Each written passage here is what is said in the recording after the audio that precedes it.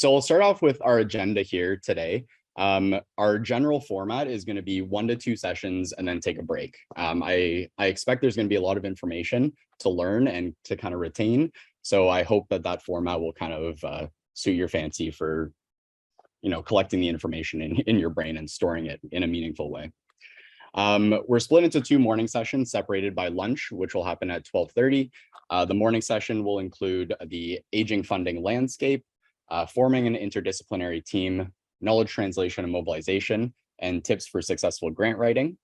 The afternoon sessions will comprise of writing a compelling research question and rationale, qualitative and quantitative methods, and then finally, an overview of the grant review process at large.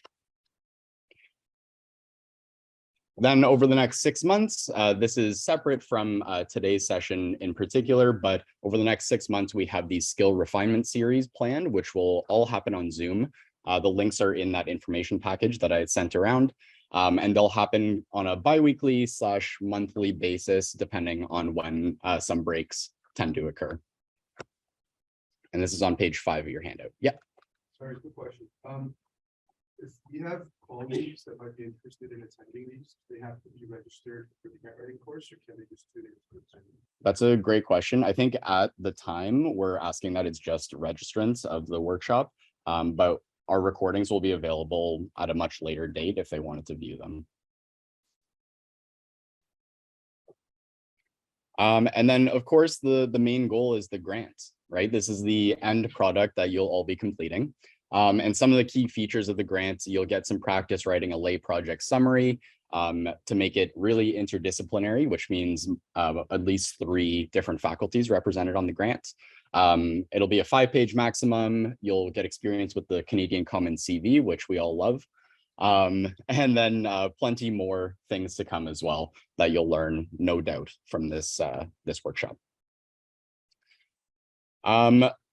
Maybe we'll do this at the break, but here are your grant writing teams. It's also in your booklet or your packet.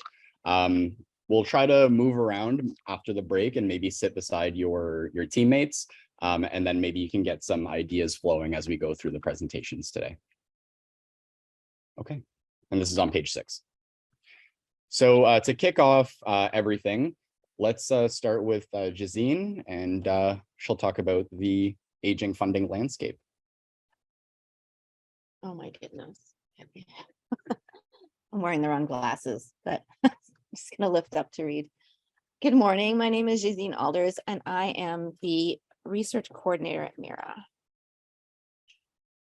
So the McMaster Institute for Research on Aging is committed to amplifying its support for aging research. Oh, louder? Okay, thank you. The McMaster Institute for Research on Aging is committed to amplifying its support for aging research and education by creating the McMaster Institute for Research on Aging. That was in 2016. Ooh, did I accidentally advance there? MIRA is an umbrella organization that coordinates initiatives across McMaster's aging platforms in 6 faculties. And MIRA encourages collaborative approaches to the research process, supporting interdisciplinary projects and cross-faculty teams working alongside key stakeholders and end users to ignite innovation and create human-centered solutions for the most pressing challenges facing our aging population. So we really want the older adults to be involved in these processes. Let's see. So McMaster is home to leading research addressing aging research questions, and we've got 6 faculties. In addition, we also have aging research platforms such as GERIS, the Gilbrea Center for Studies in Aging in the Faculty of Social Sciences, the McMaster Physical Activity Center of Excellence, also known as PACE, the Canadian Longitudinal Study in Aging, and the Optimal Aging Portal. If you haven't checked out some of these, I really encourage you to, especially the Optimal Aging Portal will have some very important and interesting information if you're interested in aging research or for all of us who are aging. So MIRA's goal is to bring together researchers and students from across these platforms and faculties and support interdisciplinary research that leads to impactful solutions to the biggest challenges aging presents.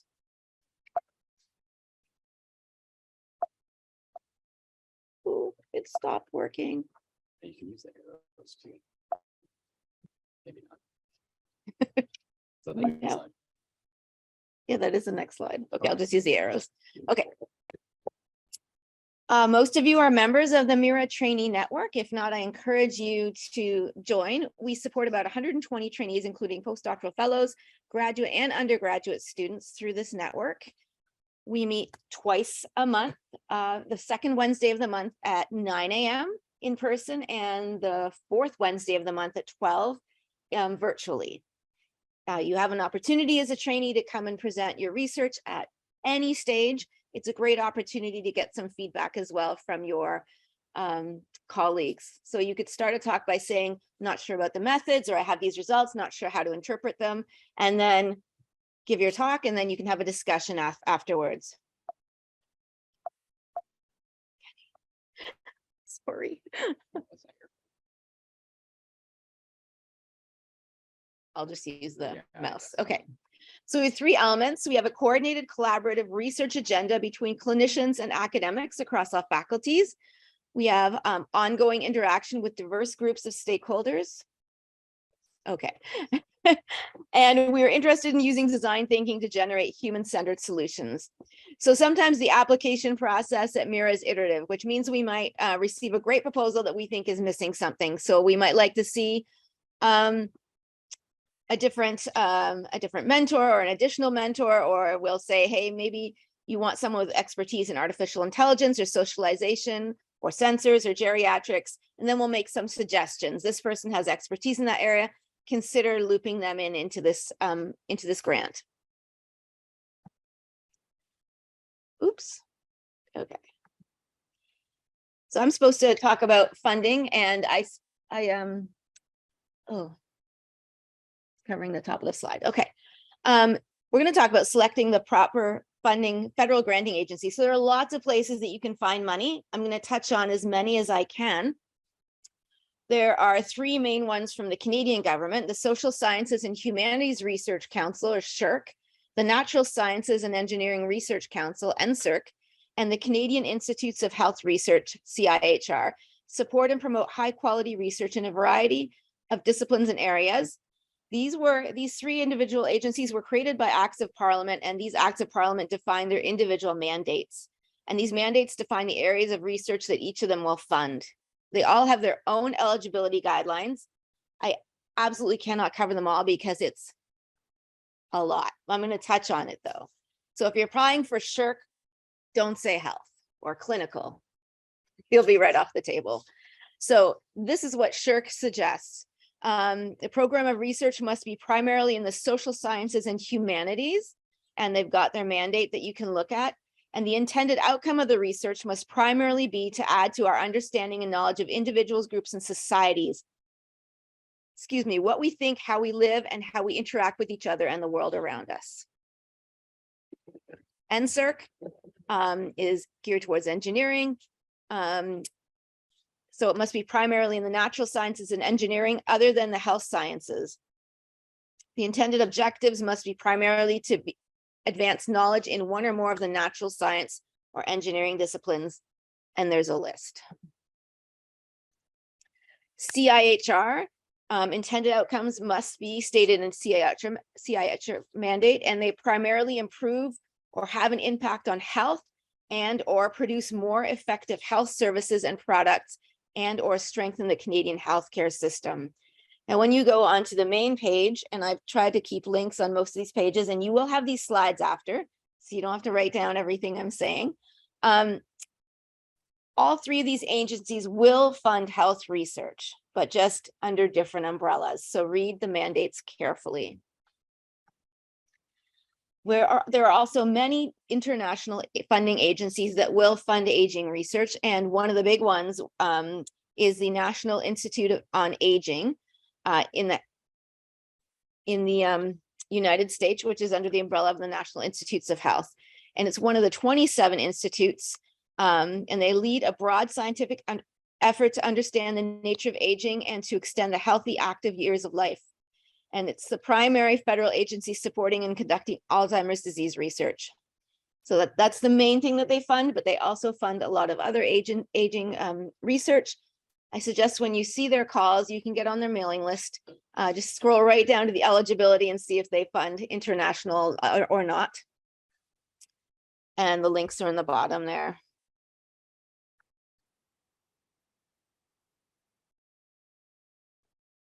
Okay. AgeWell is a unique Canadian network. They have some money from the government that brings everyone together to develop technologies and services for healthy aging. They're also training the next generation of innovators in this field and making Canada a world leader in technologies that help aging populations everywhere. So there has to be some sort of a tech angle if you're applying for money from AgeWell. They have 8 challenge areas. It's an important but difficult and complex problem area, and their favorite phrase is wicked problems. So you find the wicked problem that you want to solve. A challenge in this context is not just about a problem. It may be about economic opportunities and making a positive contribution to Canadian society and government policy. So they look at supportive homes and communities, healthcare and health service delivery, autonomy and independence, cognitive health and dementia, mobility and transportation, healthy lifestyles and wellness, staying connected, financial wellness, and employment. And if you're ever not sure, Audrey Paddocks, the research manager, and I are always here and ready for a conversation if you want to apply to any of these agencies and you're not sure. We'll have a call or meet up and bounce some ideas off each other. So interestingly, AgeWell said they had no funding opportunities, but when I dug a little deeper, they actually do have a number of opportunities. So I see that these are some of their previous competitions. Just from the past year, they have an age tech implementation response. They also do catalyst grants, some strategic investment programs. And most recently, this is why you have to dig. On one page, they said they don't have funding, but here they have like 4.34 million pounds available. And this is the longitudinal prize on dementia. And so they're calling on innovators around the world to develop technological solutions that support people with dementia to live independent, more fulfilled lives so they're able to do things they enjoy. And so this is a competition, and the winning solution will use the latest advances in technology, artificial intelligence, and machine learning in combination with user data and testing to provide personalized support for people living with dementia. So this is a different kind of tech angle, machine learning that you might not have thought AgeWell would cover in their umbrella. Yeah. Here's some of the question in the chat. Figure to be relevant. Yes. What is a wicked problem? A wicked problem is a very complex problem that requires an interdisciplinary solution. At least that's my understanding of it. And thank you for the question. And does that have, does that have to be mentioned explicitly? It would be good for AgeWell, yes. Just like any job interview or job cover letter, when you're writing a grant, find the catchphrases from the granting call and put those in your cover letter or in your application. So remember that sometimes you need to dig to find funding. Another one is the Center for Aging and Brain Health Innovation. They are at Baycrest in Toronto. They help innovators develop, disseminate, scale, and promote adoption of promising innovations in aging and brain health sector. It's a unique collaboration of healthcare, science, industry, not-for-profit, and government partners whose aim is to help improve quality of life for the aging population, allowing older adults to age safely in the setting of their choice while maintaining their cognitive, emotional, and physical well-being. So CABI helps innovators develop, test, and disseminate aging and brain health solutions through their competitive funding process. And these are always changing. And one thing you should know about funding that is exciting and infuriating at the same time is often a funding call will come up and then you have 6 weeks to apply. So even though they might have known for a long time that they were going to offer this funding, they might not have told you that. So, so you have to be really nimble and you have to keep looking.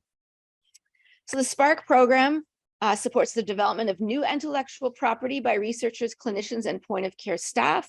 And again, there's a big aging angle to all of CABI. And the funded projects gain access to their acceleration services to support the adoption of mature solutions at senior care organizations, as well as access to opportunities to explore follow-up investment by other funders or industry partners. So when you're ready, or you think you're ready to take something to market, CABI is the place to look. So if you were selected for a Spark, you get tailored coaching, mentorship, and networking guided by their team of experts. You'd be participating in a 4-month accelerator program, and you get up to $50,000 to develop, test, or scale your solution. They have the mentorship, capital, and continuation program presented in partnership with the National Bank. Their market readiness program is in the past, but they actually have a current MC2 capital grant that has a deadline of October 31st. And that focuses on supporting health tech companies in achieving their specific business milestones to scale and grow. Innovators with solutions that are ready to be piloted or purchased can apply to these programs, and you can get investments there. And then they have the Discover and Adopt program, and that's to support care delivery organizations in Ontario with funding and training to introduce, implement, and sustain innovations that address their pain points. And there you can get up to $150,000. There are also many international funding agencies. The International Aging Research Portfolio is an independent joint initiative of government, academic, corporate, patient advocacy, and charitable funding organizations. And it's also, this also will include the CIHR in Canada. And it's a flexible system to enable funding organizations to collaborate, track, analyze, structure, and make decisions. So they actually have a search function that lets you look through hundreds of funding opportunities that are international. International doesn't necessarily mean that they'll still be for every country. You might have to look in the fine print and find out if it's just the UK or North or South America. Yeah, again, you have to do some digging. One of the great things that we have here at McMaster is the Canadian Longitudinal Study on Aging. It's a large national research platform on health and aging, allowing researchers to answer critical questions on the biological, medical, psychological, social, lifestyle, and economic aspects of aging, disability, and disease. So they follow 51,338 men and women who were between the ages of 45 and 85 at recruitment for 20 years. Through its large sample, detailed data collection, and longitudinal design, the CLSA enables research on the complex interplay among health determinants. So they collect data every few years. They've done a lot of research with COVID. They've added some neuroimaging. They've got biological specimens. And the CLSA provides data to qualifying graduate students and postdoctoral and clinical fellows at no cost. Free. Trainees conducting research can access data through their usual data application process. There are two objectives for this. They want to build capacity of trainees to undertake health-related research and increase awareness of the CLSA's data holdings and the importance of data quality and privacy as trainees pursue careers in the health field. Even if you're not a trainee, the cost to access data at the CLSA is only $3,000, which is not a lot in the overall scheme of things. They are also working to link their data with health data across Canada. So they're starting with the ICES, which holds the health data for Ontario. And working with ICES is incredibly complicated and expensive. So if you just go to CLSA, you can circumvent that, and that data will hopefully one day already be linked for you. But it's a wonderful mine of information. If you wanted to do something on the side, I highly encourage you to apply for it.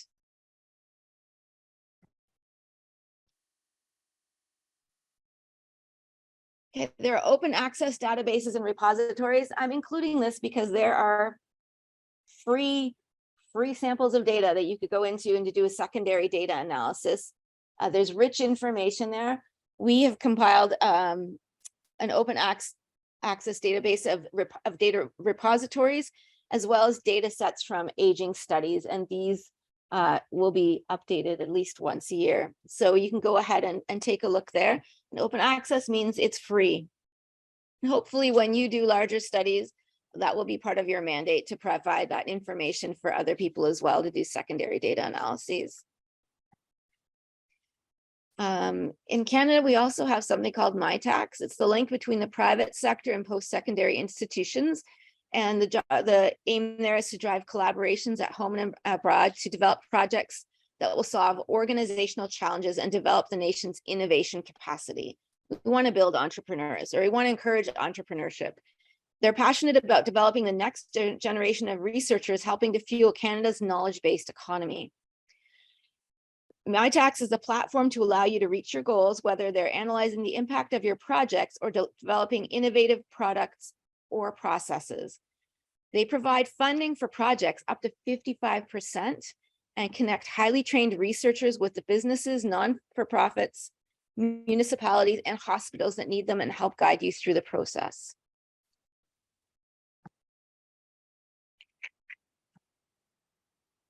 Okay, MyTax has a lot of programs. I'm just going to give you a brief overview of all of them. Accelerate, put your talent to work with a paid internship at an organization that needs your expertise. They will provide up to $15,000 and your partner organization's financial contribution would start at $7,500. They have their Elevate grants, build your career through this competitive annual fellowship for up to 2 years. Elevate includes a research management training program and a postdoctoral fellowship. Your partner organization's financial contribution starts at $30,000. Yes. There's another question in the chat here. For MyTax, we have to work there, right? And dedicate some time working at the partner. Absolutely, yes. This is not something you would be doing on the side. And if anyone in here has questions, please stop me. I think I'm way ahead. Might change. Oh my goodness. Okay. Global Link, take your research abroad with MyTax Global Link, and this offers traveling funding between Canada and other international partners. There's also MyTax Training, which provides professional skills development courses for all university students currently registered at a Canadian academic institution. The courses are designed to complement the hands-on research skills and experience gained by participants of MyTax programs such as Elevate or Global Link. And each course is designed to improve upon one or more competencies, and they're facilitated by industry leaders. They also have the MyTax Policy Fellowship, and this helps to solve public policy challenges in Canada. This fellowship offers PhD holders from all disciplines a 12-month immersion into the policymaking process with participating government departments. They have the Entrepreneur International, which assists with travel costs up to $5,000 to help you explore new business opportunities abroad. And the Business Strategy Internship provides $10,000 to $15,000 to students who develop innovative projects designed to help an organization thrive. Okay, we also have funding opportunity databases. Here are just some links that I encourage you to look up. The first one is at McMaster University. They have a database. The second one is at MIRA. We maintain a list of external aging-related funding opportunities. I also encourage you to look at other aging institutions. The University of Waterloo keeps an international funding opportunities page, as well as a find funding page that I encourage you to check out. Organizations, follow funders on Twitter or LinkedIn. You'll probably have more success on LinkedIn. It's a little bit easier. Bookmark charities that support your type of research and regularly look back at their websites. Sign up for their mailing list, especially if they have a funding mailing list. So if you're in Parkinson's disease, you should be regularly checking the Michael J. Fox Parkinson's Foundation page, as well as the Parkinson's Foundation page for Canada and the US. Look up corporate funding. So places like Sony, Google, the Bill and Melinda Gates Foundation, the Weston Brain Institute, they all have funding that they will give for aging research. And even if they don't, you can often be successful by pitching them an idea, especially if it involves one of their products. So that's another place that you can look. Mailing lists. So depending on what faculty you're in, there's Rhodes or HRS, which sends out lists of funding opportunities. They're not that necessarily aging related, but you can look through and find something there. And of course, MIRA also sends a monthly mail out where we highlight some funding opportunities and the rest are highlighted on our website. So this is kind of tongue in cheek. Google is your friend, Google often. There's a funny website called Here, Let Me Google That For You, where anyway, so aging research funding, if you put that into Google, you will find things. But as I said, sometimes you have to dig and there's no harm in looking directly at corporate websites to see if they fund, if they have a charity arm, and pharmaceutical companies as well, which I didn't mention here. It doesn't necessarily have to be a pharmaceutical intervention.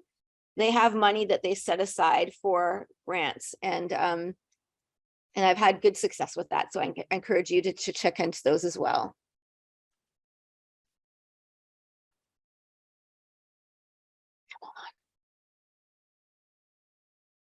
It's not okay. Got it. Very, very sensitive. Okay. So this is a grant writing course. I'm not going to go too much into these except for to tell you what we do have. We have MIRA Trainee scholarships. We have graduate student professional development awards if you are traveling. We have MIRA and Labarge postdoctoral fellowships, and we also have AgeWell and MIRA co-funded scholarships and postdoctoral fellowships. These are the research grants that MIRA has. So we have the Global Nexus Catalyst Grant in the biology of aging. So that's a special call for aging populations and infectious threats. Every once in a while we have those. So when COVID came out, we had 3 special funding calls for COVID-19 research. Together with the Pain Institute, we have the MIRA IPRC Catalyst Grant in Aging and Pain. We have interdisciplinary fellowship grants where 3 MIRA members from different faculties can make an application to MIRA with a project that they want to find a postdoc for, and then we will conditionally fund that, and then they find a postdoc to give that funding to. The External Grant Application Development Fund. So if you are trying to put together a very big grant application and you need some help, you can get up to $5,000 from us to hire a research assistant to help you with putting that grant application together.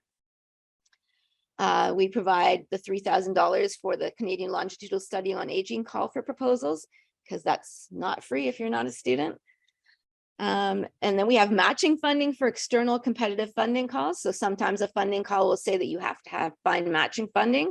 And if it's an aging research call that fits our mandate, you can apply to us for that additional funding. And then we have the Labarge Catalyst Grant in Mobility and Aging, and that's what we're going to be talking about today. A mock. I'm going to tell you about the real thing, which is very similar to the mock. So it offers the opportunity to conduct collaborative and interdisciplinary research focused on mobility and aging.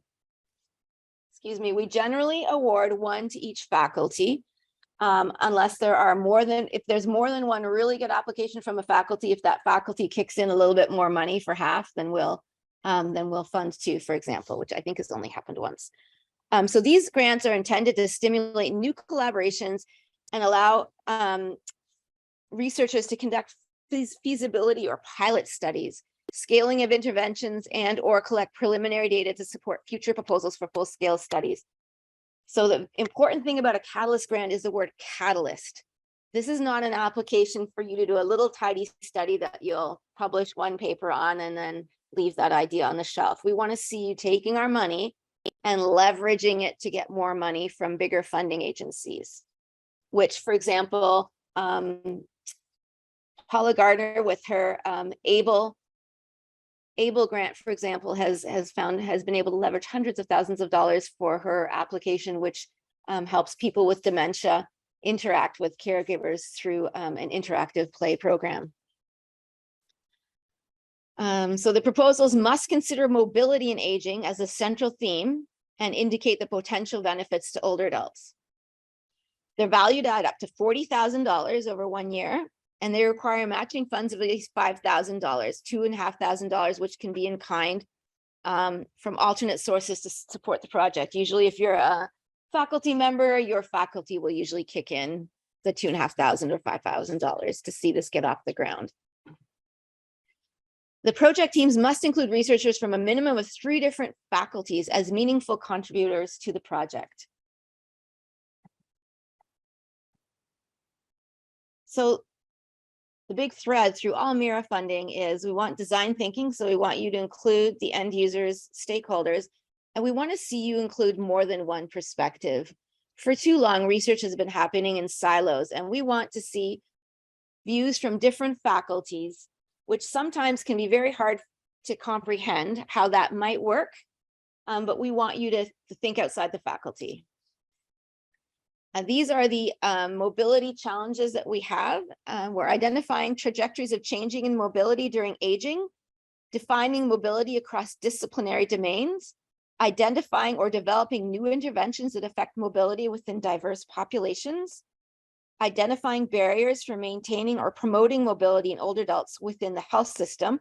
And this includes access and navigation, lack of information, coordination, and continuity of care, identifying psychosocial factors affecting motivation and adaptation in mobility and aging, and technological innovations, supportive designs that facilitate mobility. Mobility can be a very broad definition. So you can also think of social mobility or financial mobility. These are all things that we have funded in the past. You include physical, mental, community, and other components as relevant to the aging population. Projects that are considered high risk are welcome and should illustrate the potential for high reward. Moreover, researchers who are not actively pursuing aging-related projects are encouraged to consider expanding the scope of their work for the potential benefit of the aging population. So if you're a faculty member that is not a MIRA member, you can still apply for the Catalyst grants. We'll just assume, well, to get your money, you become a MIRA member, and hopefully you also become active in the MIRA network. We're always looking to expand, especially across the faculties. We definitely don't have enough members from humanities and social sciences, for example. Okay, your submissions must include researchers from a minimum of 3 different faculties as meaningful contributors to the project. So not just to look over and provide a little bit of feedback. We want them to be actively involved. So that could be providing insight at the project outset, helping to contextualize the problem or solution, providing technical expertise, knowledge translation and implementation strategy, and academic end user roles. If you have expertise that you're looking for and you don't know who at the university might have that, I encourage you to reach out. I'm newer in this position, but Audrey has been here since the beginning of MIRA and knows researchers across the university. We also have contacts in industry and internationally. So please do reach out if you want someone with expertise in geriatric neuropsychiatry or artificial intelligence or machine learning. We'll set you up. We want to see you succeed. We also encourage external participation from additional departments and faculties beyond the stated minimum. So 3 is the minimum. And we want you to outline the role of each researcher in the project and how the integration of the distinct disciplines will offer a unique and sustainable approach to studying the research question. If you tack on somebody at the last minute to reach your number of 3, we can tell. So put some effort into it. I'm not going to go too much in design thinking. I hope, do we have a talk on design thinking? Okay, maybe we will. Design thinking is centered around user-centered approaches. And so they integrate the perspectives of end users from the project outset to ensure that the outcomes are best positioned for successful implementation. So you've all heard of brainstorming. That's one part of design thinking. So it's an iterative, user-centered method of solution-focused thinking that starts with a goal and explores multiple alternative solutions from different perspectives. It's essentially a useful method to investigate ill-defined problems where many factors may be unknown. So maybe an ill-defined problem is also another word for wicked problem. MIRA will offer tools to support researchers who wish to use these approaches, including resources listed on our design thinking webpage and connections to end users and stakeholders. So we do have an end user and stakeholder committee. If you are interested in getting perspectives, we would set up a meeting with older adults and users, whatever that encompasses for your project, so that you can get some different perspectives. So research teams are strongly encouraged to employ design thinking or user-centered approaches in the formulation of the idea and the refinement of the question. You want to integrate their perspectives from the project outset to ensure that the outcomes are better positioned for successful implementation. We don't want you to find a solution for a problem that never existed. This is how I feel about the push start button in my car. It may have solved one problem, but people are dying from carbon monoxide poisoning because they forget to unpush the button when they park in their garage. Yeah, especially if your car is really quiet. If the key's in there and your house key is attached. So find out what really is a problem. You can talk to older adults and say, no, that doesn't bother me, but here, listen, this really bothers me. So for example, one example might be the online shopping experience, right? Or how to use a smartphone, right? And how to make those things more age friendly.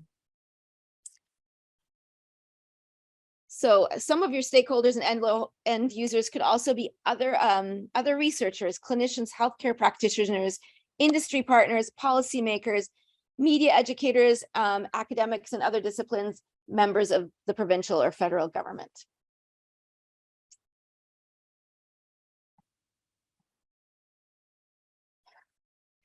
Got it. You have to be at the very, very point of the arrow. Okay. No, was I just on the slide? Maybe I put it in twice. Okay. In the past, we have not shared the rubric for any of our grants. And that leads to some frustration on our end and maybe on yours too. Now you know what we're looking for. Now you can tailor. So the entire rubric is going to be available for the Catalyst grant. It is in the call for the next time around, and it will be for our for our fellowships as well, so that you can see how we're scoring. You could actually go through your application and score yourself and see where you need to make some changes. So these are the elements of a successful application. It has to be relevant to the call and alignment with the MIRA mandate. Does it seek to support collaborative and interdisciplinary research focused on mobility and aging? And it should indicate the potential benefit to older adults. That should be central to and not peripheral to your application. I want to see that it helps older adults primarily, not this could also affect older adults. And we also want to see that it promotes excellent potential for scientific impact and the potential to improve the experience of aging. And again, if you're not sure, arrange a meeting with us. We want to see interdisciplinary collaboration. So these are some of the points that we would look at for a high score on this. Describe plans to collaborate with diverse disciplines, and the value of the collaborations should be clear. Is it clear that the collaborators are highly involved in all stages? Do they provide the necessary expertise to strengthen the project? And are there other collaborators that would further enhance the project? Now that last question is for you and for us. So that we sometimes when we get a Catalyst grant application, we might send it back and say, here's some suggestions, and then send it back to us again. So there's not an outright rejection. We say, hey, this is a great idea. Consider these things and send it back to us. The strength of the research proposal. Is your research question well-defined and supported by the literature? Are the goals, methods, planned analyses, and dissemination plans clearly defined? Is the proposed project innovative and compelling? Is it feasible? Does it use appropriate, thorough, and/or novel methodologies? Would the results satisfy the research question? Super important to me, is there a power analysis? I'm stunned by how many people don't include one. Don't think that we won't notice. I realize that it's only $40,000 and it's a small grant, but do the power analysis. If you can't reach that number of participants or mice, for whatever reason, explain why. Give us a rationale. We want to see that you've done your homework, and we want to see that it's worth our while and worth your while. Does the proposed research add significantly to the field, or is it merely an incremental step compared to previous work?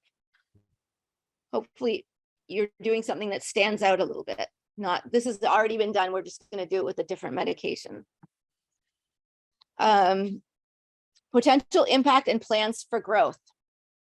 This goes back to the word catalyst. Will this project generate new evidence that contributes to aging science? Does the applicant team describe the potential impact and future directions of the research program? After we're done this, these are the next steps. Are appropriate stakeholders, end users identified? And are they engaged? These are the end users. This is how and when we're going to consult them. Indicate how you're going to ensure that their feedback, collaboration, uptake, knowledge translation, and implementation are likely and feasible. And is there a clear and realistic plan to pursue further funding? So we want to see where you're going to apply and for what grants. So not a ambiguous, we hope to pursue further funding. Have identified already which agencies you're going to be looking at and which funding opportunities that you're going to take this to. We want to see leadership capacity and research potential. So the principal investigator should be able to provide leadership and insight to the applicant team. And it should be an area of either interest and or expertise for the PI. If you're new to aging research, that's okay. We hope that together with your team, you'll have enough expertise to follow this idea. Does the team exhibit potential for building a strong research program? Is there past evidence of leadership, problem solving, and creativity? Include a plan to leverage previous research and infrastructure, involve trainees, and leverage other research relationships. Show us that you're well connected. And if you're not, reach out. Okay. That's my presentation. So you're going to be doing a mock Catalyst grant. What's the budget? $75,000. Okay, that's a lot of money. So our Catalyst grants are only $40,000. You're putting a whole lot of work into these grants.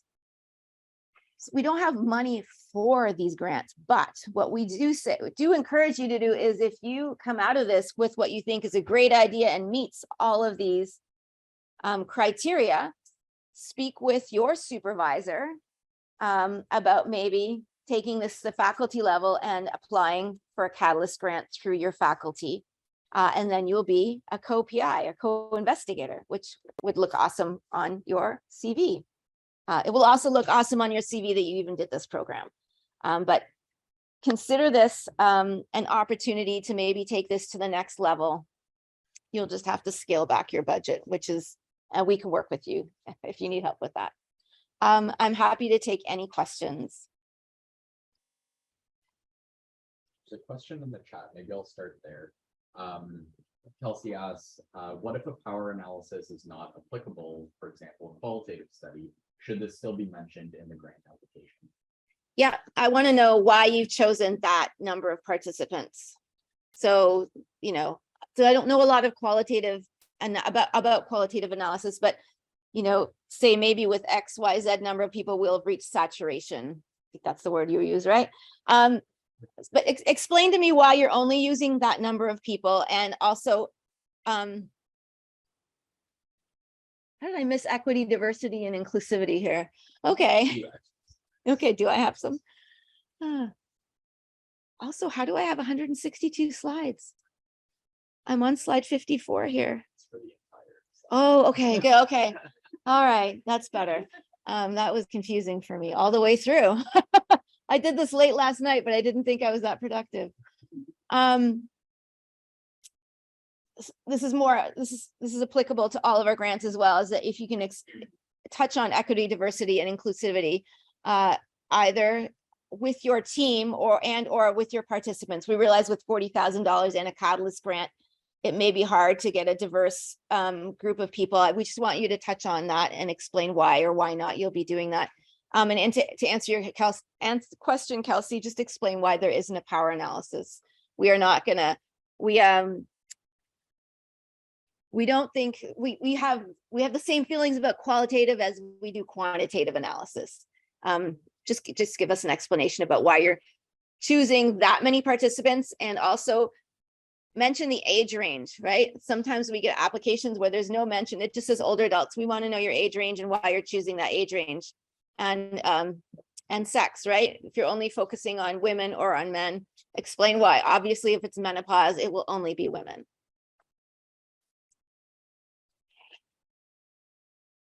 So we'll move to the group here. Are there any other questions?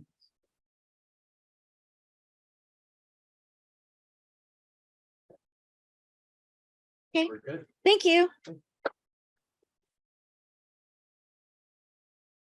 Okay, we have about 6 minutes, so we can chat amongst ourselves, but I also realized I didn't introduce myself. Classic. My name is Noguchi. I'm a third-year PhD student in the School of Greenhouse Science. I took on this project as part of the MIRA Trainee planning grant. So was successful in that, and so thanks to that, we're able to put on this event. So maybe what I'll do is I'll go back to that original thing that I talked about, and we'll go to our trainee groups, and maybe in the 6 minutes that we have before our next presentation, we'll move around a little bit and maybe sit next to your partners for the grant. So let's stand up and maybe introduce everybody to each other. Okay. We got 5 minutes here, so. Anyway, I just point at people and tell them to introduce themselves. Okay, we can do that too. That stresses me out, but. Okay, well, maybe we'll start on this end. I'm third year PhD student in the health research methodology program. Great. So my name is Sarah. I was the PhD student in business.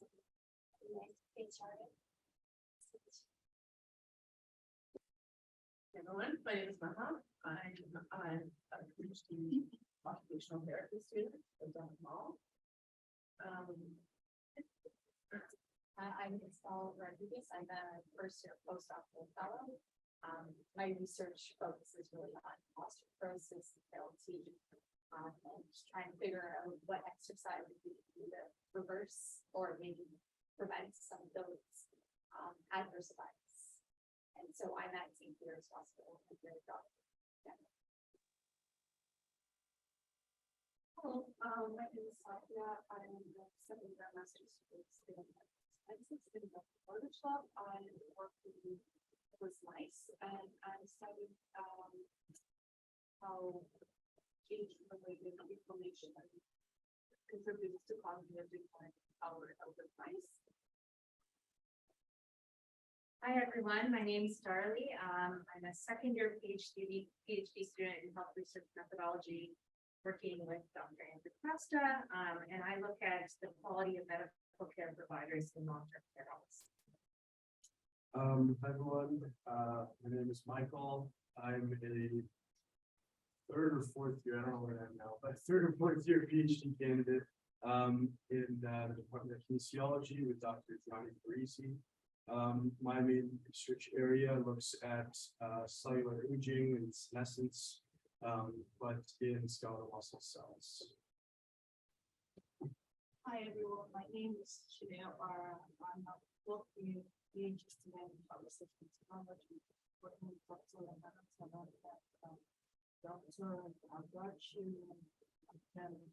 and George. My research area focuses on methodological issues in national research. Thank you. My name is Chukui. I'm a second year part-time PhD student in the health science program. My research focuses on the psychometric properties of mobility measures. So my supervisor is Dr. Arnold. Hi everyone, my name is Cynthia. I'm a speech pathologist and a student in the science program. And my research is focused on swelling impairments in older adults. And my supervisor is Dr. Belaskie. Hi everyone, my name is Gésine. I'm research assistant with Dr. MIRA Anderson, and my research examines mental health needs in older adults. Hi, I'm Dee. I'm a second year dual credit student in the PhD program in plant science. And my supervisor is Dr. Noguchi, and I'm looking at concepts of diversity. Hi everyone, my name is Alders. I'm the second year PhD student with School of Health Science. My research is on painful diversity due to learning construct credits. Good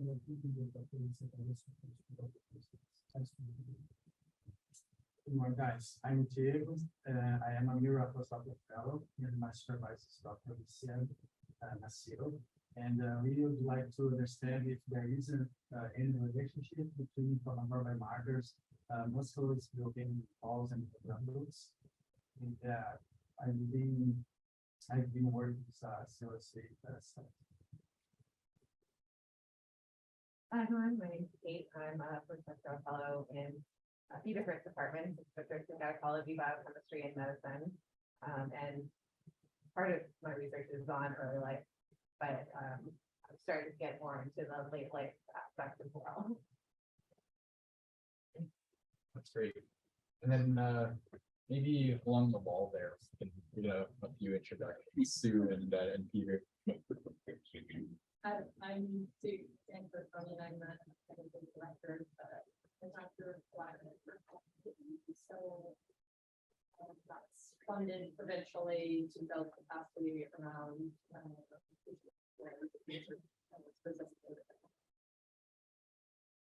I'm Peter Rosenbaum. I'm an older adult. And then also I health service instructor here in school and the pediatrics.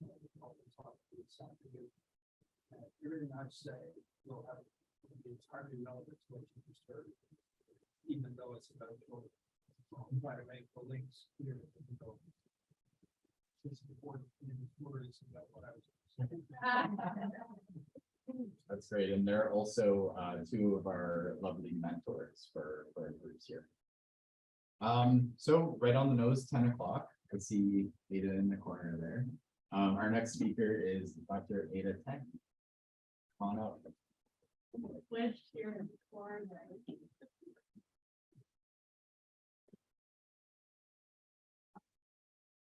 Having problems with the clicker for some weird reason.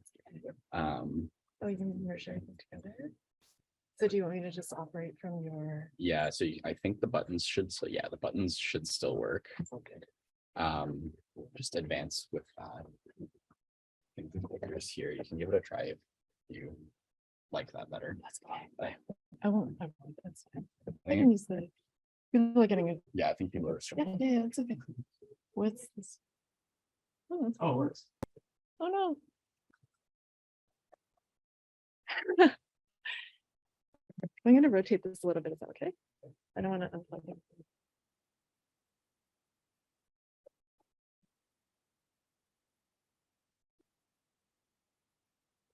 Yes, people are getting the receptionists. Are they? Or did people kind of take a bio break too? Should I give a couple minutes? It's totally fine. I think that's what happened. Yeah, that's okay. A natural break. Before I step in, I was listening to everyone's introductions and I was thinking, oh, well, I'm a 17-year-old PhD student at this point. So anyway, really happy to be here. Thanks to Kenny for inviting me. Wait for people to come back.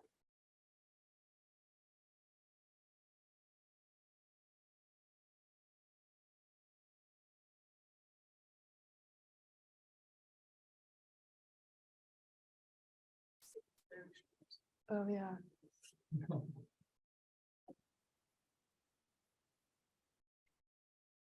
Just need to give it a shake. Yeah.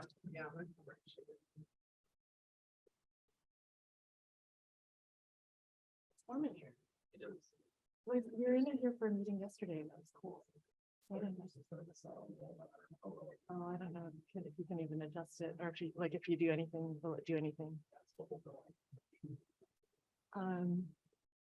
This is so super random. It has nothing to do with this. But no.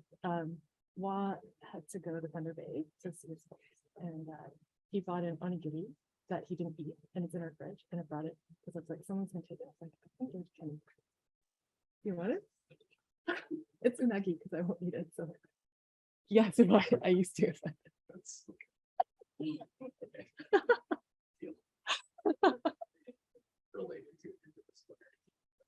There you go. Exactly. It's over there. Yeah. Okay. How do you foster interdisciplinary collaboration? Free food.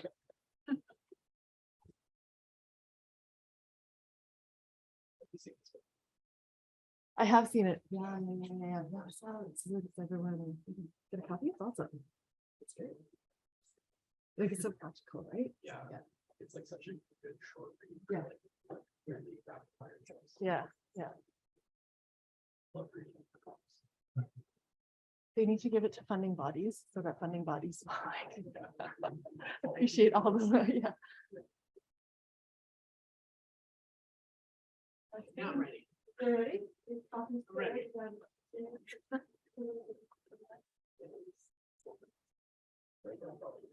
Yeah. Okay.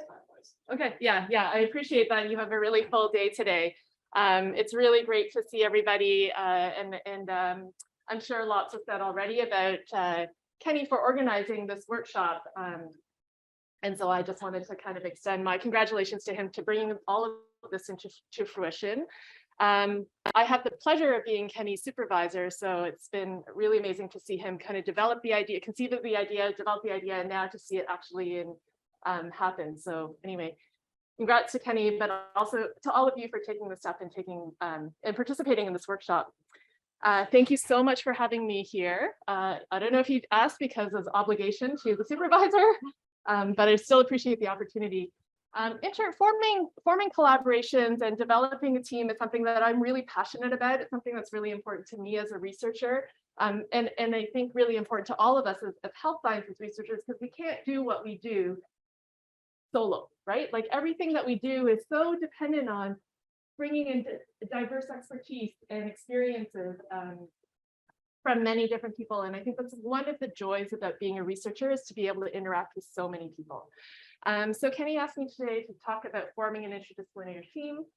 I'll talk in the context of our research program and the research that we do, and try to get some kind of ideas and dialogue and practical tips about, what are some of the considerations that we have had in forming our interdisciplinary team, but also get your ideas too, and what you have found work, or what challenges that you foresee you may encounter as you embark on your own independent careers. So I'm Ada. I am a physiotherapist by background. As I said, I'm a 17-year PhD student at this point. I have the pleasure of being an associate professor here in the School of Rehab Science, and I'm also the assistant dean of the Rehab Sciences program, so our master's PhD thesis students, and we also have a course-based program that I oversee. But as a PT by training, and having worked clinically for many years too, working in an interdisciplinary team was second nature to me. So coming in to do clinical research was a really great way to extend that into the research realm. A little bit about our lab. So our lab is Max Stroke Canada, and here's kind of us through the ages, I suppose. We used to hang out a lot more. It looks a little bit different these days. We run exercise trials. I'll talk a little bit about our studies. We have a really great team of graduate students as well as undergraduate students, and lots of collaborators in many different areas. Our lab focuses on examining interventions to reduce the impact of stroke on different areas, particularly around fitness and health, mobility and function, and recovery from stroke, and to improve cardiovascular risk factors with the aim of reducing the risk of secondary events. And our program of research really takes two aims, kind of has two different arms. One arm is more focused on examining kind of the physiological markers, the biological markers underpinning exercise in this population. And we have the great opportunity to collaborate with a lot of our colleagues in kinesiology and the Faculty of Science in this arm of my research. And the other arm is more about promoting physical activity in this population. So thinking about individuals who live with stroke, how do we promote long-term engagement and regular physical activity behaviors as they recover from stroke, from the perspective of both the individuals, but also from the therapists and how we can help promote those behaviors as we work with them. We've been really fortunate to work with lots of different people. We have collaborators from multiple institutions across Canada and community partners like the YMCA. We're also funded by,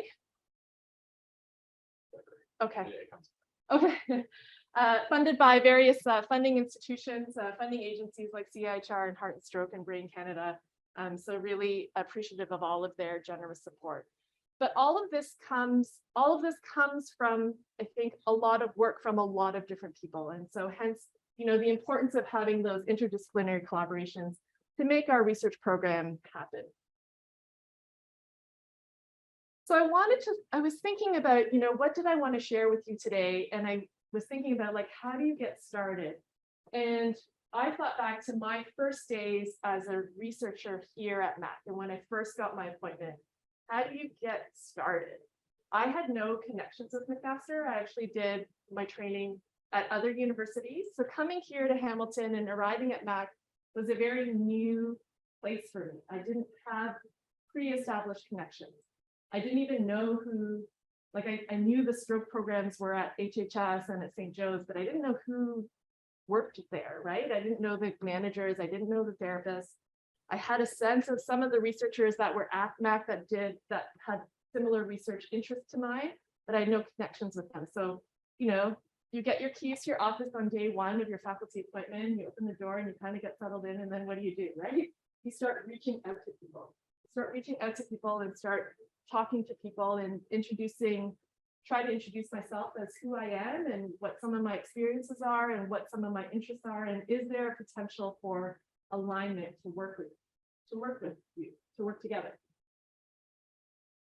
I remember before I started my faculty appointment, someone said, "What do you do on day one?" I was like, "I don't know. Like, I don't even know who to send emails to." But, you know, so a lot of it was very cold, like a lot of cold calling.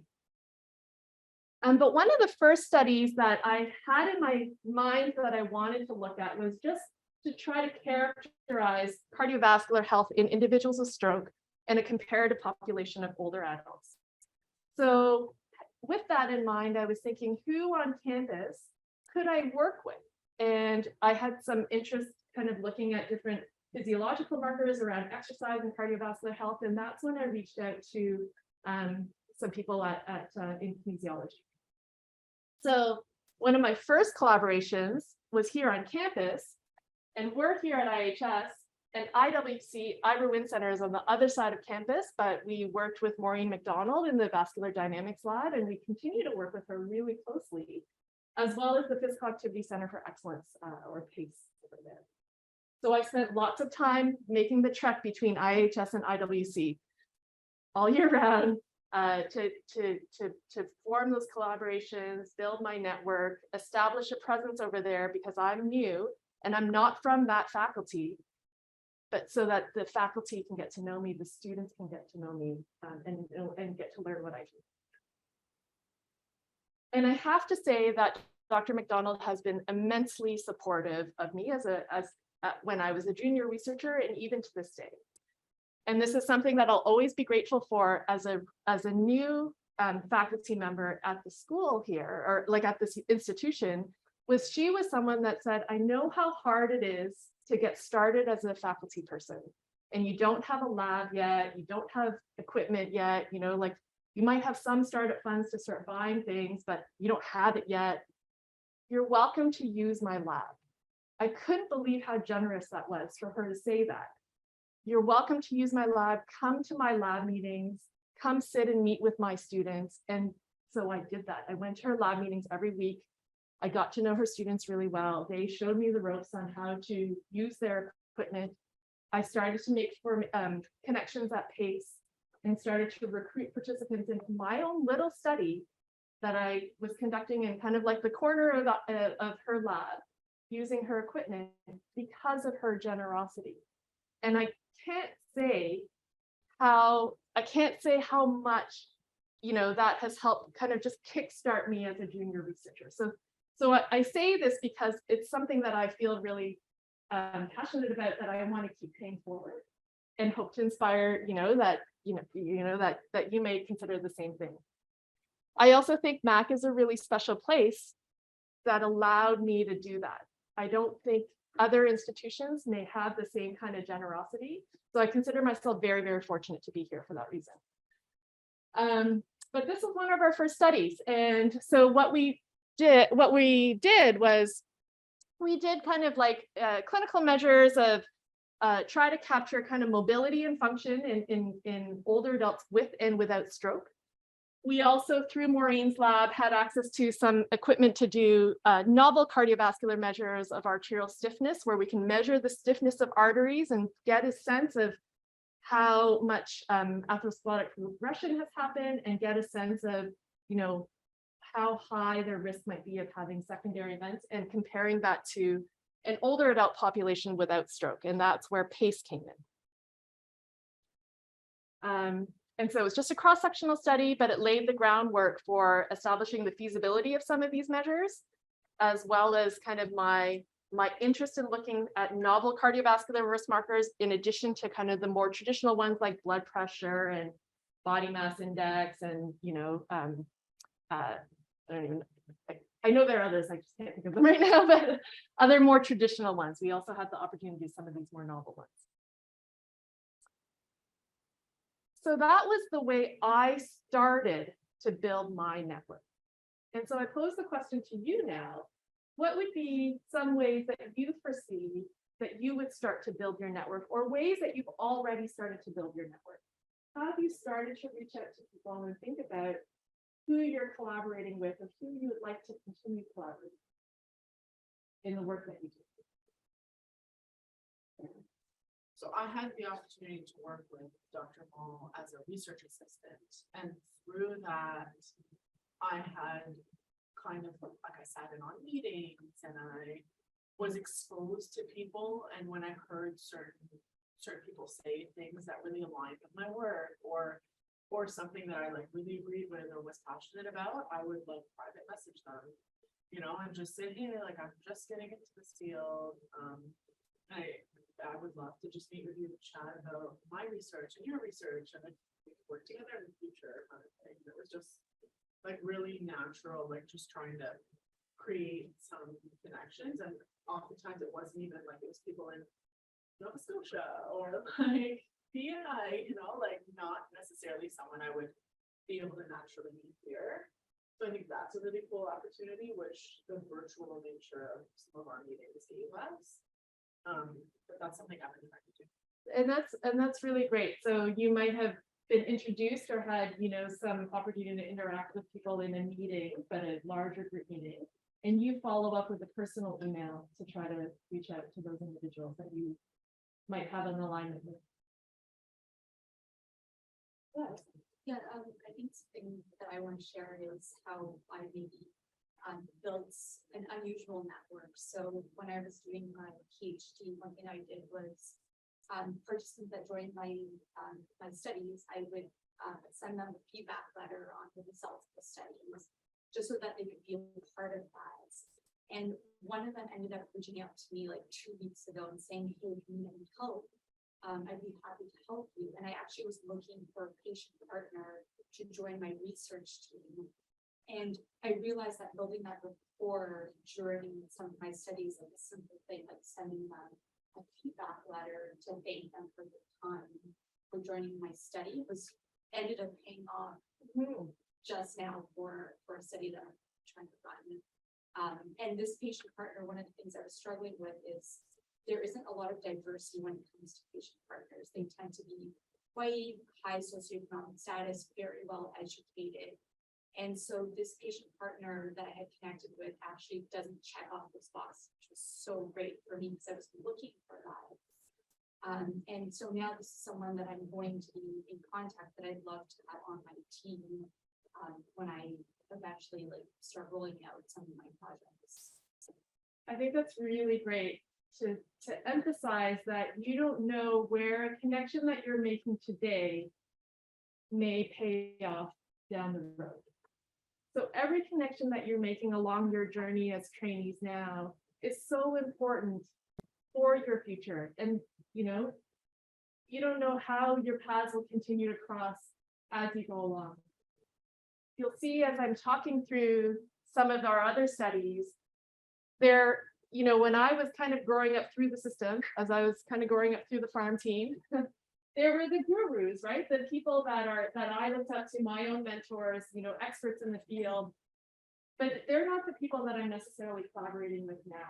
It's the people that I've met along the way, or maybe we were trainees at the same time, and we've kind of gone through, and we each have our own, you know, academic appointments now, and we find ways to collaborate with each other. So whether you realize it or not, the networks that you are forming right now are so important for you down the road, and they may come back, you know, in unexpected ways that will be really important. I want to just go back to Malha's comment a bit about, you know, reaching out to people individually.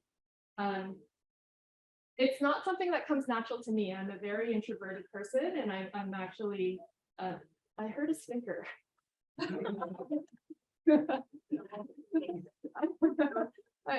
I know, it was my own student, that's why I can say that, but I don't know why he laughed, because I surround myself by extroverts. My whole lab is, I think, extroverts, and I'm the quiet one that kind of like sits. Is that why you laugh? Yeah, sure, okay. I don't know if he really thinks that, but I am actually a very introverted person. So for me to reach out to somebody and say, you don't know me, but this is who I am, is really, really out of my comfort zone to do that. And I have to push myself to do that. That's so important. So it comes more naturally to some people than others, but if it doesn't come naturally to you, it's okay too, but it's still really, really important. Any other thoughts about building or forming your network now? Yes, sorry. Just a quick comment. The people to whom you reach out will often be very flattered that you reach out to them. If they're not, then don't bother. But quite frankly, a lot of your relationships can begin with writing to people you don't know, saying, I read your paper, I'm very interested in your work, to advise me about such and such. You're not asking for anything other than advice at most. But don't hesitate to write to people because they seem to be so big and so important. You know, there's an expression that says everybody puts their pants on one leg at a time, including the gurus. So don't hesitate to write. It might seem daunting for you to be the person sending the email, making that phone call, but on the other side, receiving it, it's true. Like often, you know, I'm very flattered when somebody reaches out to me now. Like, oh, they took an interest in my work. I'm happy to talk to you, happy to hop on a Zoom call and chat. So, yeah. So because of that relationship that I had at PACE, I started to work with one of the registered kinesiologists, Jen Crozer, and we worked together at Mac Wheeler's, and she started to talk to me then about being interested in doing her PhD, having an interest in high intensity interval training in stroke. I said, you know, that's an area that I'm really interested in as well. We started to kind of bat around some ideas. But it was through that initial, it was through the connections at PACE that I met Jen, and through the conversations that I had with Jen that I started to solidify, you know, some ideas about doing HIIT in stroke. And then coincidentally, Mark Roy, who's a PT at McGill, had emailed me. I don't know Mark, I know of Mark. We had done part of our training at UBC together, but we actually didn't cross paths. So we knew of each other, but we had never met. He reached out to me and said, I'm interested in doing a study on HIIT in stroke. Would you like to collaborate? And I was like, I was just having a conversation with Jen Crozer about it the other day. And so that collaboration formed a bit out of the blue and very coincidentally, but has turned out to be a really great collaboration. Jen led a paper, a perspective paper, talking about what are the kind of like clinical implications based on the evidence that we knew to date on HIIT after stroke, and what are some of the research gaps that are still outstanding. And we use this paper as a foundation to write a grant to CIHR, and we're now doing an RCT looking at HIT versus moderate intensity continuous training in stroke. So those initial connections kind of led to other connections, and we're able to do this study. So this is our study. It's intensity matters. Our hypothesis is that intensity, working harder, will lead to better outcomes. So intensity matters. It's an opportunity to promote neurorecovery and cardiovascular health after stroke. And we have 2 sites now. So I'm starting to build my network. McMaster is a site and McGill is a site. We just published our study protocol, and Mark and I have complementary areas of interest and different areas of interest. And we both have this common interest of exercise. We have a common interest in looking at intensity of exercise. He looks at more of the neurophysiological markers and neurorecovery markers, looking at neuroplasticity and corticospinal excitability. And I have more interest in kind of looking at the heart and the vascular system. And so together we kind of are asking the question, is more better when it comes to kind of brain health and heart health? And so this is our study. Another colleague that I'm collaborating with now is Brody Sakakibera at UBC. He's someone that I did know. We were actually at UBC together at the same time in the same lab, but he was working with a different PI. And we kind of did our own thing. I came back out east and started my position here. He stayed out west. But we had an opportunity to develop a study looking at telerehab for people with stroke, specifically to promote lower limb recovery. So telerehab had kind of existed in stroke in different ways, but a lot of it around upper limb recovery or upper limb function, or speech and language or cognitive training, but not so much around mobility, balance, walking, lower limb strength. And so Brody and I came together. He had a lot of expertise in kind of telerehab and virtual rehab and self-management of stroke, and I had the exercise perspective, and we came together to develop Trail. One of the ways that helped facilitate Brody and I coming together was a platform that I wasn't a part of at the time, but am now, is Can Stroke Recovery Trials. So the gurus in stroke recovery research at the time, the very senior PIs, they had come together and put together a network of stroke recovery centers across Canada to say, let's do clinical trials in stroke, but do it in a coordinated and concerted effort across Canada so that we can pool our resources together, increase our sample size so we can have multiple sites across Canada to do these different trials. It was through them, these senior researchers, that knew that Brody and I were still like junior, maybe early mid-career, still trying to establish ourselves as leaders, that said, you know what, let's give these 2 junior researchers an opportunity to work together to develop a study and use the platform to help accelerate their work. I wasn't even at the table when they were having discussions about us. But so again, I'm just so grateful for people who look out for us, right? And help support us as we started and are starting our careers. So we developed Trail. We were able to leverage the platform and use 5 of the 8 sites of the platform to do an initial proof of concept study of Trail. And then with that pilot data, Brody and I applied for funding, and we're now launching a full-scale RCT of Trail. Through the platform, we have access to an interdisciplinary team. So every site on this platform has a PI, a senior researcher who's like overseeing kind of all the different studies that come across the platform, Can Stroke Recovery Trials. But they also have research coordinators at each site, therapists who are that can do the clinical outcomes assessments at each site, therapists that could be the interventionists at each site, and we're able to leverage that platform to do our study.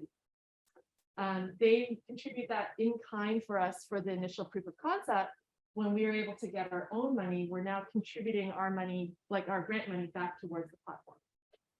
So this is something that has been important for Brody and I as we get started in our careers, but it's also allowed us to raise our profiles on a national level. We were kind of doing, you know, I was doing my own thing. I was working with Mark at McGill. I was doing my thing here at McMaster, but now I have this presence on a national platform because of you know, the people that allowed us kind of space to use it, which was really great. So if you're starting to think about your networks now and the people that you're starting to work with, how might you keep it growing? What are some ways that you see that you'll keep expanding your network beyond, you know, where you're starting?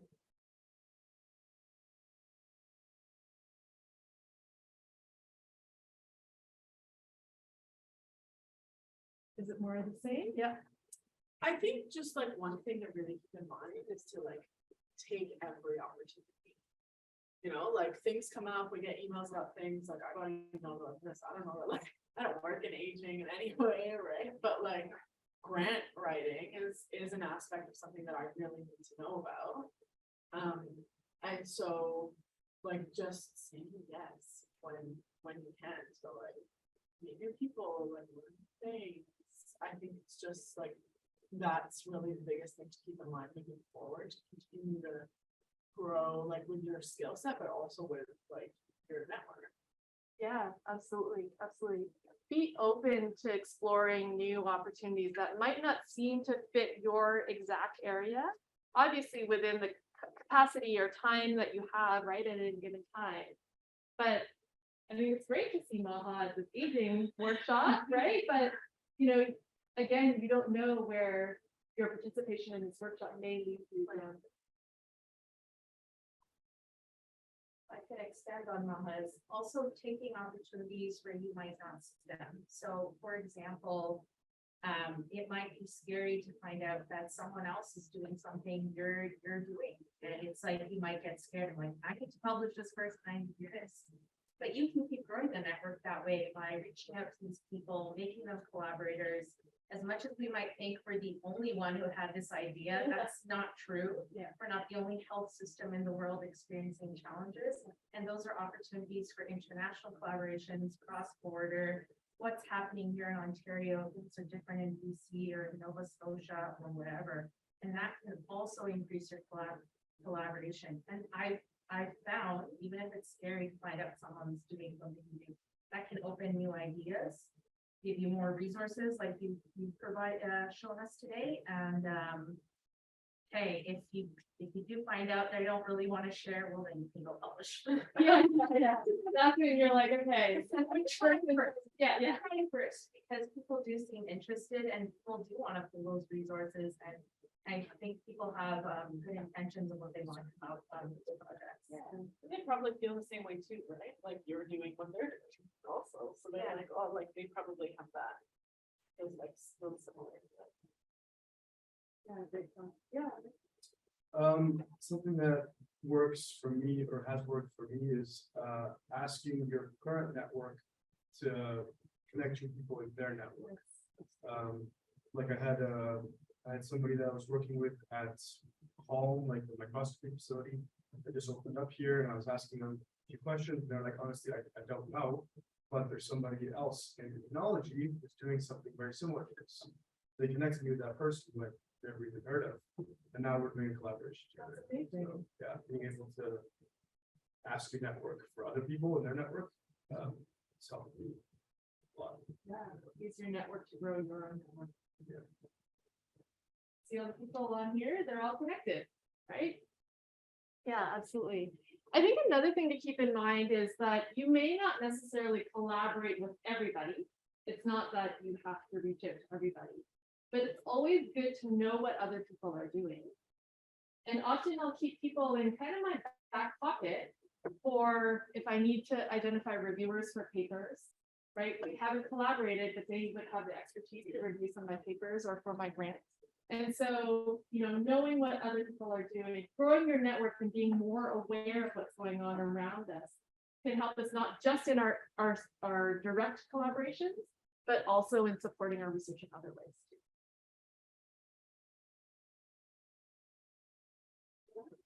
Yes. So we haven't been doing it because of, we've been virtual, but I said, when you go to conferences, don't sit with your friends. Sit with people that you don't know and strike up a conversation. Never know where that's going to lead, as well as, you know, those poor people standing at posters. No one's talking to. Yeah. Go up and start a conversation, exchange, you know, business cards. Find people who have similar interests, but get out of your comfort zone. And, okay, maybe sit with one person, you know, if you're really uncomfortable. But I've made some great connections by going to a table of people that are complete strangers and just saying, hey, I'm from McMaster, this is what I do. Yeah, absolutely, absolutely. I remember there was a speaker at a conference that I was attending, and he had just given a talk just before lunch. And everyone kind of crowded around him afterwards to speak with him. So I was like, I'm not going in. So I went to get lunch. And then sure enough, somebody lined up behind me in the lunch line. And I took a deep breath because my introverted self was like, okay, I'm gonna turn around and I'm gonna talk to him. And I took a deep breath and I turned around and I introduced myself. And then we had a conversation. We're not collaborating, but it was just like a connection that you can make at conferences, at lunch or at coffee or in the line. One of the things that has helped keep it growing, this looks like COVID helped grow it, but it's not really.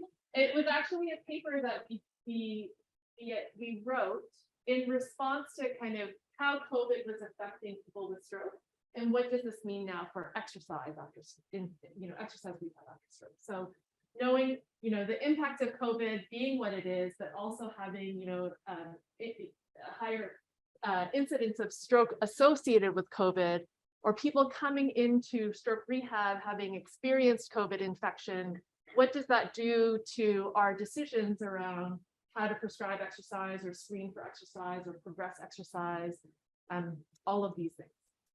So, with the, even though stroke is maybe 1% to 2% of cases of COVID, at the end of the day, it's still 11 million people globally who are affected by COVID and stroke. So it's not a trivial number. But here we have a complex health situation and a very global problem. And so we continue to grow our network now in writing this paper with international collaborators. And so we realized that we needed kind of to put a paper together to make talk about clinical considerations around stroke and exercise in the era of COVID. We needed expertise in kind of stroke rehab, medical expertise and PT expertise, exercise physiology and neuroscience, and then also around, clinical practice guidelines. These weren't clinical practice guidelines per se, but we definitely tapped into that expertise. And we were able to pull together researchers from across Canada, but also in the US and the UK that had this requisite expertise.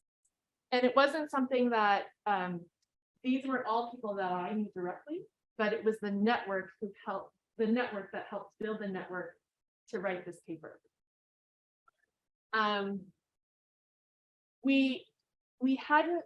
There was one physician who was on our team initially, a neurologist, and we talked about whether or not we needed to have maybe a stroke physiatrist as well, right? So these are some of the conversations that we had around the table with the initial team around who else can we bring into the fold to write this paper, to contribute to these to the recommendations that we'll put into this paper. We talked about whether or not we needed an infection control person on the team as well. And at the end of the day, we decided not to, but this was a conversation that we had, because we were talking about like, what are kind of some of the PPE considerations that we needed if we're bringing someone in to exercise or do exercise testing, and what kind of like cleaning and sanitation that we would have to do to the equipment if we're asking them to kind of read through mouthpieces and masks and things like that. And in the end, that was a decision that we said, you know what, maybe we're not going to go down that path because will make the paper a bit kind of beyond the scope of what we needed to do. But we also recognize that if we wanted this paper to be generalizable, every region, district, country might have different infection control practices. So we thought it would probably be too much to include someone, right, that might make recommendations that aren't necessarily pertinent to every setting. So you might think about collaborators or people that bring certain expertise, and it's not that you have to chase down every lead or follow through with every lead. There's sometimes times where you say, you know what, like, let's not include this person at this time. So again, just thinking about how do you make decisions around who you invite to be part of the team? And not to say that we're trying to be exclusionary, but we're trying to also be realistic around, you know, what at the end of the day, what we're trying to achieve. So it's kind of like, okay, have project, need collaborators, like, do we put up a sign and like welcome people into our team? Or are there other strategies that you may use to bring people into your network?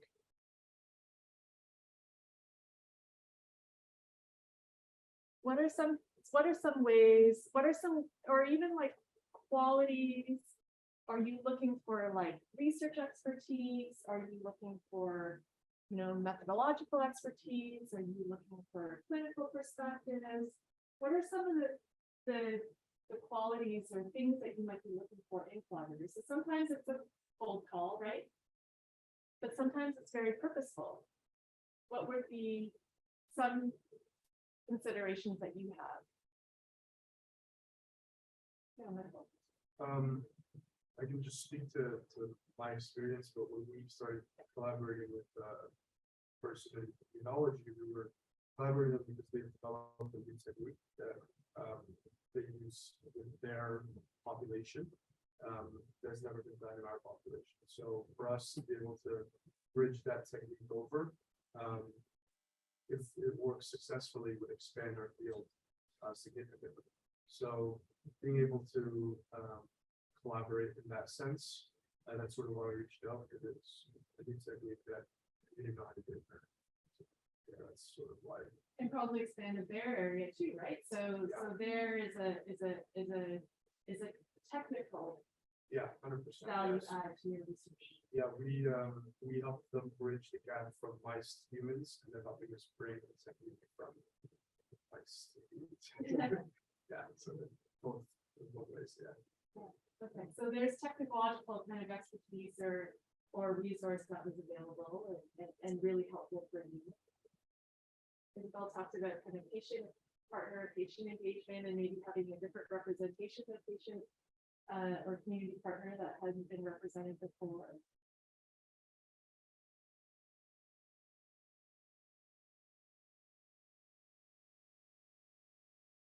I think again, like it's more of like what we were talking about before too, but like reaching out for the connections kind of thing. And like you were saying, it kind of depends on what you're looking for, right? Like you're looking for something clinical, you might even like reach out to a clinic you worked at before, or like if you know a clinician that works somewhere, you can reach out to like them or their clinic. Or if you're looking for someone with technological experience, you might look completely outside of like the research realm. I think in that situation, it really depends on what you're looking for. That should guide where you go. Yeah. So think also beyond just the science and the research and the methods, right? And the technical kind of expertise. But there may be clinical perspectives that you recognize maybe, oh, we don't have that kind of knowledge user perspective on the team. Who can we bring in to fill that, or whatever it might be. So MIRA does that. Yeah. So Audrey and I are good resources. Also, your associate dean of research, even the admin that works in your department knows a lot of people. And I think there might be some comments in the chat. Oh, those are just for the people from the. oh, okay. 7.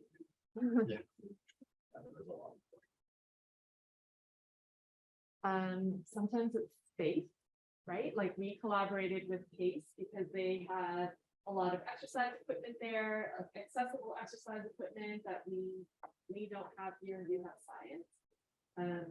And you know, a walking track that we were able to do some of our walking assessments. So those were kind of valuable. So it might be like those other kinds of resources. Some of our other studies, we've worked with community partners at the YMCA because we're trying to promote physical activity in the long term outside of hospital base.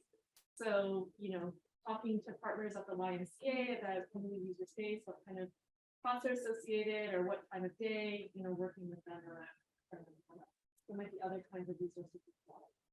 Yeah, so I think that's really also important. You might not feel comfortable talking about it, but it's not just their expertise, but also like their personality and their fit within your existing team and also their capacity, right? You know, someone might be an expert and they might even say yes, but they might not actually have the capacity to contribute in the way you hope. So, you know, sometimes it's helpful to ask around about people's experience and collaborating with them.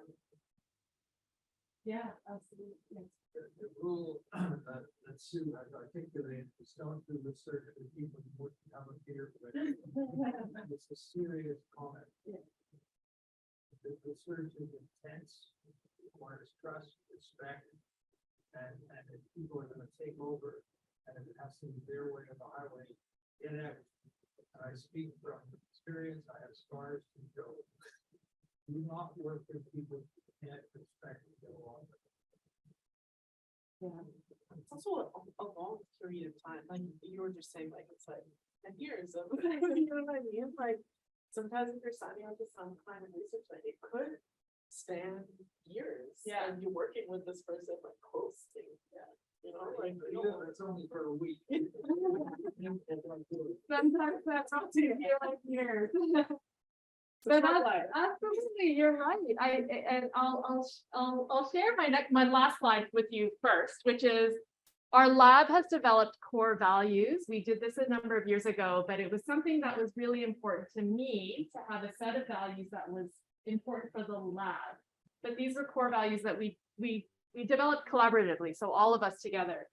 And I go to this so often because it really helps ground me to think about what's important for the work that we do. And the people that we collaborate with, I hope that I'm selecting people that align with similar values.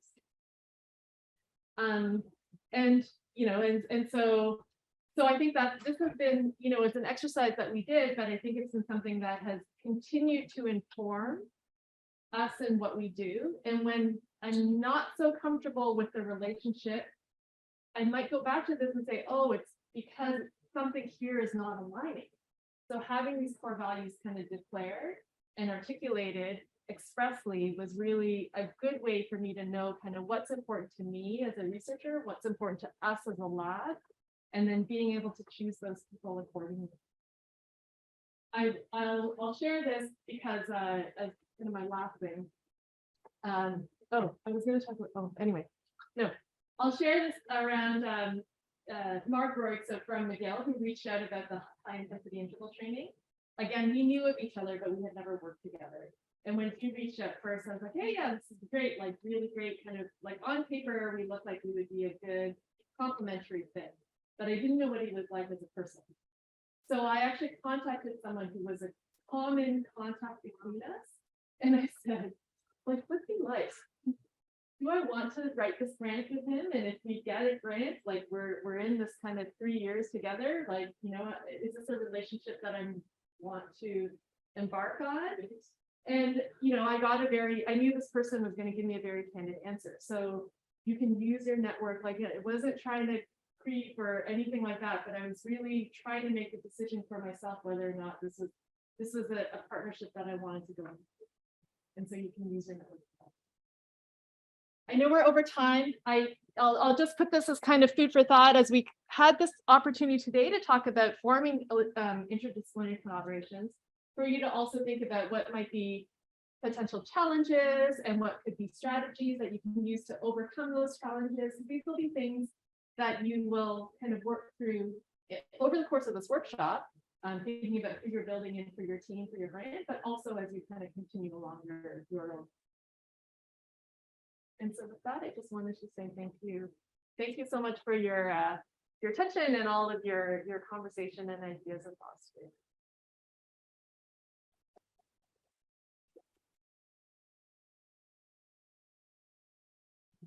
Okay, so I think we'll see if maybe we have 1 or 2 questions before we take a quick break. I know it's supposed to be at 10:45, but that's okay. We can still ask questions. So if there's any questions right now. Or I'll be here for the break. Yeah. Yeah. Yeah. Okay. I don't want to hold up everyone in a break So time. we'll have a break and it'll be around. Yeah. But you want to ask a question. Thanks, everyone.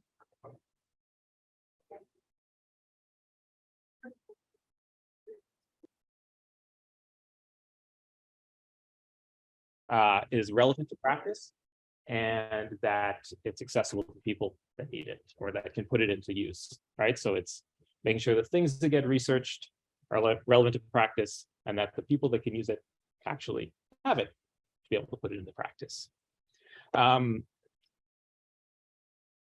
Okay, so some of the sort of terminology, I've pulled definitions from SSHRC and CIHR and other places about what knowledge mobilization is and then what knowledge translation is. So just a couple sort of concepts I want to pull out that to keep in mind while we sort of talk today.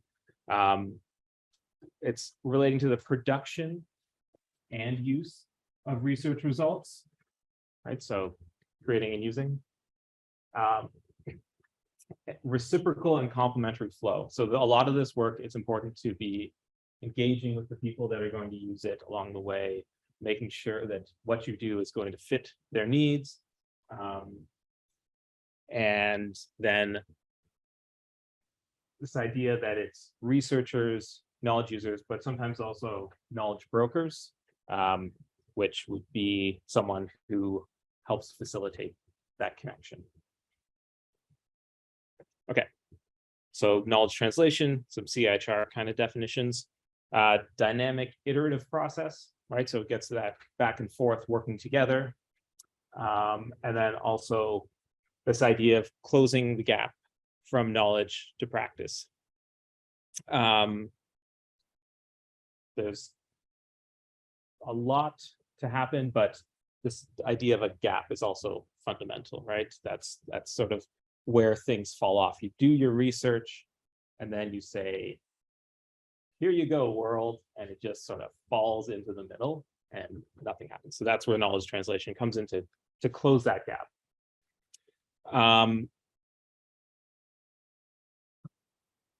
Two ways conceptually to close that gap, two kinds of research. So we have, first of all, end of grant knowledge translation.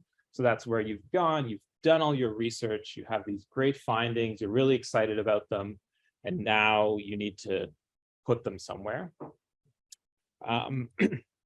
The other form is integrated knowledge translation. So from the very beginning, you've started off, you found knowledge users that you have a good relationship with. You've said, hey, let's work together on a project. I'll bring my research expertise. You bring your sort of domain area expertise. We'll come together and we will find sort of some new knowledge that serves your purpose. The analogy I use is that end of grant KT is like a button. So you've done the research, you've made a button. Now you have to go try and find the buttonhole that it fits in. Maybe you need to shave some edges off the button to get it to fit into that hole, or you need to kind of put it in that buttonhole and hope it stays, but it's maybe not going to work. Maybe it will, maybe it'll be perfect, but also you might have to do some extra stuff at the end. Integrated KT is like a zipper, both sides coming together. So closing that gap, the gap of a jacket, by both sides coming together. Okay, so end of grant KT. the idea there is that you're making people aware of what you've done, right? You're taking your research and you're just trying to make sure that people know about it. But awareness does not always guarantee usability, of course. So there's a little bit more sort of nuance to what you do in end of grant KT. And there's these three sort of forms that it can take. First of all is diffusion. So that's the idea of letting it happen, right? You know, you've done the research and now you're just gonna hope it works. Dissemination. So that's kind of helping it happen. You're nudging it along a little bit. And then maybe it gets some uptake. And finally, you have this idea of application. So you're making it happen. Again, end of grant KT. So you've done all the research kind of on your own, and now you're trying to get it out into the world. So what do these three different things look like? Diffusion, that is, it's a general approach with little tailoring to an audience. So in this case, the knowledge translation outputs look very similar to what the research looked like initially. So examples would be academic articles, conference posters, presentations, just putting your findings on your website. So the idea here is that the way the information is presented is very much similar to this language that's used. So right, the way you describe something in a research presentation, a poster presentation at a conference is probably pretty similar to the way you discussed it around the boardroom table with your colleagues when you were doing the research. It's not a lot that has happened to adjust what was found. Dissemination, the next kind, you're getting a little bit closer. So the idea with this one is that you're starting to tailor it to your audience.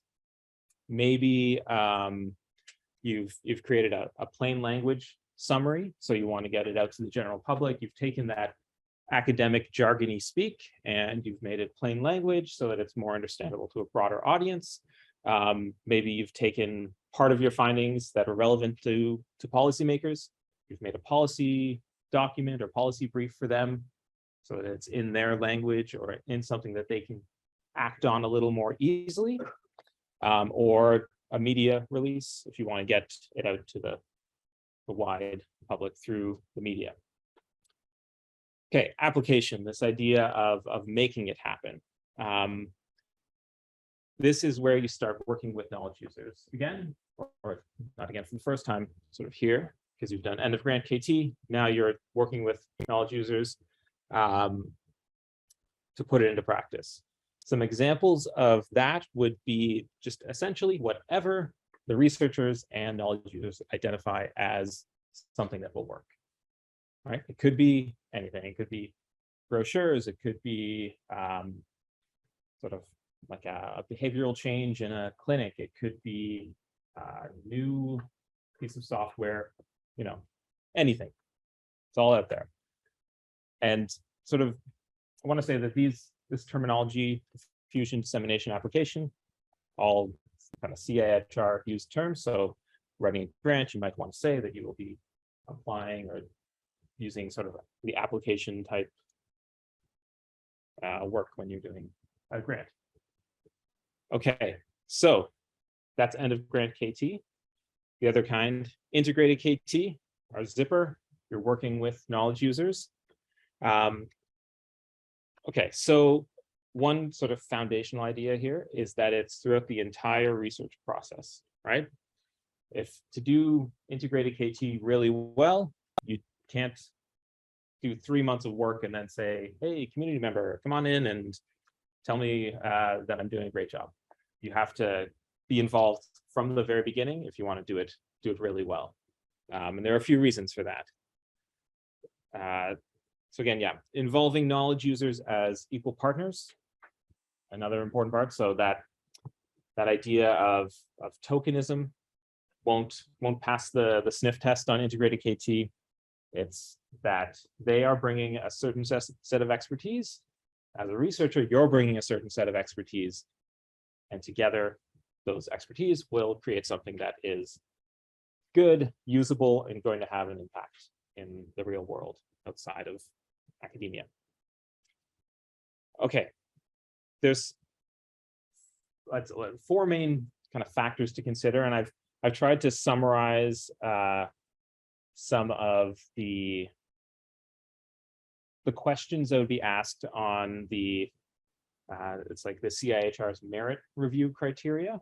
So if you can look at these questions and answer them yourself and think about, oh, like, are we meeting this threshold, or do we need to sort of find a new way to do this better, then you'll be more equipped to get past that bar. And again, I'll just remind you that, like, this is a kind of CIHR heavy presentation. It comes from one that I did for family medicine, where obviously CIHR is a big funder, but a lot of these principles and concepts will apply to any grant that wants some sort of knowledge translation, knowledge mobilization piece included in it. Okay, so the first factor, the research question itself, you also want to think about the research approach in terms of integrated KT, the feasibility, and finally the outcomes. And I'll talk a little bit more about each of these. Okay, so the research question. Essentially, are you going to actually do integrated KT? Is the idea. Are you responding to a problem, a gap that's identified by the knowledge users? So if I, as a researcher, walks in to the room and says, hey, I've got this idea, here's what we're going to research. Knowledge users, please tell me I'm correct. That won't work. You have to sit down and say, hey, where are your issues? What can we solve together? Has to be that equal partners, very beginning, like that idea for good integrated KT.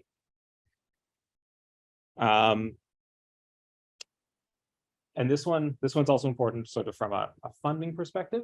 So if the knowledge user says, hey, I've got this burning question, I want to know why specifically that entryway to our building does not work for older adults. You need to be able to think, well, do other buildings have an entryway like that? Or is this the only entryway? Like, is all this research just going to solve their specific problem? Or can we somehow make this information transferable to other groups? Because that's the purview of the funders, is to solve the bigger problems through examples, not just solve that one community agency's door problem, right? So you have to still think critically about what the question being asked and whether it's going to be applicable beyond that one knowledge user. Okay, the research approach. Is it good science? Is it good research, right? So like I said, you're equal partners as researchers. That's in a lot of ways the expertise that you bring, making sure that the whole process has the sufficient rigor, and that all the research work is being done well. Knowledge users will have good opinions about how that fits into the context of their world, but it's both pieces. How are you going to engage knowledge users throughout, right? So you have your methodology. You maybe talk to the knowledge user at the beginning, form that question, then you go off and do all the work and never talk to the knowledge user again. That's not going to be integrated KT. Talk to the knowledge user early, make that question. Perhaps you work out some ideas with the methodology, come back to them. They let you know, yeah, that's gonna fit great. And then sort of throughout the process, staying engaged.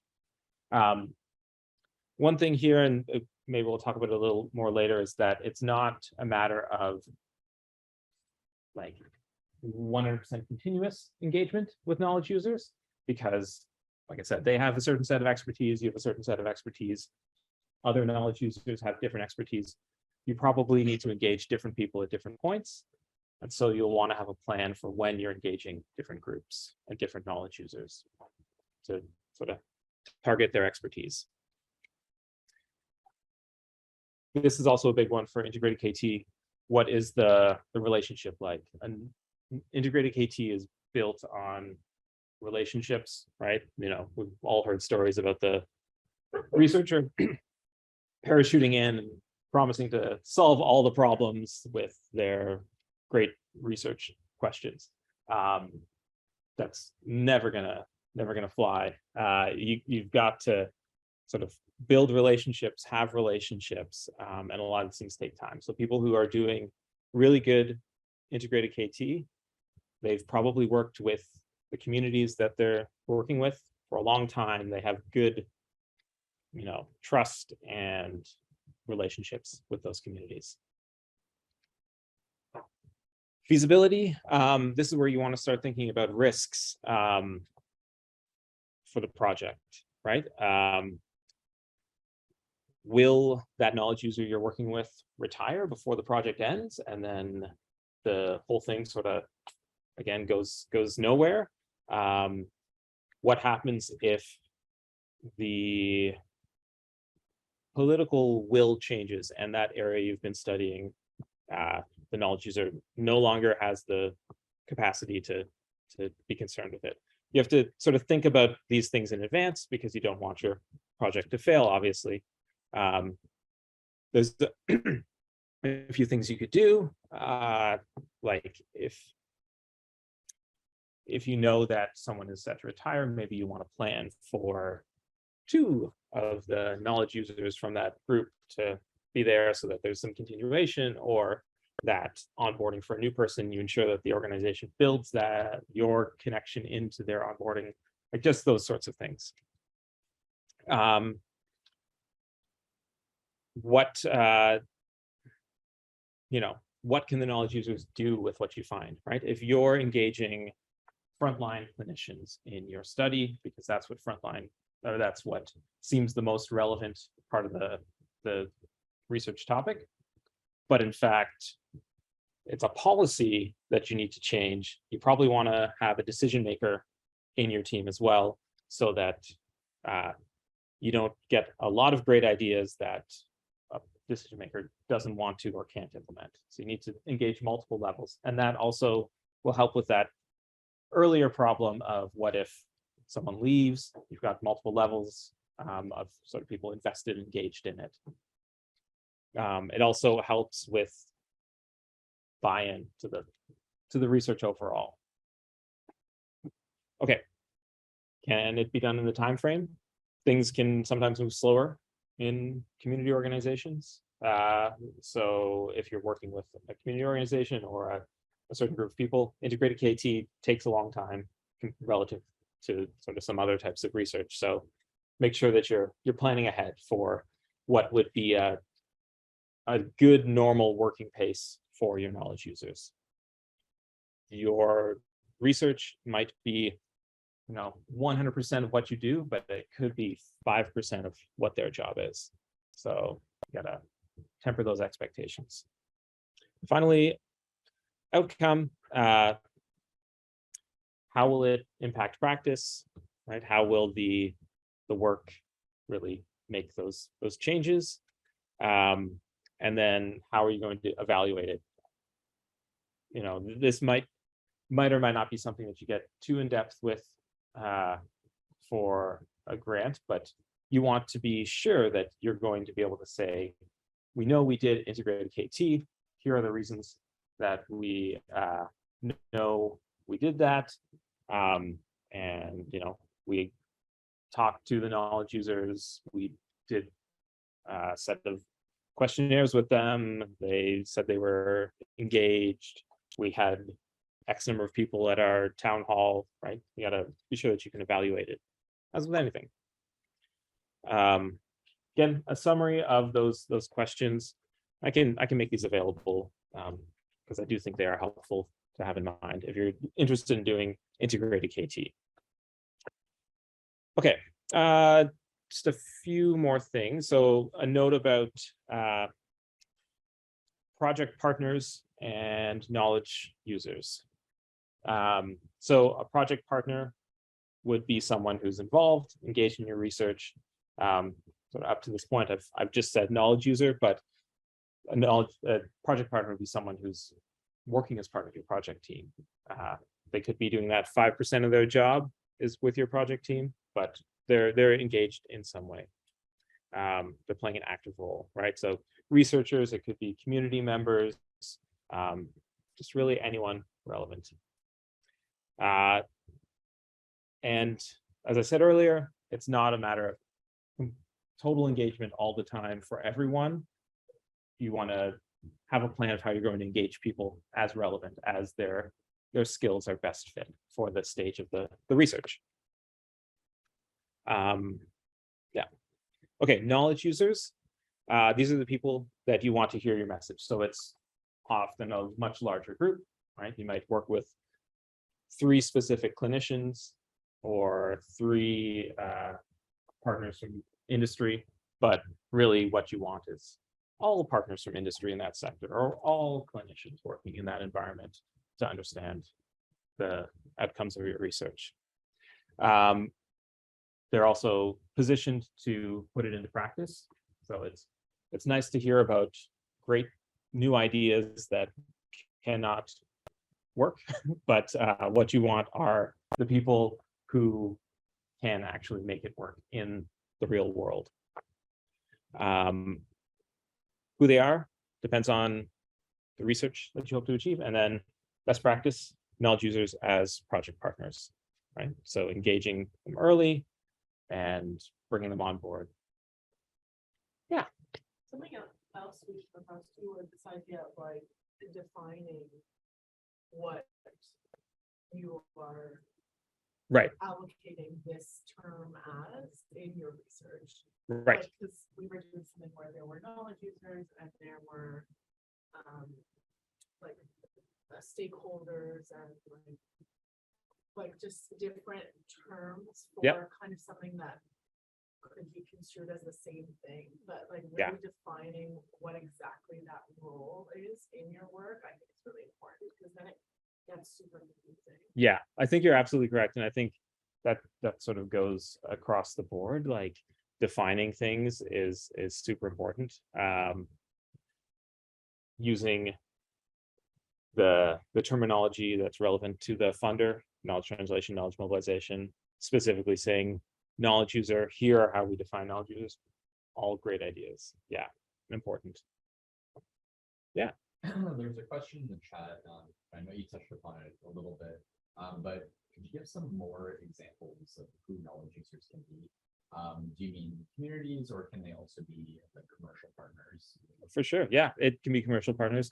It would be sort of like just anyone who's positioned to use the knowledge, right? So that has varying degrees, right? Like a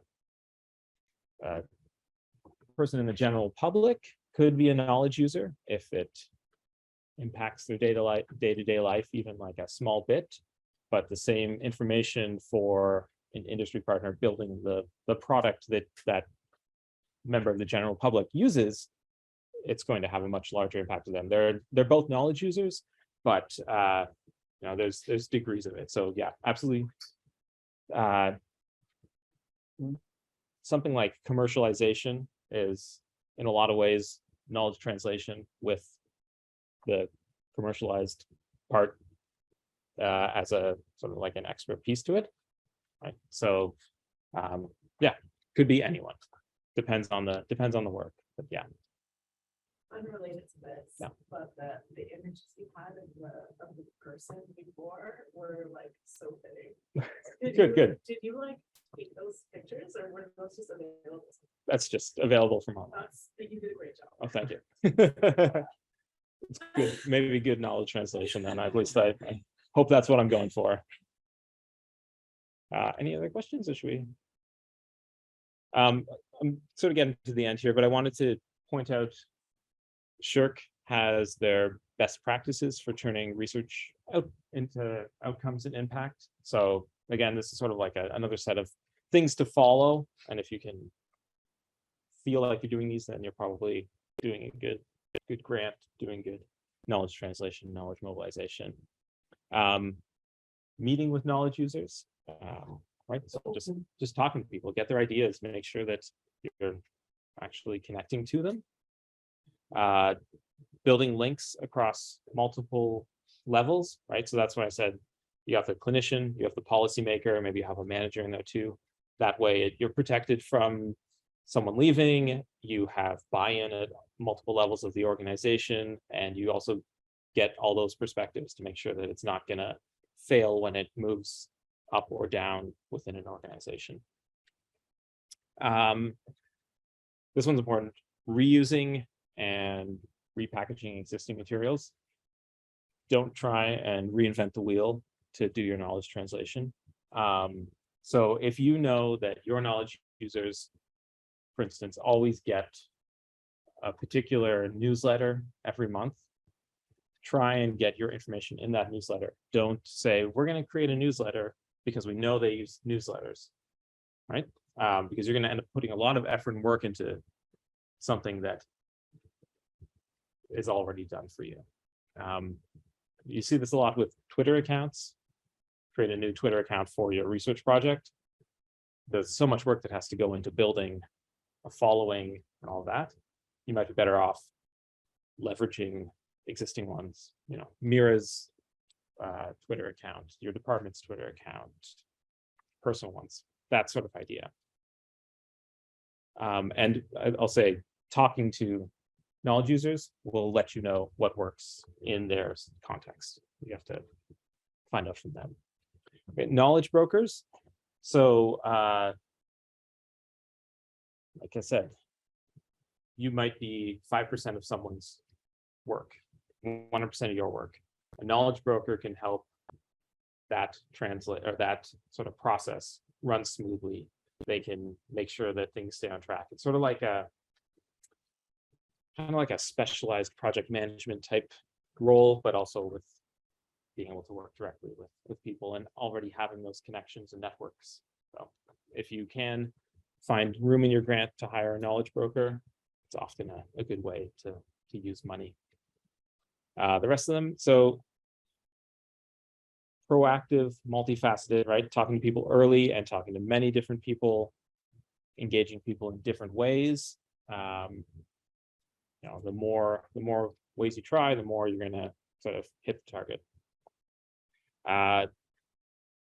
More than one outreach medium, right? You know that they get that newsletter, and that's great, but probably not all of them read it. So you put it in that newsletter that they all get, and then you also send them a brochure in the mail, right?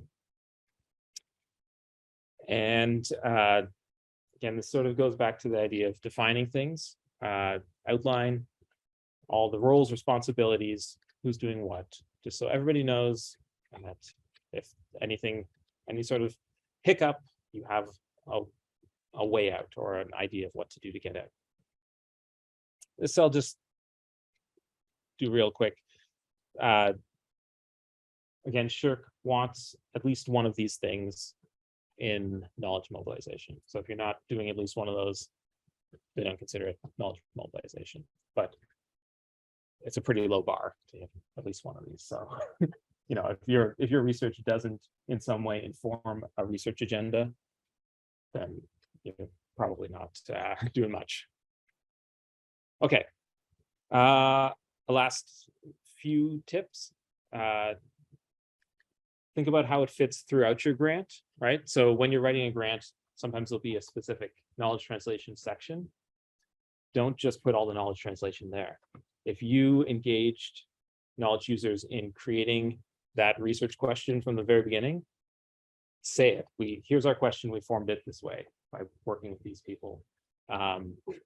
If your methods were vetted and verified by a group of knowledge users as well, say that. Here's how we're going to do it. We talked to all these people and they thought it was a great idea. Right? So make sure it flows throughout. And then when you get to that knowledge translation section, you can start talking about sort of the higher level stuff. The here's how we're going to get it into the newsletter, to go back to that example, or we're going to do that, right? Papers, academic presentations are often expected, so you don't need to spend a lot of time. You're probably working against a word count. You don't have to say, we're going to publish in these 15 different journals. I'm going to name all of them for you now. Focus on things that are more interesting. And again, don't reinvent the wheel. If there's already a good system for knowledge translation in your respective area, or the people that you're working with, the knowledge users, use that as much as possible. Okay, and then my one big takeaway, if you want knowledge users to use knowledge, engage them early and meaningfully. So make sure that you're not just doing it in a light way. Make sure that there's legitimate relationship building and listening to their ideas and working with them on their level. Okay, thanks. Questions?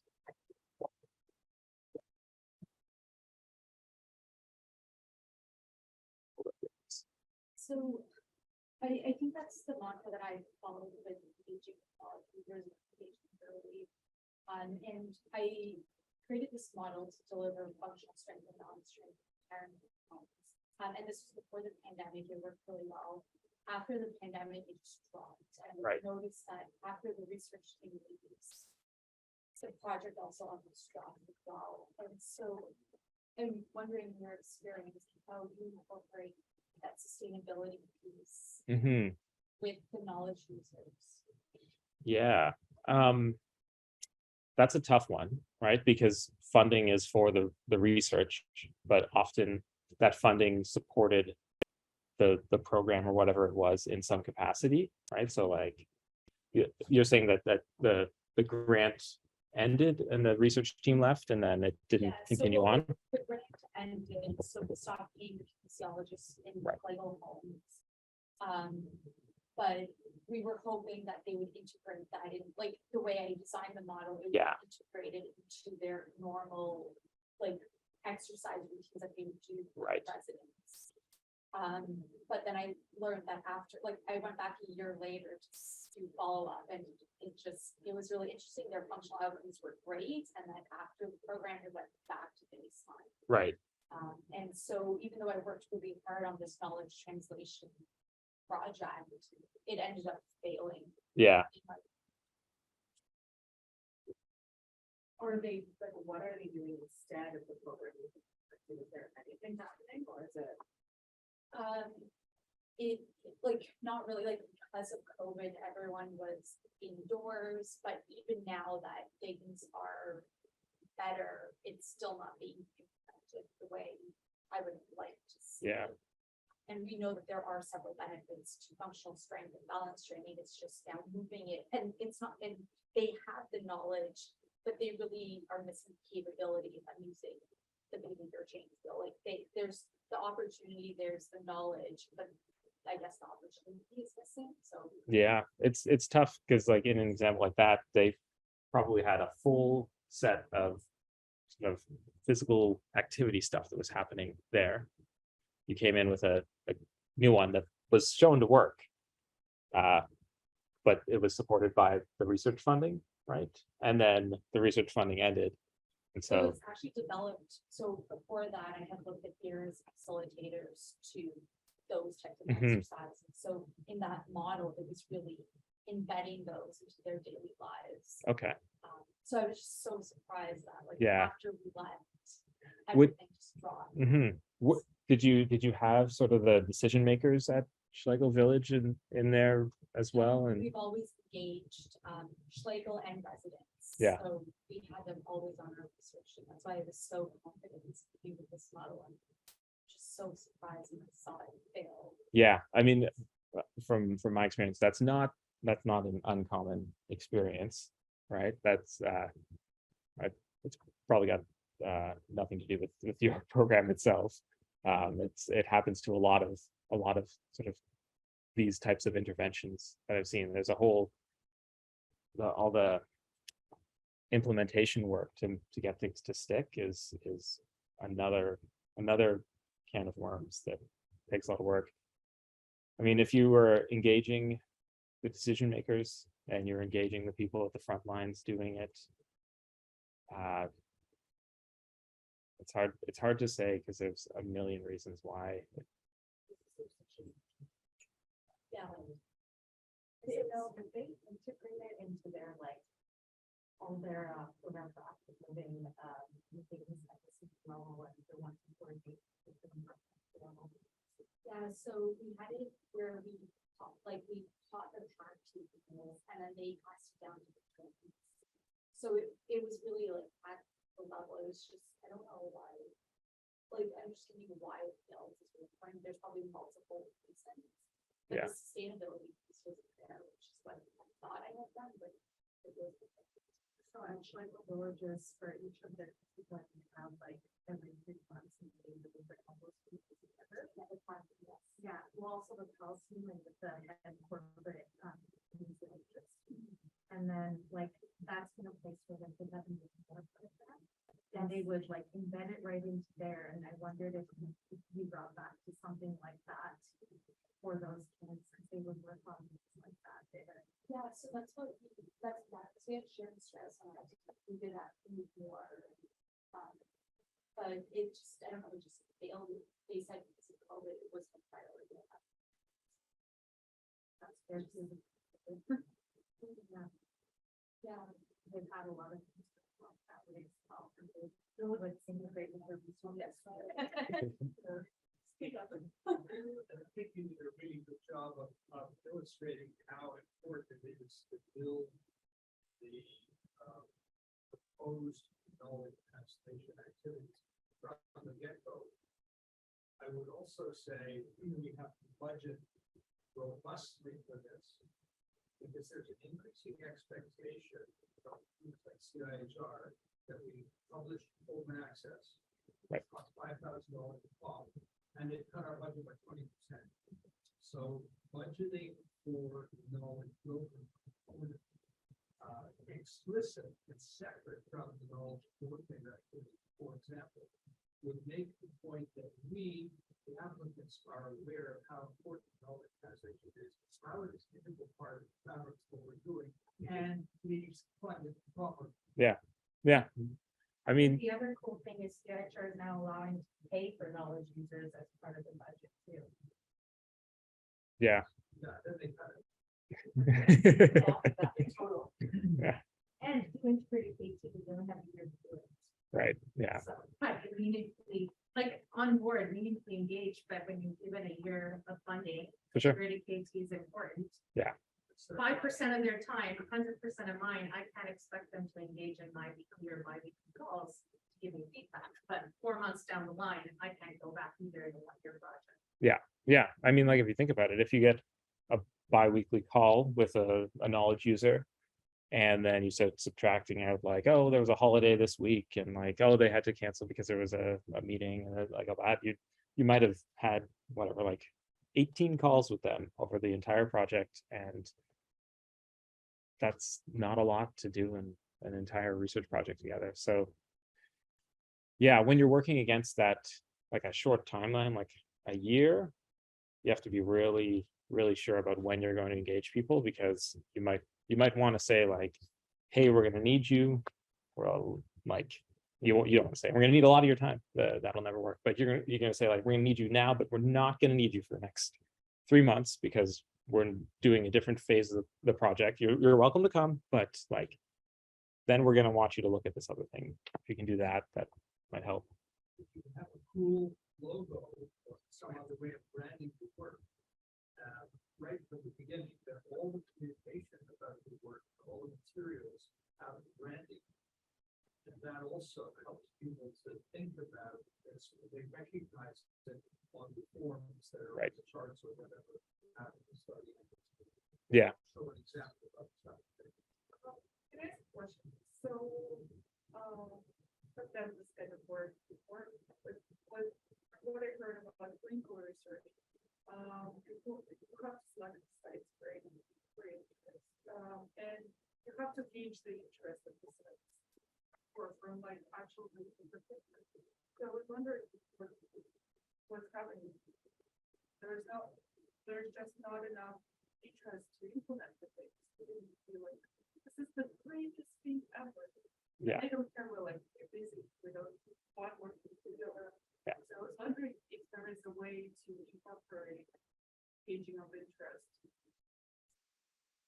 early on. Yeah. Yeah. I mean, it's like having those pre-existing relationships, which I know is not easy by any stretch and not always feasible, especially for early researchers. But like, yeah, I mean, the best protection against that is probably just existing relationships, but that's not an easy thing to just have. It takes time and effort and years. I want to add to that one. I think also, sorry, I'm on it. But when you are engaging with your knowledge user, like asking them, what's an appropriate amount for me to contact you? Like some people really like a weekly digest of where the project is. Some people want it quarterly, you know, and so having that kind of conversation, maybe they're the type of people who appreciate a phone call. Maybe they're the type of people who appreciate like a point form list. And, you know, the onus, because it is 100% of your work, has to be on you to meet their needs and not sort of the other way around. So maybe they're not interested in your project. Like, oh, we're too busy, we can't implement it. Well, what could you implement? What would free up space in your day or in your work week or in your workflow to be able to implement something? Or if you don't know, you know, somebody who does have time or space in their workflow to implement something like this. And so that can like just having that conversation. And if somebody says to me flat out, like, our industry is totally understaffed and strapped right now, there's no way we can do this. Well, you're not going to fix the structural problem. Like that's not your job. So, you know, then then as the researcher, we've got to think creatively about how to engage people. And I think that's as we said earlier, such a present problem coming, you know, out of or wherever we are in the cycle of a pandemic, right? Like that this is a new way that we're all having to think about our work and how this is a thing nobody thought would happen, right? Like we have to plan for that, and then we should plan for that. Yeah. It's a big bad thing to that. Yeah, I think that's a good point. And having those conversations early about what works for you will start giving you ideas about what will work for someone long-term as well. If you're talking about how they want to engage with the project now, might give you ideas about how it can fit into their world long-term too. I think in the interest of time, we'll kind of here. Any other questions? People okay to email you? Absolutely. Yeah. Feel free. Cool. Thanks. Cynthia, you're up. I do have to reshare because I have yours on Canva. I didn't want to Oh, mess around with your animations or anything. Oh, thanks. I have to reshare. Oh, I just have to reshare. you have to reshare. Yeah. It's like I don't have to do anything. No, you're good. Oh, there we are. All right. I don't know that the clicker will work, so you'll just have to advance Sure. the next slides on here. Great. And if I just press enter, will that do it? Let's I see. wonder. Nope. Oh. Okay. We learned. We Yeah. just learned. Look at lifelong learners. Here we are. I think the arrow. So arrow, and then I'm gonna go full screen. Perfect. All right. I think I have to reshare. Oh no, I'm sharing this one. It's good. Yep, we're good. Okay. Hi. So I'm Cynthia Belaskie. I'm currently the managing director at the Canadian Housing Edits Collaborative, which is a weird hub place thing here at Master. It's sort of like a research unit, except almost everything that we do right now is related to knowledge mobilization and housing. And however, I do have a lot of tips for successful grant writing because I did it for too long, for a really, really long time, over a decade. I worked in these capacities as a research officer, a couple different institutions, senior advisor of research development, research support facilitator.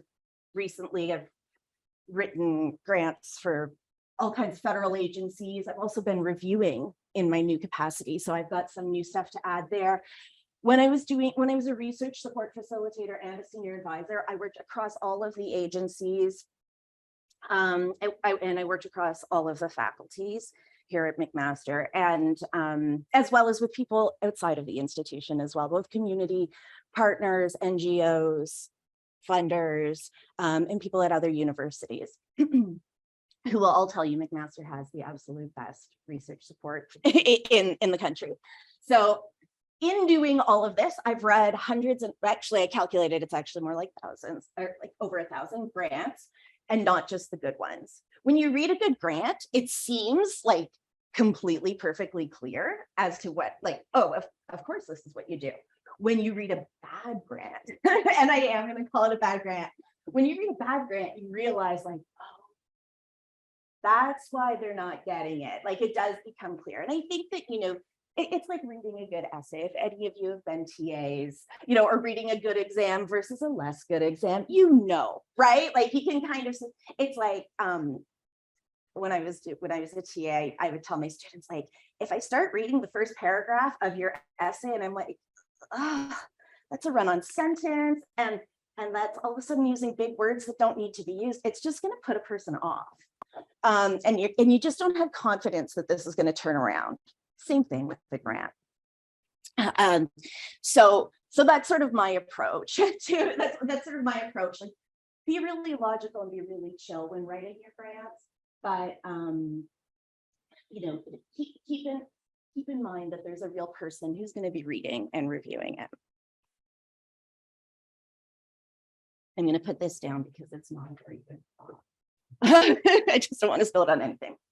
So, well, everything I'm going to talk about right now applies basically to every grant that I've ever written, read, or reviewed.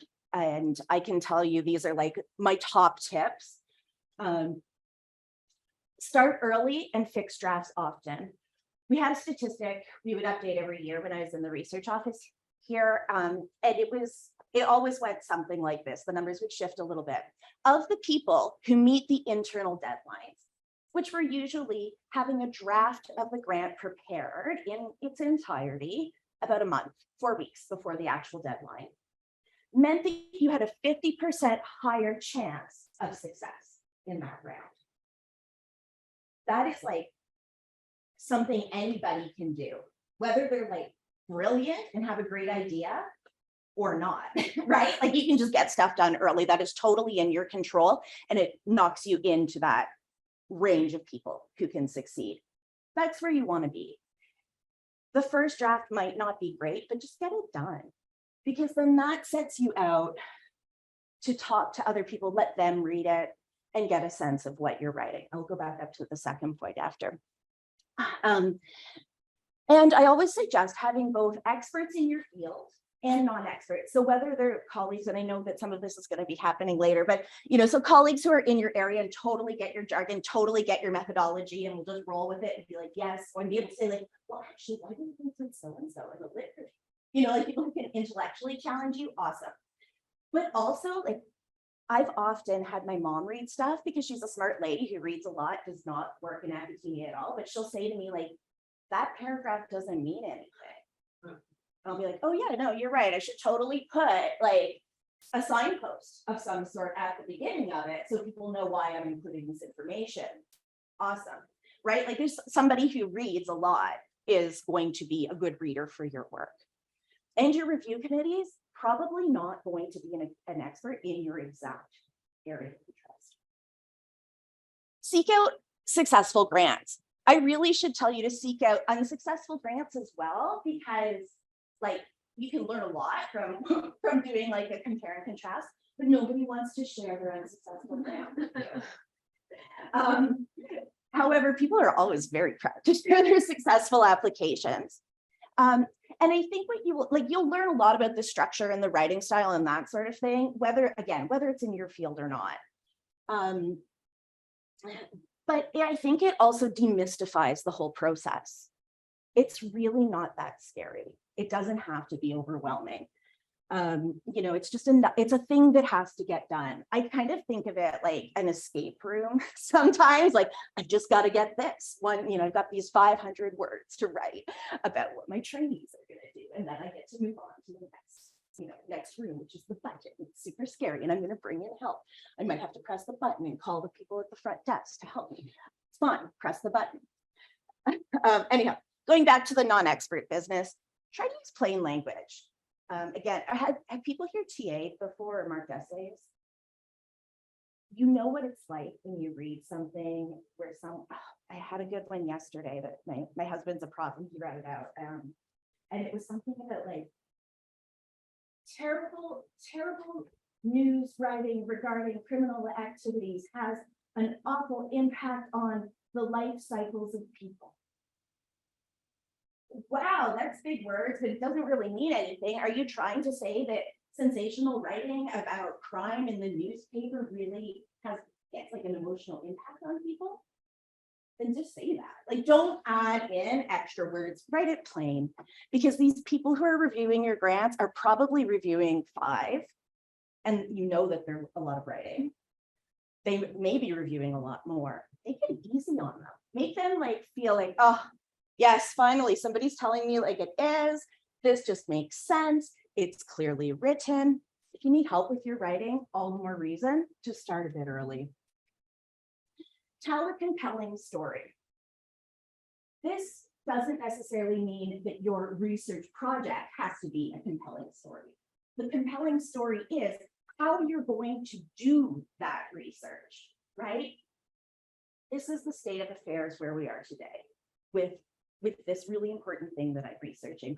All these people have added to the literature and like put in all of this really interesting work that have gotten us to this cool place. Now, what I'm going to do is take it to the next level by doing A, B, C, and D over the next year. What we're going to find out from that when I'm done with D is this, and this group of people is going to be able to put it into action. It's going to change Canadians' lives. It's going to make the way that we live a little bit better. That's a compelling story, right? It's the story of how you're going to do your work. It's clearly laid out and it makes some sense. It moves, you know, through the straightforward narrative. Is that how it's going to work in real life? Absolutely not. It is not going to be an easy pathway forward for you. But it's really nice to tell your reviewers that you're hoping it's going to be.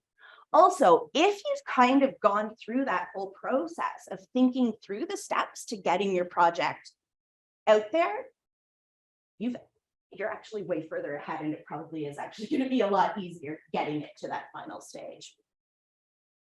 Again, be clear, concise, and precise. I realize that I'm not being clear, concise, and precise by having like stating basically the same thing as plain language twice, but that's really important.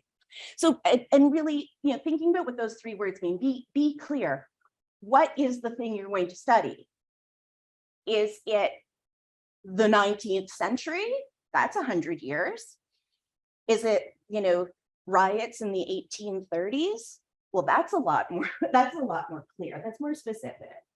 Be concise. Use 1 word if you can, or like maybe 2 short words instead of 3 long words. I like it when a sentence doesn't run more than 2 lines of written text. There's never really any need. If it goes longer, you probably should have a period somewhere. Everyone will thank you for it. And again, be precise. 1830s, where? Canada? England? You know, don't tell me where. Be really clear. This one should seem like common sense. Read and follow the instructions exactly. But I will tell you, the instructions for grants are not written by people who like you. They want to make your life, maybe not, maybe they like you, I don't know. But it feels like they don't like you because like, it's like, write this much text. These are the instructions for doing it. You know, and you're tired and you're writing a lot because this isn't the only thing you do with your life. And so that can be really exhausting. And, you know, sometimes like you just start going because you know this topic really well. And so you just write it and think, oh, finally I'm at 1,000 words. I can stop this nonsense. But in the instructions, it said you had to hit 3 points in this section. You've only done the first 2. So make sure that third point gets hit. Okay, it might mean you have to cut out some words, which comes back to where being precise is really important. Yep. You mentioned when sometimes you're reading something and then you're like, that's a really big unnecessary word. Can you elaborate on that a little bit? I feel like I do that sometimes to make my stuff sound like smarter. Absolutely, we all do.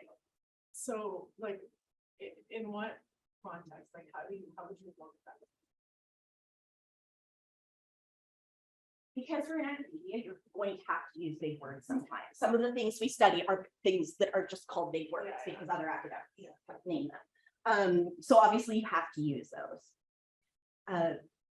But for instance, when you said to me just now what you said, and I responded, absolutely, I could have said you're right.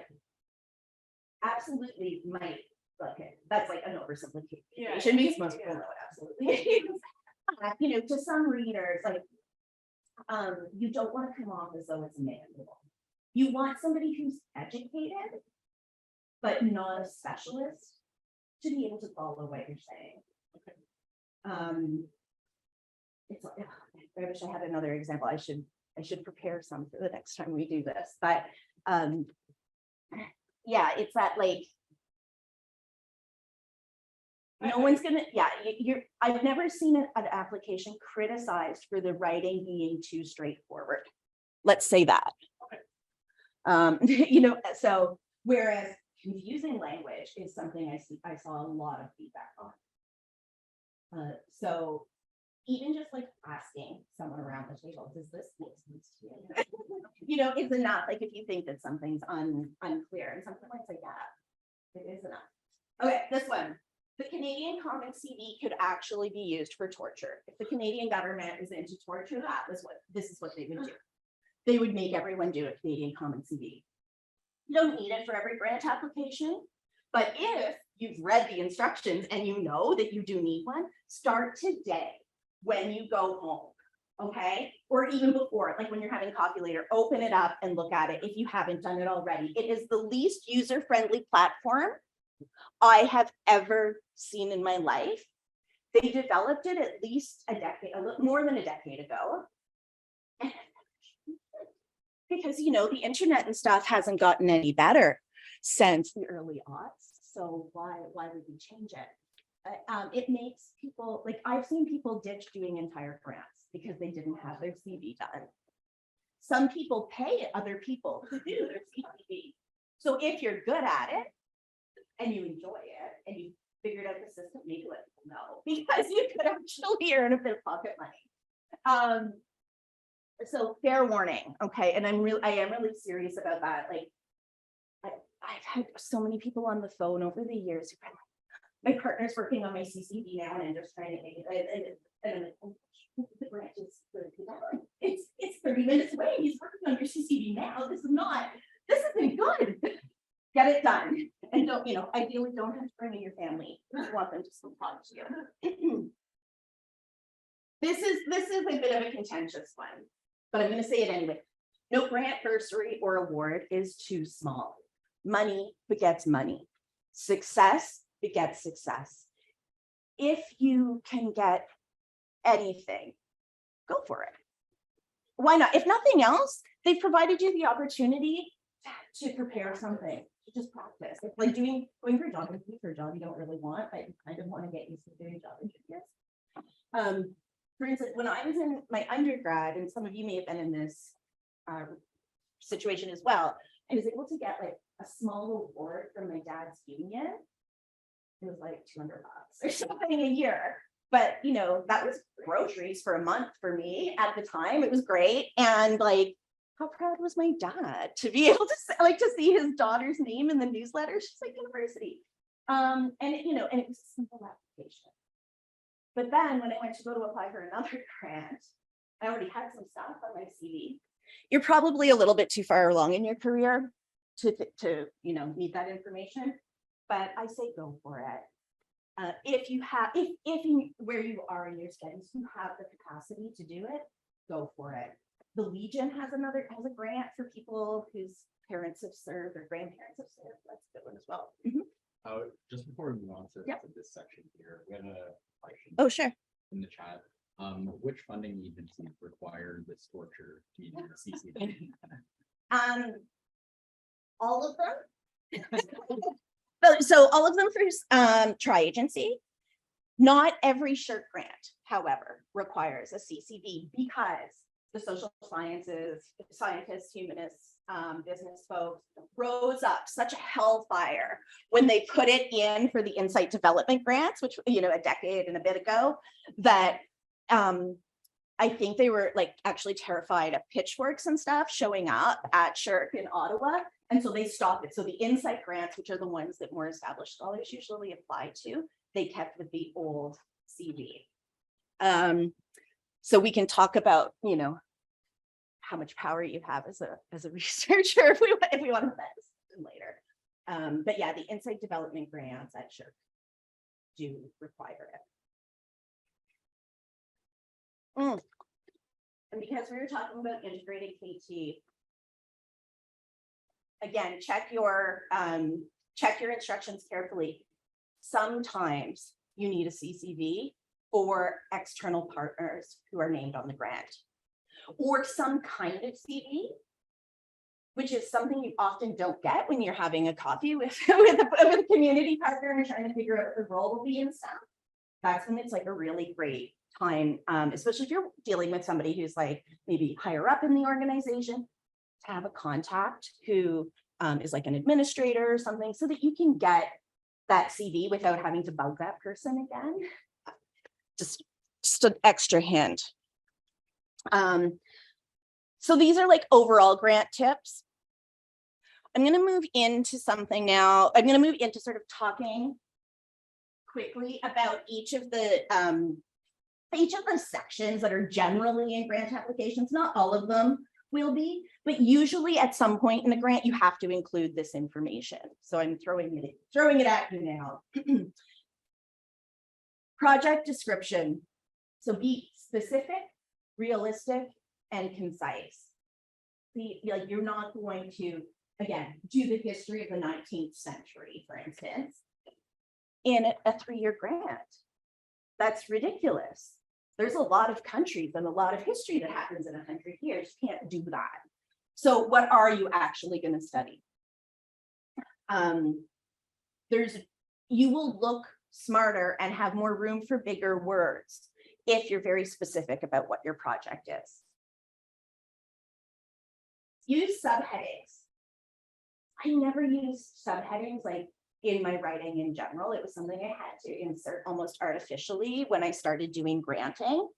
But as I mentioned earlier, it is a signpost that is so helpful. It's helpful for you as a writer to be like, okay, this has to be 1,500 words. I need a lit review, you know, so I need context, objectives, methodology. Okay, so if that's even, that's 500 words each, you know, and you can kind of like there, you've got a skeleton for your application. You don't have a blank page anymore. You might choose to delete them. They may not be the right, like those 3 things might not be the right subheadings for your project, but use what makes sense. And it helps your reader, right? Sometimes just like methodology, that's better than like having to like have a transition paragraph between context and methodology. They know pretty quick that you're just moving on to methodology now. So be really clear about the research question, the research objectives, and the contribution of the research. Many, many times when I've been reading faculty's grants, I'd be like, what is it? Like, what's the thing? Like, what are you actually, like, what are you actually studying? What is it? What's the question in one sentence? What are the objectives? And, you know, what are the bullet points? Like, what do you hope to gain by this? What are your contributions going to be? Is it a contribution to the literature? That's cool. Is it, well, this is going to change how people are able to live? That's great too. Equally important. which I'll get to in a few minutes. You know, but just be very clear about what those things are and make sure that it is highlighted in your application. Sometimes people put those things in bold, or they will have like a really uninteresting but effective sentence like, the research questions I am going to address are : 1, 2, 3, you know, and they're just like there. But how great is that if you're a committee member reviewing this and, you know, 2 grants are sort of ranking about the same, and this person's able to go, but yeah, this person's got 3 really great research questions they're tackling, and it makes sense. They can do that in a year. Wow, like they were able to point to it quickly in your application, pull it out, because bam, you kind of smack them in the face with it. This isn't the time to be poetic, right? You just want to have easy access of this information to your readers.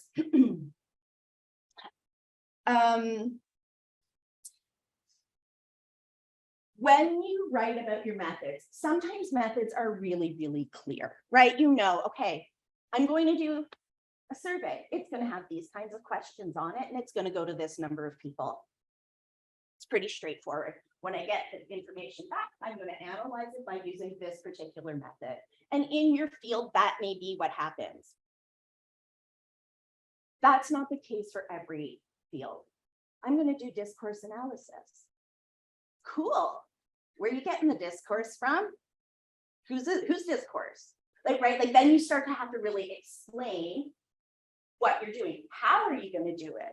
That's like the biggest question I write or used to write on grant applications, is the actual how. How is this thing going to get done? Like, I'm going to go to, you know, these archives. Neat. And do what? Right? Like, what are you going to do there? What sources are there that you need to look at?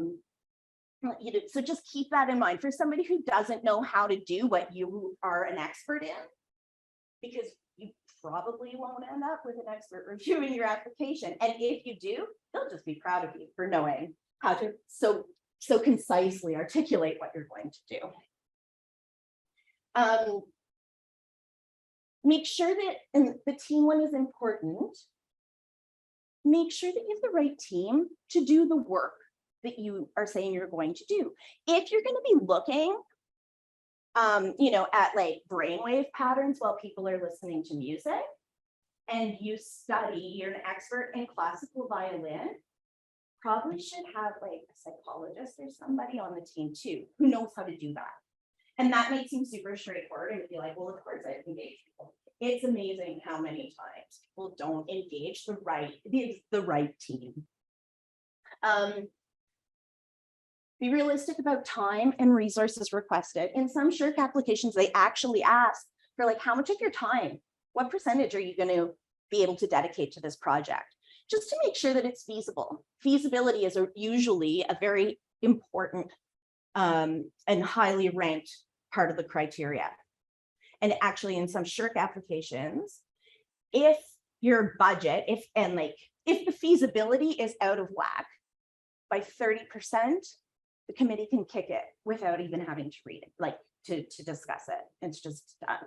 Actually happened to somebody who didn't take enough time, start early, prepare his budget early, and get it to me for review, had 2 budget numbers reversed in his spreadsheet. So his project seemed really unfeasible. Like, well, there's no way you can do all that travel on $150. And there's no way that cookies cost $25,000. And all of a sudden, his application, this excellent application by an esteemed colleague who I will not name,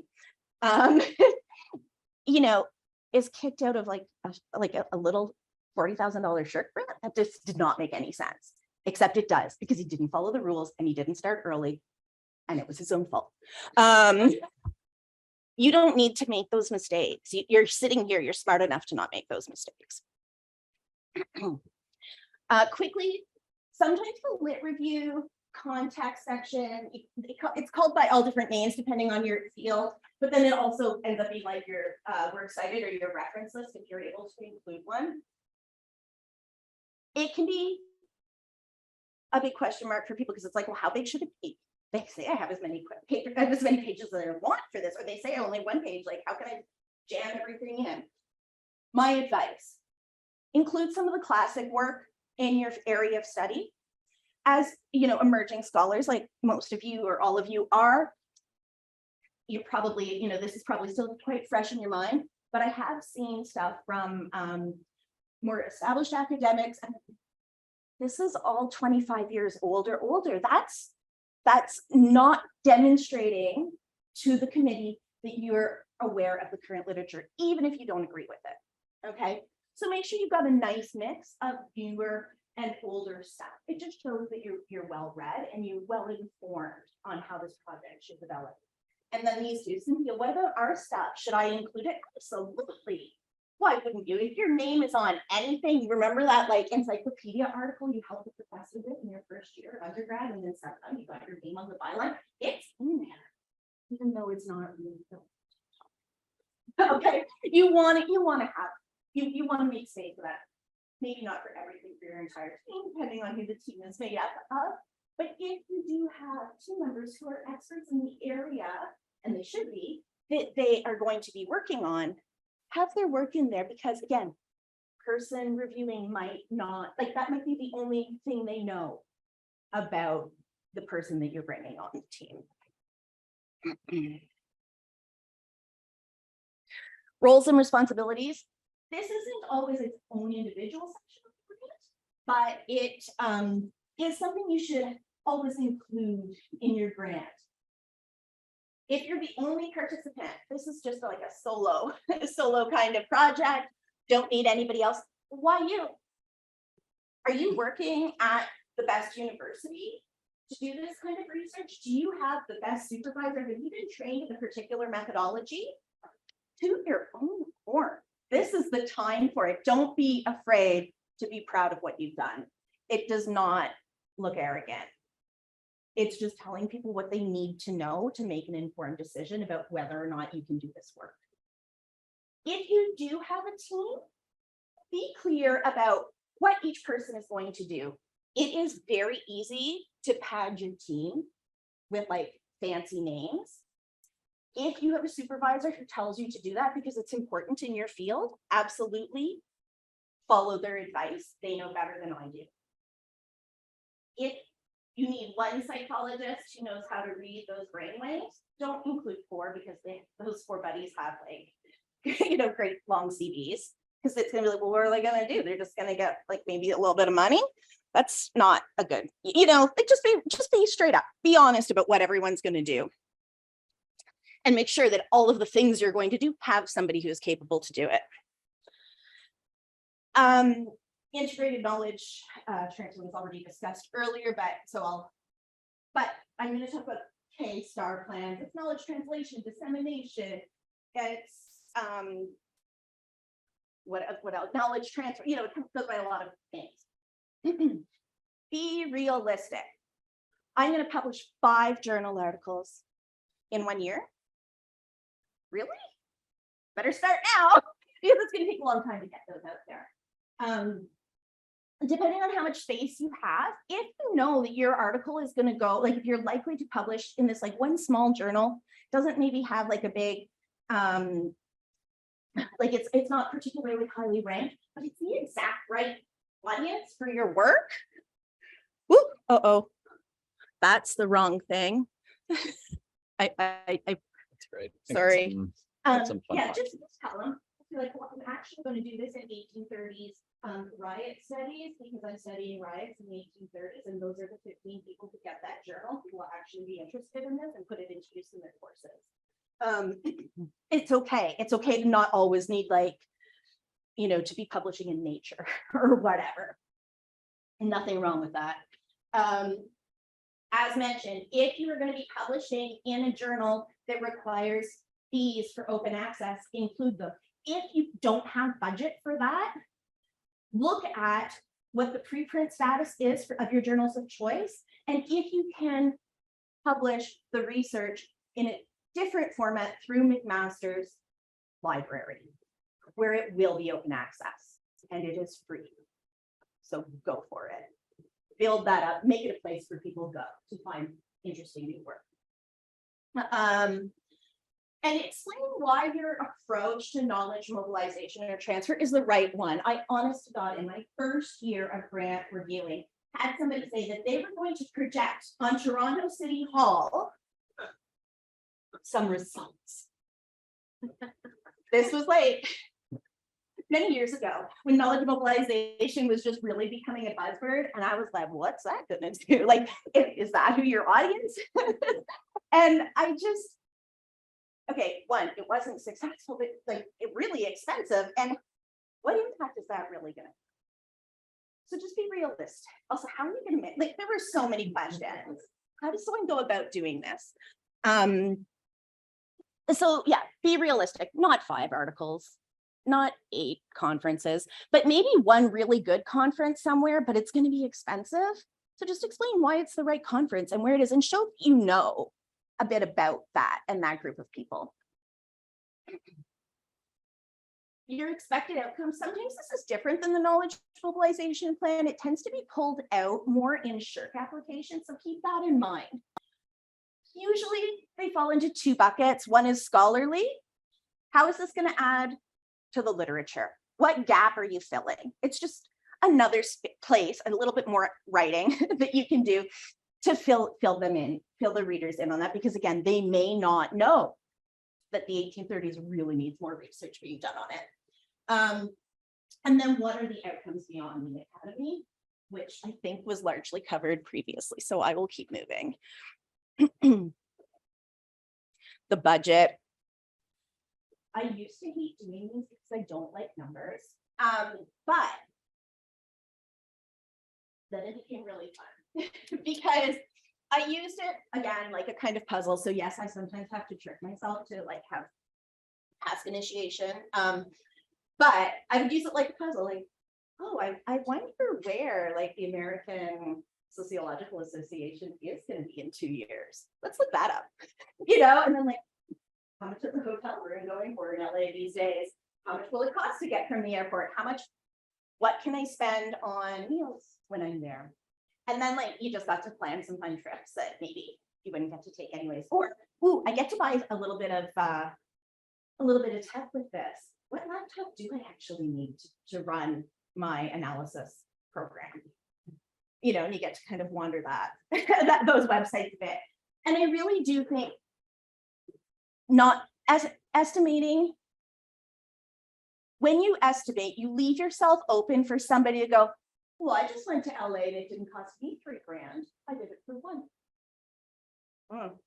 Can't really argue with that. If you say like Expedia on October 12th, price was $829 for a return flight to LA.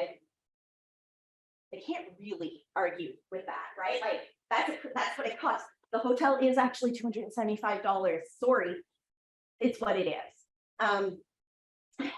The laptop that I need is this really fancy Apple, and this is what it is at the Apple store, and it is what I like. You know, these are the specs, and like some computer folks are gonna look at that and go like, oh, that's what you need, and that's what it costs.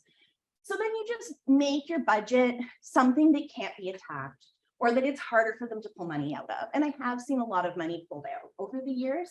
So just be careful with it. There are some grants where you're told to round up to the nearest $5,000 or something. That's cool. Do it. You know, they're smart because the prices usually do go up. But it still doesn't hurt to know what these numbers are based in. And again, remembering that whole feasibility criterion thing, if it's out by 30%, like if your estimates are iffy, you could get kicked out.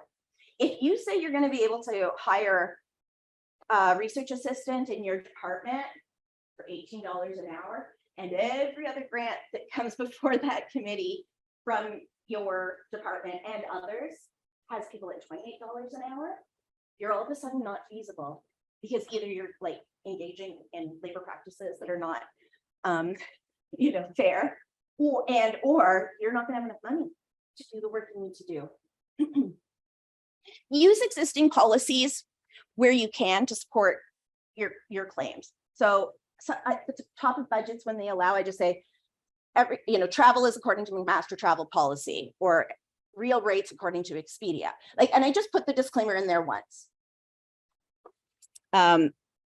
There's also National Joint Center for something or another, I always just Google National Joint Center travel, and I get the Government of Canada's spread, like very detailed numbers for what it costs, what government officials will be paid to go and travel to various countries and cities within those countries.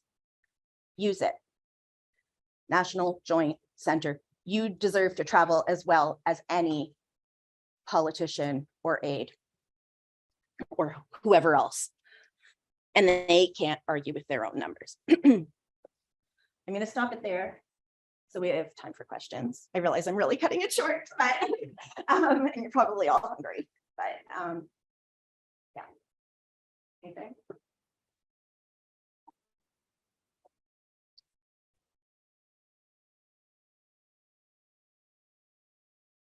Not a question, just a comment. That was really helpful. Like lots of things that you brought up were things that I had maybe necessarily thought about in my own writing. So like I think I'm just gonna take this slideshow and like that as soon as I start to actually like look at what I'm gonna review it again before I actually do it. For sure. And even like after you've drafted a section, look at it again and be like, I should put it, I actually, when I would review grants, I had a check sheet. Is the language concise, precise? You know, what's the, like, how would I define what's off? Because once I can define what's off in my application, then I can fix it. Right? So like, oh, this section's vague. Okay, what do we have to do? We need more concise language. I need to use that how question, right? Like how am I actually going to do this? If you're open to sharing that checklist, I'll see if I can dig it up. We have a question in the chat to please repeat the name of that website. National Joint Center. National Joint Council. Yeah. Did you find it already? National Joint Council. That's it. Travel directives. I should have put it on the slides because then I wouldn't forget it. Also, the slides I sent as a PDF, so you can, they won't move around and be quite as fun, but the information.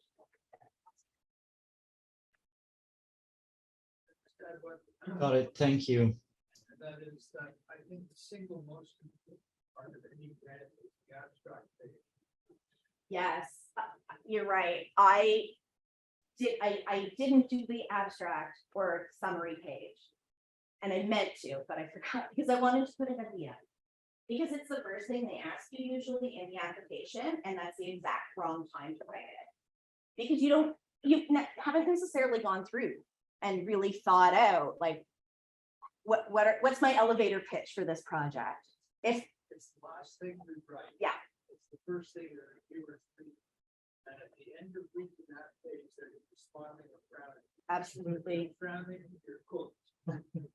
And you're going to spend a lot of time on like your project description, your training, your roles and responsibilities, and you're going to like fuss with those sentences a fair bit. Use that hard work again in your summary. It's okay for it to be repetitive. It should be repetitive because the reviewers, when they're sitting around a table, well, it used to be a lot like this. Sometimes now the table is virtual, but sometimes it's still like this.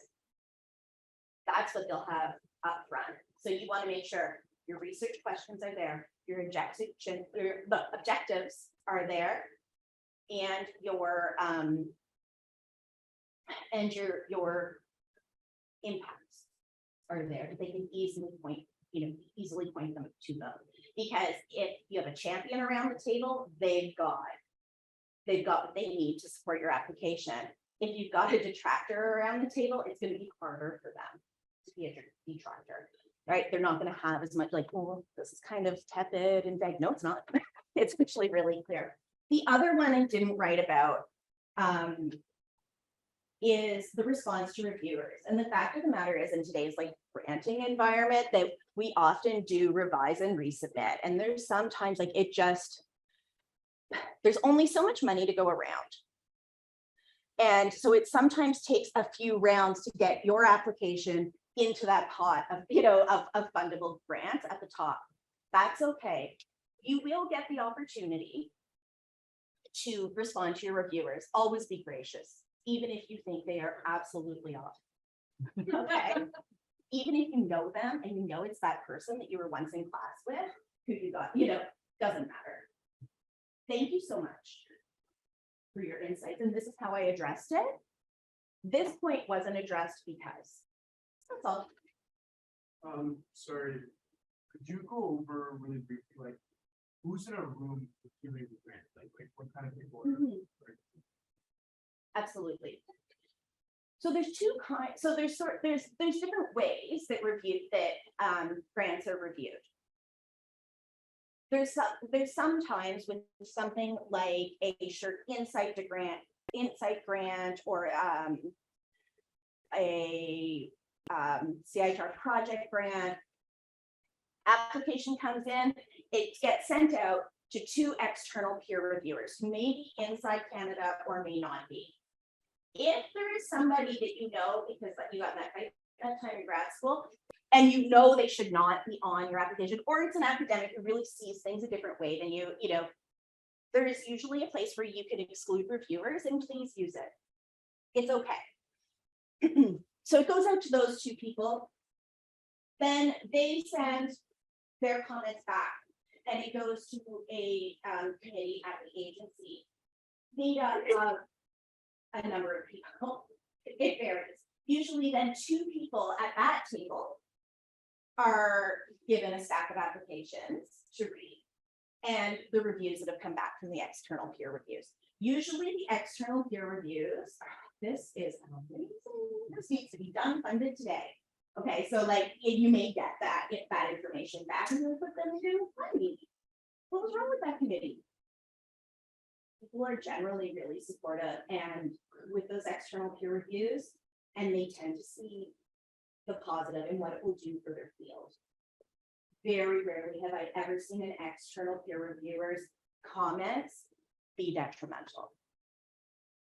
It's probably because these applications are really good. The ideas are really good and they really do deserve to be funded.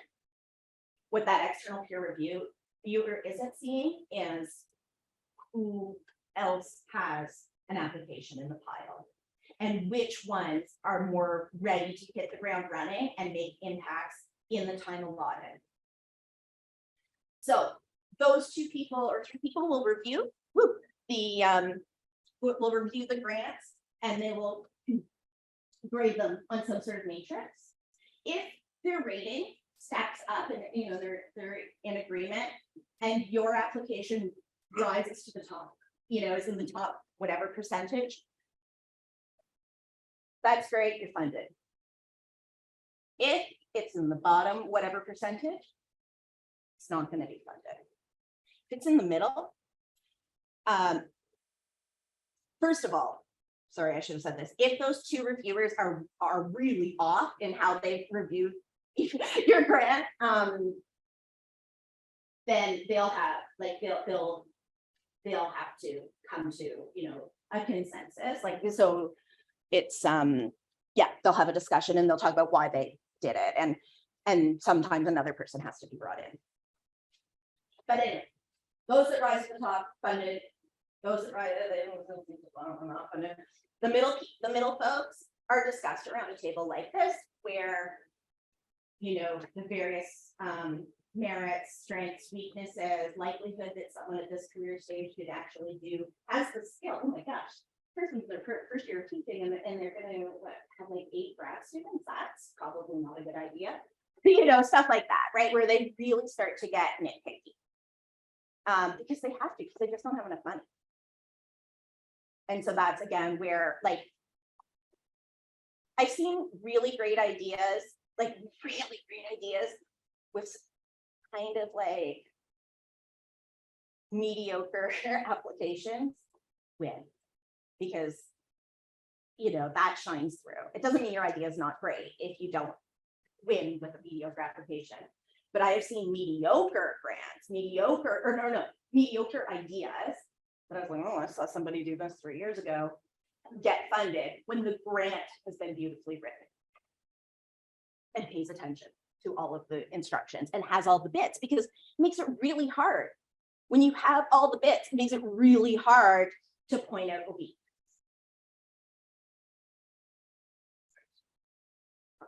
I think for the interest of time, we'll stop it here. Cynthia, are you going to be around a little bit? Yeah, sure. So if anybody has any more questions, then we can Feel free to chat. Yeah, absolutely. And there's my email address.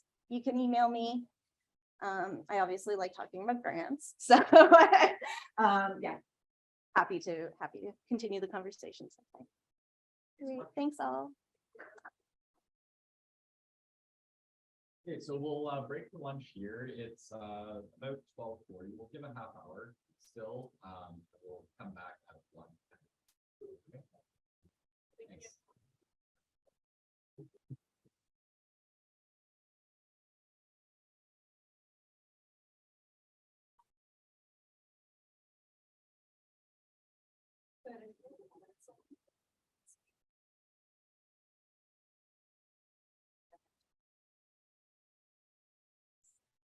I'm gonna go and edit my slides. And yeah, it's going to sure. What will people get out? So the slides that I decided. I don't mind if people have to take the time. We haven't said anything about that, so if you want to make edits, then we can sign it. Okay, it's just that I can pick up, I'm gonna try to integrate what I say.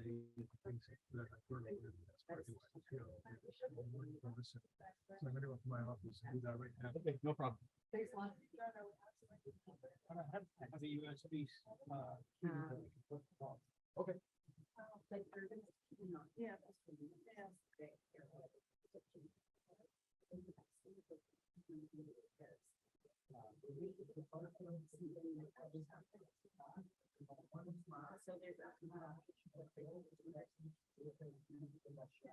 Yeah, absolutely. Go ahead.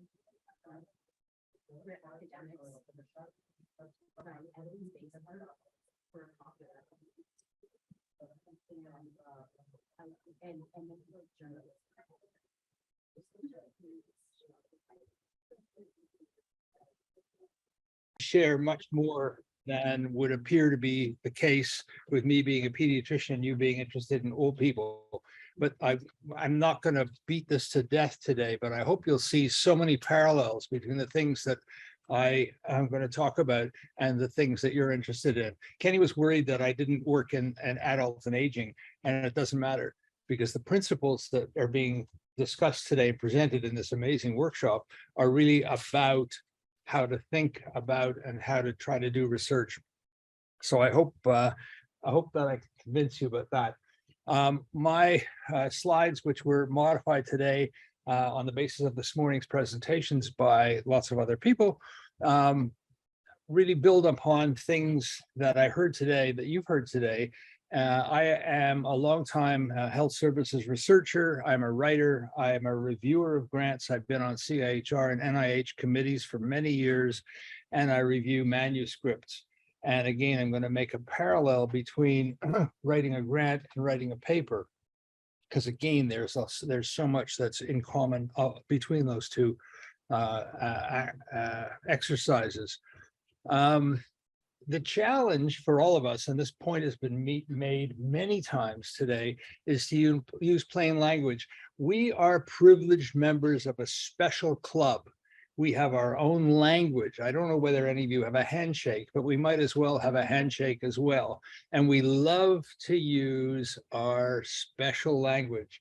And one of my daughters said to me the other day, she has AF, acronym fatigue. Try not to use acronyms. Try not to use big words. And you heard this so clearly from the talk before lunch. Tell a story. We need to ground our work in stories that are relevant, certainly on the clinical side of things. But I suspect even if we're trying to do research in the 1830s riots, why is what we're interested in compelling? It's more than academic. And help the reader and the reviewer to feel smart. And I made this comment briefly at the end. If any of you have ever done reviews, you probably do them after the kids are in bed, and after you've walked the dog, and after the Blue Jays have lost the game, and you're really tired, and if the Blue Jays have lost the game, you're also pissed off. So now you're going to sit down and try to be fair and review a grant. And if it is hard work, you're going to get angry because the writers, are making you feel dumb. And you're very quickly going to turn that around and say, screw you. You made me feel dumb. I don't like you. You're not my friend. I don't care how good this is. I feel dumb and it's your fault. Now I'm caricaturing a little bit, but it is really important when you read something and you don't understand it and you have a high school education, what the hell's going on here? And it's their fault. So really important. I'll probably make that point again in one way or another.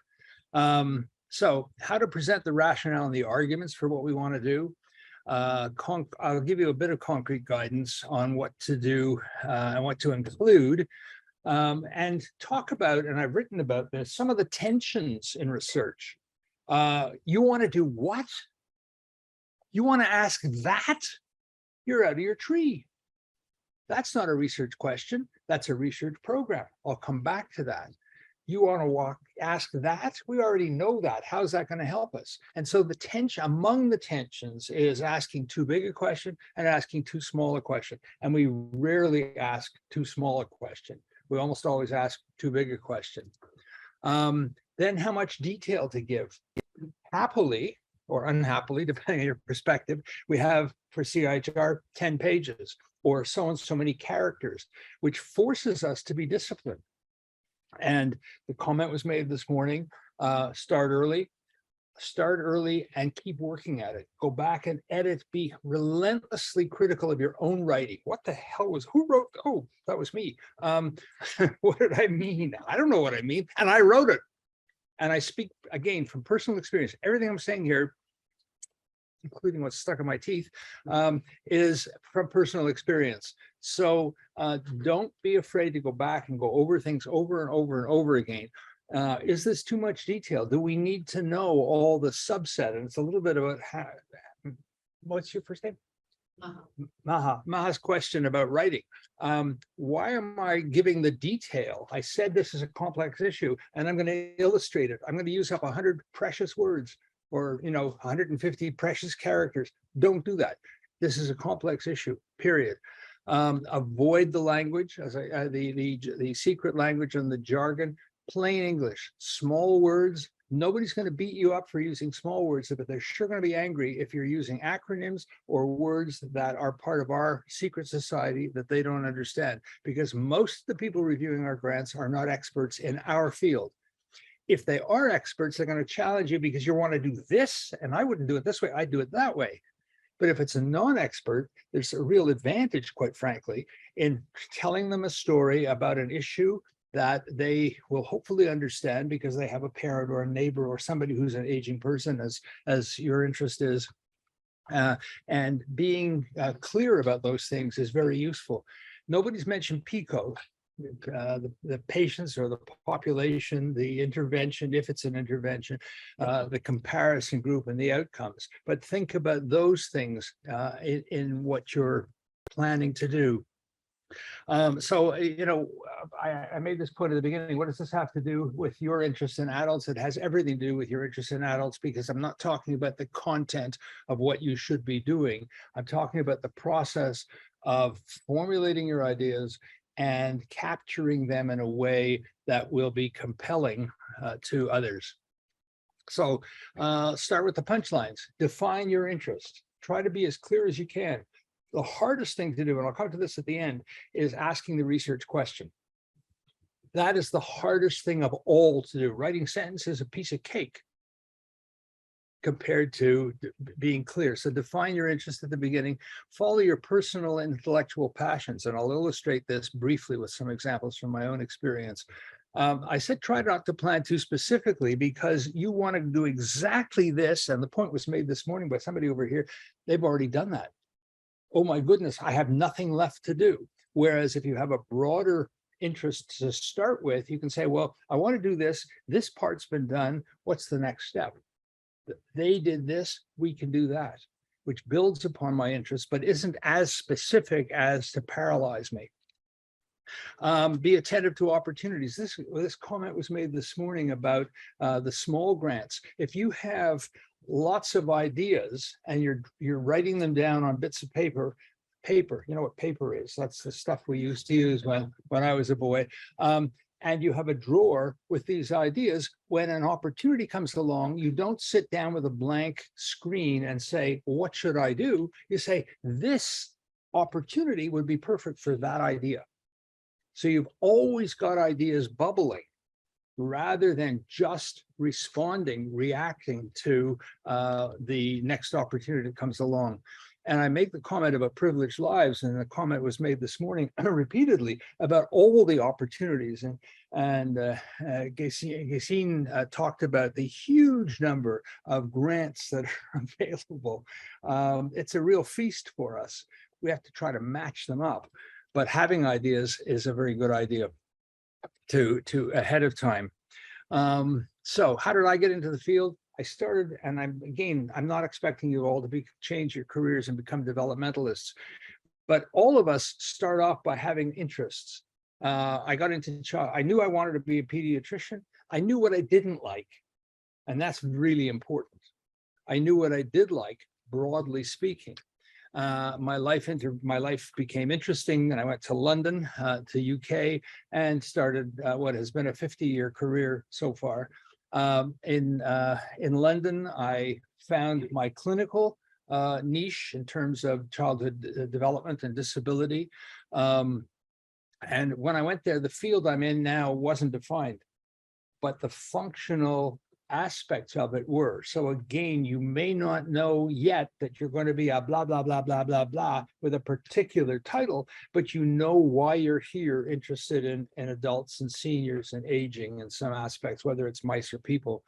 Had huge opportunities to expand my horizons. And I mention this academically and socially because some of the connections I made in my time in London are connections I still am close to, and that has resulted in publishing a book, has resulted in invitations to lecture. It resulted in people coming to lecture to us and so on. So again, the connections that were being discussed this morning are really important. I didn't have a direct specific plan. In fact, I couldn't think beyond the end of tomorrow, but there were lots of opportunities, and there always are. Now, if you're determined to be the chair of the department of such and such, that may or may not happen. But if you're interested in having a career that allows you to exploit your interests as a clinician, as a thinker, as an academic, you're going to have lots of opportunities. Really important to have good mentors, really important. And those mentors may start off being older people, and they may end up being your colleagues, they may end up being your students. I came to McMaster in '73. I was recruited to be a clinician and a teacher, and I've had a wonderful time here. And the point was made again this morning that McMaster's unusual in being really very open. I characterize our place as a place where you rarely have to knock on the door because it's already open. So take advantage of that. I commented this morning about writing to people you don't know. Don't be shy. I'm very flattered when you're interested in something I've done. I'm going to respond to you 100 times out of 100. And if I don't respond, I'm being a horse's ass. So always take advantage of the opportunity, particularly in this place. And so when I was here, I was a clinician for several years. And then I started to listen to what I was saying and realized that while I was repeating effectively the things I've been taught by good clinicians, world-class clinicians, I wasn't sure that they were actually right. Not that they were fooling me, but that the concepts that have been passed down to us were perhaps naive. And so I began to become skeptical. And then being at Mac, you're in an environment where it's okay to ask questions. In fact, it's encouraged to ask questions. So this is part of the environment we have. So what? I became comfortable to be uncomfortable. And if you're going to be a researcher, you have to be uncomfortable. We're not going to study things we already know. And there's a word, a 5-letter word that starts with P that we never, ever use in research. And that is prove. We never prove. In fact, the null hypothesis suggests that we're out to disprove. It's kind of a double negative, and I hate it. But we're out to explore things we don't know. So asking questions, thinking outside the box, exploring issues thoughtfully and systematically, which is really what research is about. Research has a very special cachet, you know, and we're not just clinicians, or we're not just teachers, we're researchers. What we are, hopefully, is people who are exploring issues thoughtfully and systematically. And I talked about like-minded, curious people. Some of them are curious, but all of them are intellectually curious. And some of them are mentors, many of them are colleagues, many of them are students, and I learn from everybody, and so can you. So the early years were a whole lot of adventures. I still don't have a PhD, and I've been here much longer than Ada, who said that she's still a graduate student. I feel I'm still a graduate student as well. So asking questions and challenging each other, challenging ourselves, exploring issues, which is rarely a linear process. And I'm going to show you a little bit of what I mean. So some of the earliest research with which I was involved with, by the way, a medical student who was also doing his PhD in the late 1970s. I messed him up, and his PhD ended up being on this work. And I took advantage of him because he knew much more about research than I did. The serendipity was that I was hearing in the clinic from parents of children with disabilities about experiences that some of the classmates were having being in social relationships with children with disabilities. And the parents were saying that they were having, the able-bodied kids were having some amazing experiences. Then it turns out that there's a class where they were integrating children with impairments and typically developing children. And we took advantage of that. We did a series of studies which allowed us to look at the impact of a buddy program on the attitudes of the children with impairments. To do that, we had to create a measure because there was no decent measure. So that took us off onto a side road. And I mentioned side roads because they're often much more interesting than the highway. But don't be surprised if to get from here to there, you have to go around and under, and you know, it's going to take you longer. That's okay. That's also part of the research journey. So we created a measure which is still being used. And I had an email about it 2 days ago, yesterday actually, about a measure we published 35 years ago that is still the best measure in the field for our interests. What did we learn? We learned about how do clinical measures work, how to create them. We identified opportunities. As I said, we've contributed to the field. We learned things that nobody looked at before, and that's always exciting. And we met and worked with like-minded colleagues, some of whom became close friends and collaborators on other research. And again, I'm picking up on a theme that came up this morning. Then another area that came along was we wanted to measure change in functioning in children with cerebral palsy. Cerebral palsy is a condition, a group of conditions where children have problems in motor control. How do you measure whether they're changing over time? Well, it turns out that nobody looked at this way. They'd done it wrong lots of times. I'd done it wrong lots of times. This is not throwing bricks at other people. But when we began to get into this, we found ideas and opportunities to pursue our interest in creating clinical measures. We created a measure that is now the gold standard around the world, has been evolving over many years, and has been replicated. We did other studies with this. So once we had the measure, which was a 3 or 4 year detour through the countryside to answer a clinical question, once we had the tool, we said, wow, there's some other things we can do with the tool. So off we went in new directions. And there have been many adaptations to the measure over time, including one that is now in press, developed by a postdoctoral colleague of mine from Brazil who was with us for the past year. So the lessons we learned here, be attentive to ideas from other fields.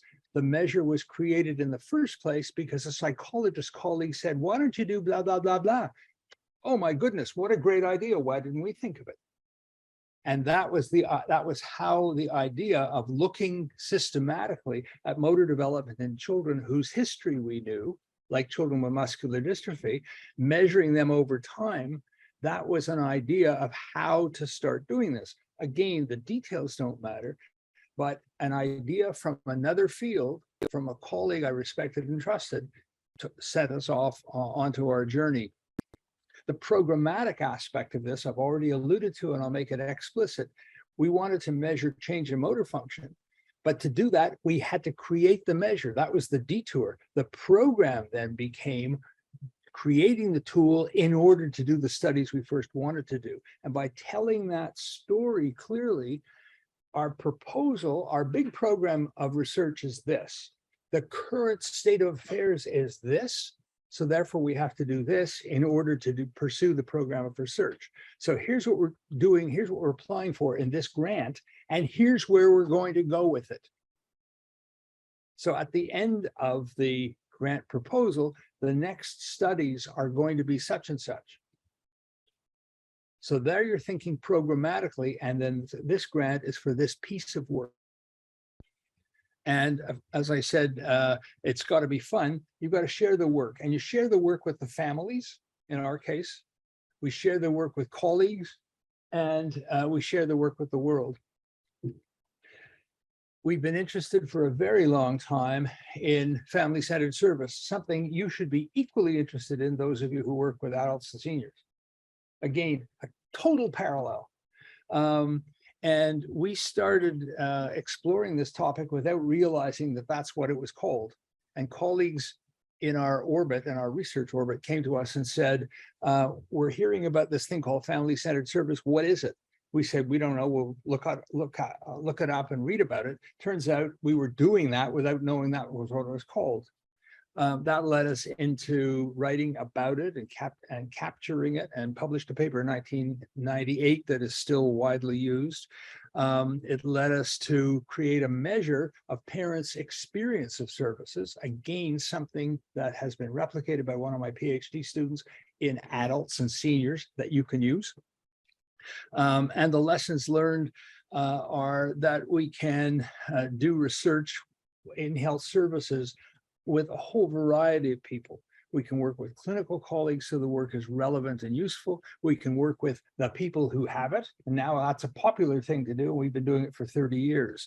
And I think, again, there was allusion to this morning, that you're working with seniors or people who had stroke or whatever, and getting their perspectives on what's important to them. Because I'm a great clinician and I know what you need. No, you don't. Yes, I do. I'm a great clinician. You don't know what I need unless you ask me and I tell you.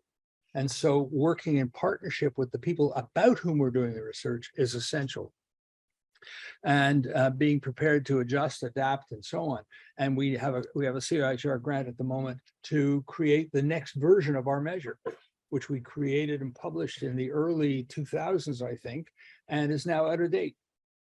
So things take on a life of their own. And again, part of a program of research, not one we anticipated, but we can say, we did this, here's the evidence of how it works, here's the evidence that no longer works, here's why we need to do the next step. So again, you see the context. Then, or in the past, now, where we're going, an arc to the story. Do any of you use the ICF, the World Health Organization's International Classification of Functioning? Yes. Some of you never heard of it. If it's okay if you haven't heard of it, because today you're hearing about it. I don't know whether it works in mice, but this is an approach to thinking about health that was published in 2001, and our group, CanChild, the Research Center for Childhood Disability Research here, started to animate this with some F words. And we've created a research program that is vastly bigger than we ever imagined. Well over 50,000 downloads of the paper, 460 citations the last time I looked, 35 translations, and a lot of branding. So I talked about branding, and here's an example. The F words for child development is our logo. And so when anybody does anything with this and sees the logo, they say, oh, right, that's the F words. This is what it looks like. I'm not going to push this at you, except to say that I have colleagues who work in adult disability who are adapting and have adapted, started to adapt all of these ideas, because they're not ideas for children, they're ideas for life. And these ideas can be implemented, can be applied, can be used with adults and seniors as well. And by the way, can be translated into other languages with other graphics and so on. So you see the knowledge translation element of this. It doesn't have to all be done by us. It should be done in collaboration with us because these are our ideas and we want to make sure they're being appropriately represented. But there's an enormous opportunity to collaborate with colleagues around the world. So what have we learned? The value and importance of knowledge translation, of sharing these ideas. And these days with websites and so on, it's possible to do that. We have a website that gets over 300,000 visits a year. So, you know, we've been around for a long time and have built our credibility.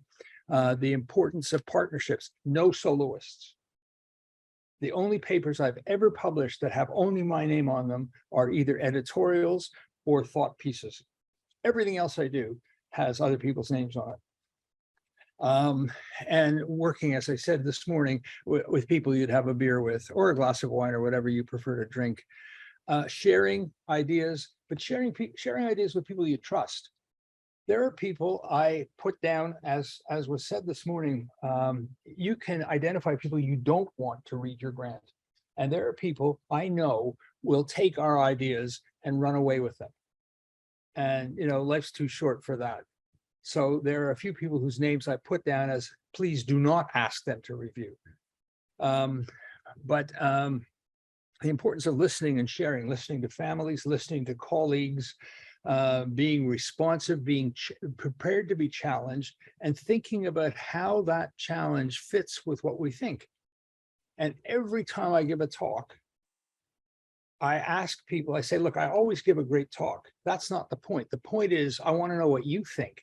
And your questions for me, if you're going to be respectful, you're going to ask me questions and challenge me, because that's how I will learn. And so thinking in that way when you're doing research, asking people you trust and respect, not just to tell you how fabulous this is on a scale of 9.5 to 10, but as was said this morning, reading this and saying, I don't know what you're saying. That's not an insult, that's helpful. Feedback is a gift. So being prepared to ask people to help you with that. So I talked about at the beginning off the top, defining your interests, being clear about what it is broadly that you're interested in, following your intellectual and personal passions. Don't try to do stuff that doesn't interest you. I mean, that's called a job. We're lucky enough not to need to have jobs because we've got careers and we've got academic opportunities and we've got personal development and excitement. And that's different from a job. So to the extent that we can take advantage of that privilege, use it to develop your interests. I talked about not planning too seriously in terms of the specifics, but having a kind of broad goal of where you're going, being attentive to opportunities and using the support, the help of your friends, and they can be friends from other fields. I'm often asked by my colleagues in pediatrics to review grants on things like a new approach to diabetic care. I don't know diabetes from a hole in the ground, but I know how to read a grant and I know how to give feedback, and I can say, and a colleague I'm thinking of comes back, so I haven't beaten him up too badly so far. And he respects that. And I respect him to do the same thing to him, so that I can say, look, you're saying this here, but you're saying that there. This doesn't make sense. You say it this way here, you say it that way there. Is it the same thing or is it different? Is it inconsistent? All of those kinds of feedback are extremely helpful to us. So seek that feedback. And some granting punchlines. I've already talked about projects within programs.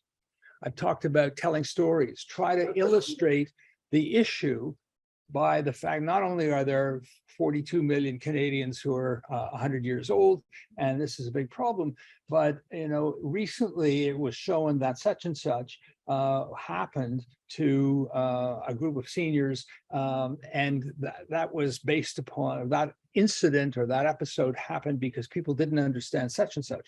This is the issue we're trying to address. So it's not about Mrs. McGillicuddy, but it is more than just a bunch of statistics. Avoid the secret language, asking trusted friends. I've already talked about this. And be modest with your projects and ambitious with your programs. So this project, this fabulous grant, is going to, at best, answer some important questions. But it's never the end of anything. It's the next step. So when you, and try to avoid things like the biggest, the first, unique. Unique is a grossly overused word, because first of all, it's embarrassing to find out that what you thought was unique isn't. Like, don't you pay attention to what's going on? The biggest, I don't care if it's the biggest. If it's crap, it's crap. It could be big crap, but that's not useful. We want to know whether this is relevant. And if it's building on other things, that's great. It shows that you're attentive to what is going on already, and whether it's your work and the next piece of your work or the next piece of somebody else's work. But the program is, we hope that in the next 5 years, we're going to see such and such happening. That's the programmatic ambition, which you have identified as where you hope to go with this grant and this piece of work being an important and relevant stepping stone toward that. One of the things that wasn't talked about at all is that you've decided to use the ABC approach. But I would use the CDEF approach. Like, what did you do? Did you just pull that out of the air? So if you have a sentence or two to say, we're using the ABC approach, having considered the CDEF approach as well, but for these and these reasons, then at least I know when I read your grant that you have been thoughtful about this. You didn't just do what everybody else does. That's a terrible answer, because everybody does it. If everybody's wrong, you're going to be wrong too. So try within the limits of space to, especially around issues of design, or why are you only involving women in the study, or why are you only looking at people over the age of 80? There could be perfectly good reasons, but don't just say we're going to look at people over the 80. The consideration here is to do such and such for these and these reasons. And depending on what we find, we will then see whether this applies to people between 70 and 80 and so on. A sentence or two that shows me as a reader that you've been thoughtful about the decisions you're making. Okay, this is my favorite slide ever. Anybody know why it's funny? Why is it funny? What should the question be? Solve. What? Solve. Solve for X. Yeah, I like to say that the teacher gets 0 out of 10 and the kid gets 10 out of 10 because the question said find X and the kid found it. This is the right answer to the wrong question. So this is, I mean, a whole conversation in itself, but asking the right question and then having methods that will pursue the answer to that question. So you've got to convince me that that's the right question to ask based upon what's known already and what we don't know. And then the methods have to obviously follow and be systematic. So none of what I've done in my last 50 years was planned, or not much of it. But I hope you see that you can really take advantage, we can take advantage of the opportunities available to us if we're open to thinking clearly and taking advantage of our colleagues and friends who will support us and be analytically critical. It's enormous fun. I would do everything I've done the same way again. And I'll stop at that point. I'm going to be here for the rest of the afternoon and can talk to people if you would like. I don't know if there's any time for questions now. Yep, we got questions.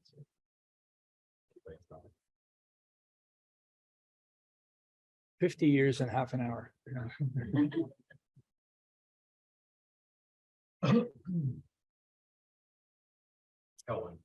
Yeah. When you're reviewing a grant, yes, which aspects do you absolutely look at first? Which section? You already know the answer to that because I raised it. The abstract. The abstract is absolutely essential. And I'm serious. I read the abstract, say, wow, or what the hell? And if I say what the hell, you're just about dead. Now I will still read the grant and I will still make my comments, but I don't know what you're talking about. It's absolutely, so you've got to write the abstract at the end when you've got a grant that you're happy with. You might want to draft the bullet points for the abstract at the beginning, but that's the first thing most of us read. Think, when was the last time anybody read a paper? Well, this morning before you came to work. What did you read? You read the title. Title was interesting or wasn't interesting, so you didn't read further. The title was interesting, so you read the abstract. And the abstract let you to say, wow, I want to know more about this, or not so impressed. So that's absolutely essential. The abstract is going to, again, you're reviewing at 10 o'clock at night. And if you're frowning by the time you get to the end of the abstract, that grant applicant or that manuscript writer is in trouble. So I have to say, as a reviewer of CIHR, I always print out the proposals and there is like 8 to 15 that is not documented, but really done in part. But I never print out the abstract. It can be on any page, depending on every signature saying on it. Yeah. So I always read the proposal without the abstract, and it's very confusing. No idea what's going on. Yeah. So you have to be prepared that your reader does. Well, yeah, I mean, we can't control what the reviewer does, but we can certainly expect that they're going to read at least the 10 pages, which have to be clear. And I always start with the abstract, because that's going to give me a sense of what I'm anticipating. And when I read the abstract, I start having hypotheses. They're not hypotheses, that's too fancy. I start having ideas about the kinds of things I'm looking for.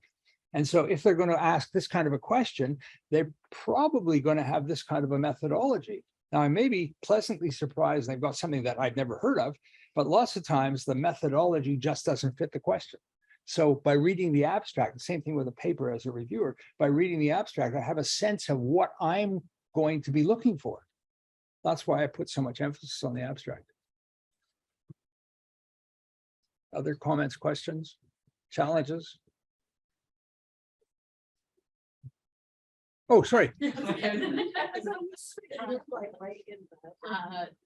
Question around your piece on ambitiousness in a project Yeah. versus in a program. Yeah.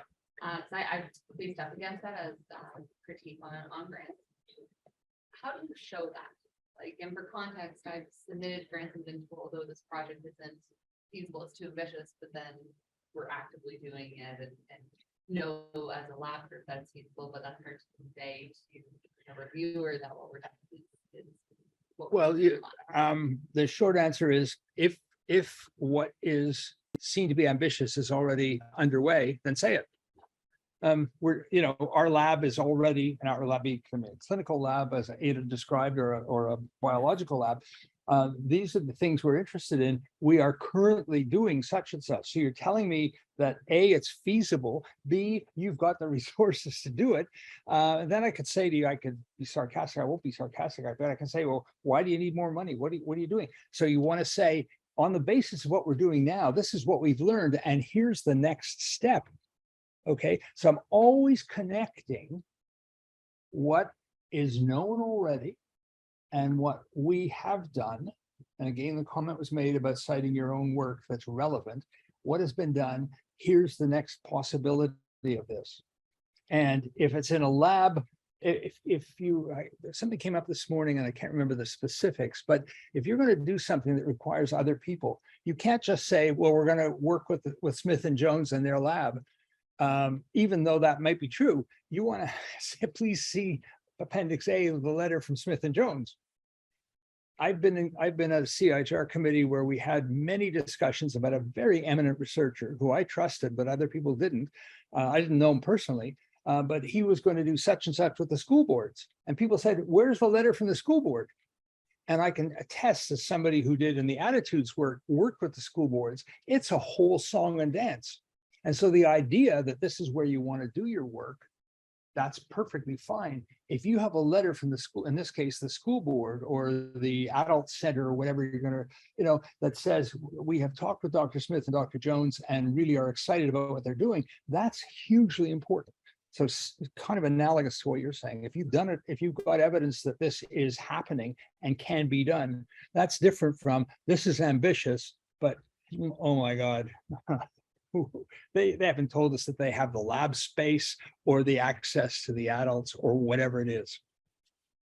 And again, your friends who you trust will say to you, I think it's a great idea, but where's the evidence that you can get access to these mice or these chemicals or these people? And you say, oh, geez, I forgot about that.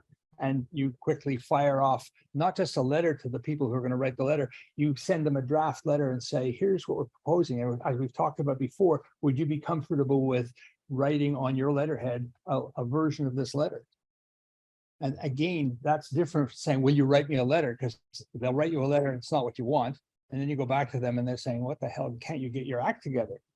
So it's okay to ask people to write you a letter that makes these and these points, and they will be very happy because it's so much easier for them. But it's also part of the feasibility piece that you're going to really look good or bad at. I have two things to that. Please. I've been encouraged by others, especially in grants, to include a section on previous work, which is what we've been talking about. Yep. And to not, go back like 50 years to the seminal articles, but really highlight what you've been doing. Yep. That sometimes might be avoided by us because we might be thinking, oh, if we already say we're doing this, we're just asking for more money for what we're already doing. But that actually, like others have told me, that shows the reviewers that you're thinking about this and you're putting your resources and expertise in to say, yep, our team has done this, not burying it in that third person language. Oh, there's research of this. No, this is our team that did that. Yep. We've started this work and do it. Absolutely. The other thing. But let me just make a quick comment about that. I've never seen a grant funded on the basis of a fabulous lit review. Make your lit review as long as it needs to be and not one word longer. You don't need to talk about the fact that Smith and Jones did blah, blah, blah, blah, blah, and Brown and White did blah, blah, blah, and so and so.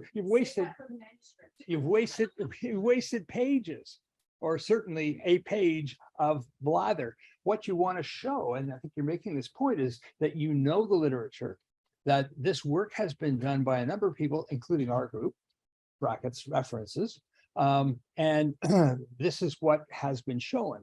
Our group has been exploring this and has done such and such, and now we want to do the next piece. So don't make the lit review so fabulous that you use up your space. You're going to be jealous of space, of every paragraph, of every page. So keep your lit review succinct, but as you say, make the point that your group knows what you're doing. Other point. The other thing I was going to say I've been encouraged to do is memory happens when you get old, yeah. Oh man. When writing grants, this whole storytelling abstract piece that we've been discussing, I've been encouraged sometimes think about it like a news reporter. The person reading your grant is not going to be an expert in your field. They might be the chair of pediatrics and they're a research expert or whatever. They might not be in the specific one that I'm working on. So think about it like those news articles, those highlights that people put out. Those are the things people are reading. Yeah. They're not an expert in your thing, but they might know and appeal to those biases that they're coming in thinking about that. That's how you craft your abstract. That's how you craft the beginning. And if we can't control if you read the abstract first or the proposals first, but your context, your abstract, appeal to that from there. Think about it like the news article. Yeah. And those are the simple words. They're not using the big research words in those news articles. I totally agree. I would just say, I would add, just don't make it too cute. Yes. But yeah, I think that makes a lot of sense. Storytelling. Yeah, exactly. Yeah. Just made me think, I don't know if you were there, I was talking about one of my supervisors, was an expert witness in a trial recently and had to write up a bunch of documents for that. And she was telling us that she learned through that to write, instead of in science, we typically lay out the background, support our point, and then conclude it at the end of a paragraph. And she learned to split that and have a paragraph start with like what the point is and then support it. Yeah. And I feel like that for grants can also be a Yeah. good thing to do. Very good point. Bury the lead, right? Yeah. Very good point. Yeah. Okay, I think in the interest of time, we'll put it there. Thank you, Peter. Did I take my? Okay, so next up, we've got some methods stuff to talk about. I'll shift presentations here. Oops, not from the start.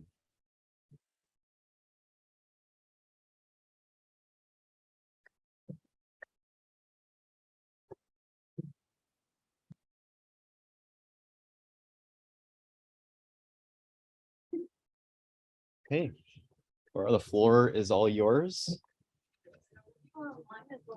Yes, yeah, there's a couple, I believe. There's no camera, but they can hear the audio through the computer. Terrific, thank you. And is this in the right format for them? Yes. Perfect, awesome. Hi, everyone. I'm Laura Anderson. I'm an associate professor in public health in the Department of Health Research Methods, Evidence, and Impact. I am an epidemiologist by training, a population and public health epidemiologist. And I think I'm here today because I apply for lots of grants. I work as a reviewer to review grants, and I have received many grants since starting here at McMaster, from CIHR, from the Canadian Cancer Society, and from other agencies as well. So my experience is mostly with epidemiology and research studies that involve the use of big data. And I understand that people in the room are from a variety of different backgrounds, so I hope that some of this is helpful for everyone. And I realize that I am going to repeat some of the points that have already been raised, especially some of those that Peter just said, and I'm not going to say them quite as eloquently as him, but overall, you need to make sure that you keep it simple. I think that's one of the really important points when you're writing a grant. You need to recognize that it's going to be a broad audience. So when you're getting into the methods for your grant, you want to explain it to a level that anybody could understand. It's really important that the methods in the analysis follow directly from your objectives. You don't want any surprises. We've been talking about telling a story. It sounds like that's been a theme today. Telling a story, absolutely, that's perfect, but you want it to be a really simple, straightforward story that goes from one thing to the next thing to the next thing. You don't want your story to have any twists and turns. You're not writing a mystery novel. No surprises coming out for the reader throughout this. A really simple, straightforward path is the way to go. And when I mentioned that I don't always read the abstracts just because of the logistics of how we get the grants, you want your reader to understand from the background where you're going with this. I like the idea that was mentioned about, tell them up front what you're going to tell them. There's a phrase that's often used, tell people what you're going to tell them, tell it to them, and then tell them what you told them. Absolutely do that. That's, when I'm structuring talks, sometimes that's how I try to do it as well. I'm sure you've talked about this, but make sure the grant and the methods that you're using are aligned with the funding opportunity. Write early and allow lots of time for internal review. This is super important. You want time to review it yourself. You definitely need time for your colleagues to review it. And what do you do if you have colleagues and collaborators that don't give you comments? Does anyone have any suggestions for that one? I think my suggestion would be find new colleagues and collaborators. I didn't want to be the one to say it, but if you have people, make sure you've given them lots of time to review, come up with a good draft for them to start with so that they understand, get them engaged early on. But if your collaborators are really not interested, find new collaborators. I think sometimes if you ask for specific feedback, so sometimes you have really big grants, so say, I'm really unsure about this section, would you please comment on this, because this is your expertise. So that's the other thing I've done is ask for direct feedback. Yeah. As opposed to general. That's also a really good tip. Yeah, for sure. And then wherever possible, build upon existing theoretical frameworks. In epidemiology, sometimes we're bad at doing this and we're recognized as a black box science or something, but in other fields of science, they're a lot better about following frameworks, and where possible, that's really helpful. And there are lots of, in the clinical epidemiology world, there's lots of protocol checklists that have been developed. If you go to the Equator website, so things like Spirit for clinical trials and Prisma P go through some of the steps for a good protocol. Okay, and then you need to start with the basics. So the who, what, when, and where. So you need to make sure, this seems really simple, it should be straightforward, but the study design needs to be really clear. What study design are you using? Is it a prospective cohort study? Is it a clinical trial? What's the design? You need to clearly describe, and these should probably be subheadings in the methods of your grant. Who is your study population, and justify all of your inclusion and exclusion criteria. people are getting more and more critical of grants that have long lists of exclusion criteria. Why are you excluding all of these people? And do they need to be excluded for a good reason? Describe the time period. This can get tricky if you're using, sometimes I do secondary data analysis studies where we're linking data from different sources, and make sure it's really clear where the data are coming from. If possible, include some sort of schematic or graph that shows each of the different data sources or the variables you're going to measure at different time points. I think that's really helpful. And then describe the data that you will have or that you will be collecting and where it comes from. So I'm one of the co-investigators with the CLSA, and I've also contributed to Catalyst grant applications. But in that case, we're doing secondary data analysis of data that have already been collected by the CLSA. Make that really clear so that a reader knows that.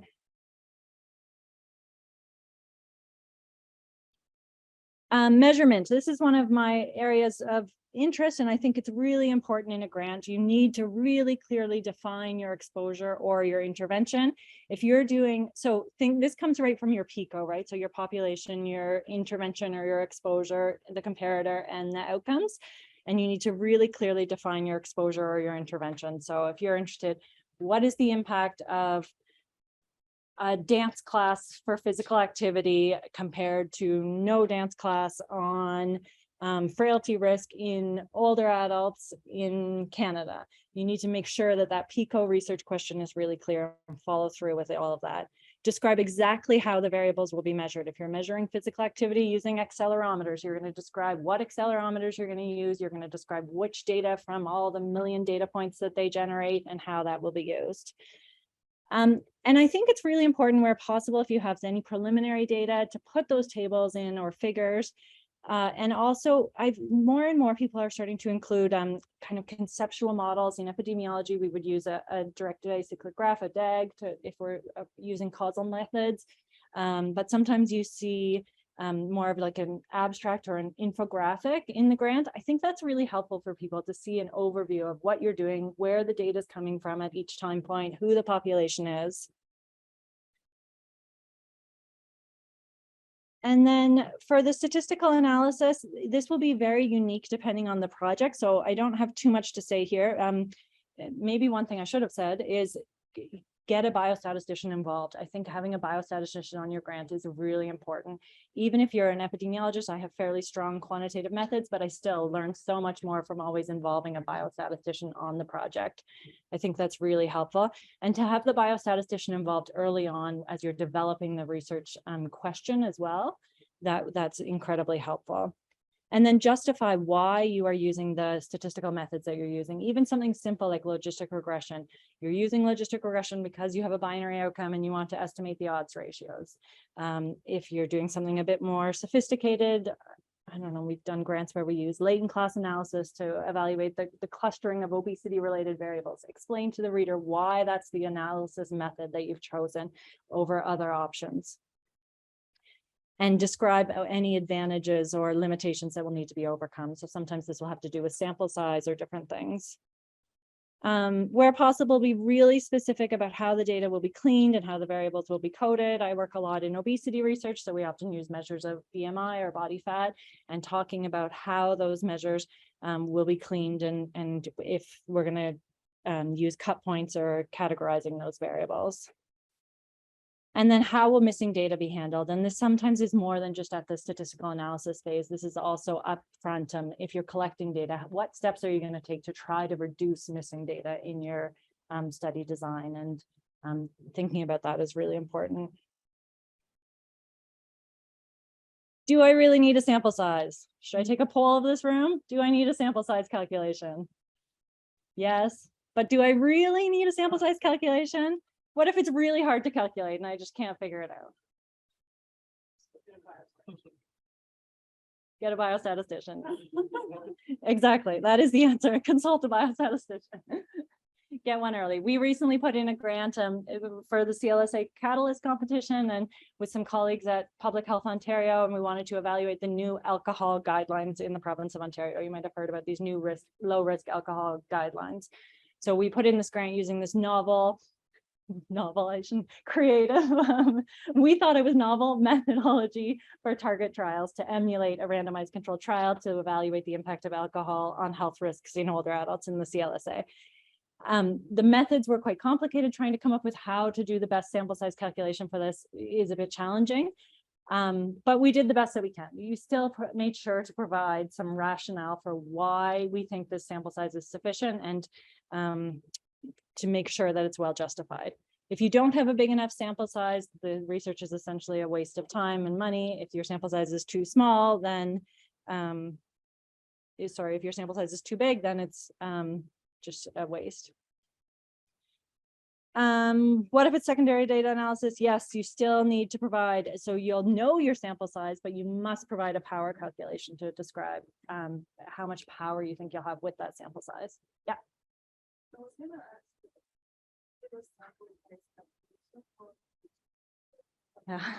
So the one exception might be feasibility or pilot studies.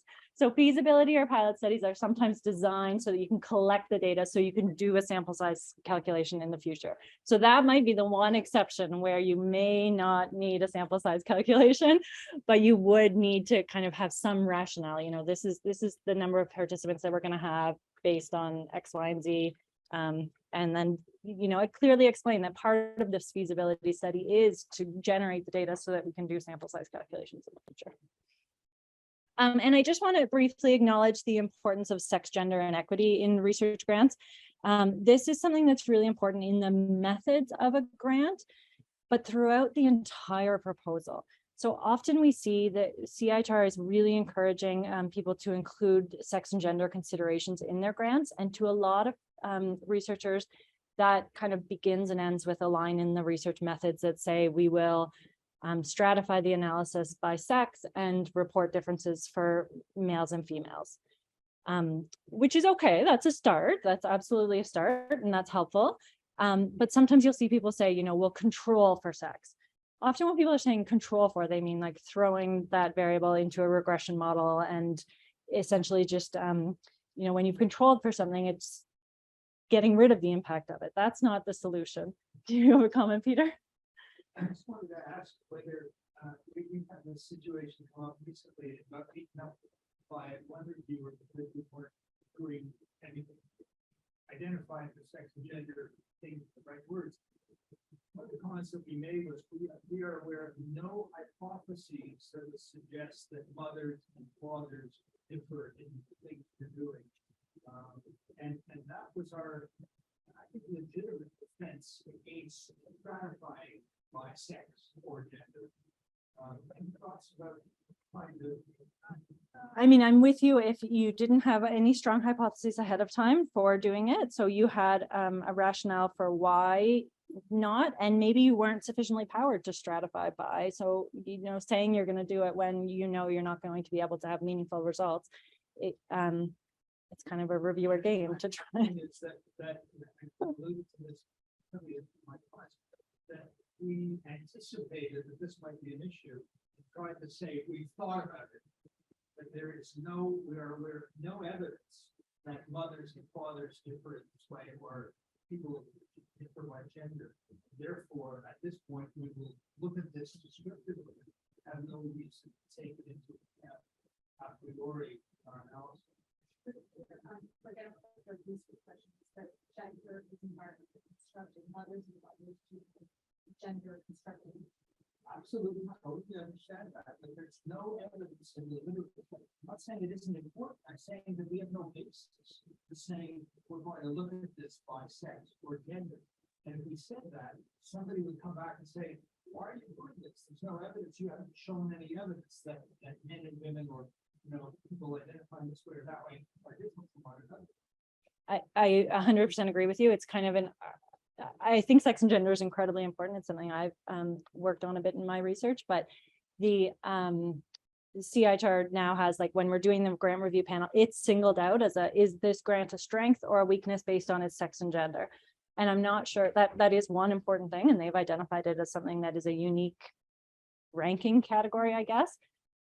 So in that case, it probably would be considered not a strength of that application. Even though you've justified that you didn't think it was important, it would probably be considered not a strength. But there are a lot of other things that we should also be considering, equity-based variables, whether it's race or income or different variables as well. And I would just, I mean, this is a much broader topic, but I would just argue that this is beyond just the analysis. It's not just something you're going to talk about in the analysis. It needs to be described in your background. You should be considering these things in your choice of investigators, in your research questions. Somebody who's doing really strong sex, gender, and equity-based research, that their research questions are going to be about that. It's not just going to be thrown into the methods. I highly recommend the CIHR sex and gender training. If you haven't done it, there's 3 different modules, I think, for different types of research that are really important. And then lastly, I'm sure everyone in this room knows this, but I just want to reiterate that, know and follow the requirements for the use of Indigenous data. Any research that is using Indigenous data or Indigenous identifiers needs to have involvement, substantial involvement of and support and engagement of Indigenous people in Canada. You cannot submit a grant without this. It is just unethical nowadays. Okay, so I think I'm almost at the end of my slides here, but you want to convince the reviewers. So if you haven't done this yet, take a pass back through your grant and convince them that what are the main threats to the validity of your study and what are you doing to address those? So in epidemiology, those are often measurement error, confounding, bias, random error, which we address through our statistical analysis. So what are the main threats to the validity of our study and how are we going to mitigate those threats? What are the types of bias that you might encounter? And then feasibility. So someone brought this up earlier about how ambitious your study is, but you really need to convince the reviewer, this is feasible because, we found that one master's student in our lab can do this type of analysis in this many days. So, once we have the money to expand this work, we can do this many more or whatever. So a few final checks. As we've already talked about, revise, get everyone under the sun who is willing to read your grant to revise it. One thing that I've heard is kind of helpful, and I recently did this for a project in Adobe and maybe also in Word, you can have it read the document to you. When it reads it to you, you'll start to hear what's written very complicated and hard to understand. And I have heard that some people nowadays, instead of writing their grants, are dictating their grants, and you speak much more naturally than you write. So I don't know if that works for people, but maybe is a way of writing your grant. Try telling the story to your computer. Highlighting your unique strengths and contributions, why this, why now, demonstrating that it's feasible, and then making it easy to read. My pet peeve is abbreviations. Take them all out. If I'm a grant reviewer and there's abbreviations in there or acronyms that I don't know what are, I will just get frustrated. I don't even care if you have a list of what they are at the end, take them out. And make sure there's some white space. And then lastly, what to do when your grant is not funded. And I say it this way because there's a very, very high chance that your grant will not be funded on the first try. The first time you submit a grant, it's to get the experience, to get a draft of it written, and then you're probably going to try again. One of my favorite grants took me 3 or 4 times to get it, and we're now doing the research on it, and it's really exciting and getting the papers out, but it did take several tries. Some of the success rates are maybe 20% is even optimistic nowadays. I don't know. So, you have a 4 out of 5 chance that you will not be funded on your first try. So don't give up though. Keep submitting, revise and resubmit as often as you can. Seek to really understand the reviewer comments. Ask other people. If the comments don't make sense to you, it might be that they were confused, and then you need to address the source of their confusion. But it might be that there's something in there that you don't understand. It's possible that the reviewer comments are horrible, but you still need to try to understand. If the reviewer just seems cranky, like why was the reviewer so cranky when they were reading your grant? How can you make your grant easier for them to read? And then lastly, treat yourself. Most important, when you submit the grant, treat yourself, and then treat yourself when you get the grant results. Be prepared, whether it's bad news or good news, and whether you like cupcakes, ice cream, but take the time to treat yourself because this is hard work. Thanks. Okay, so We'll get Sandra up here to do the qualitative piece, and then we'll circle back to questions at the end. Let Mike start. Yeah.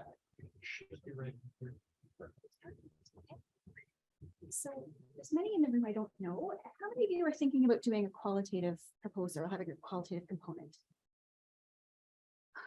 Okay, not many.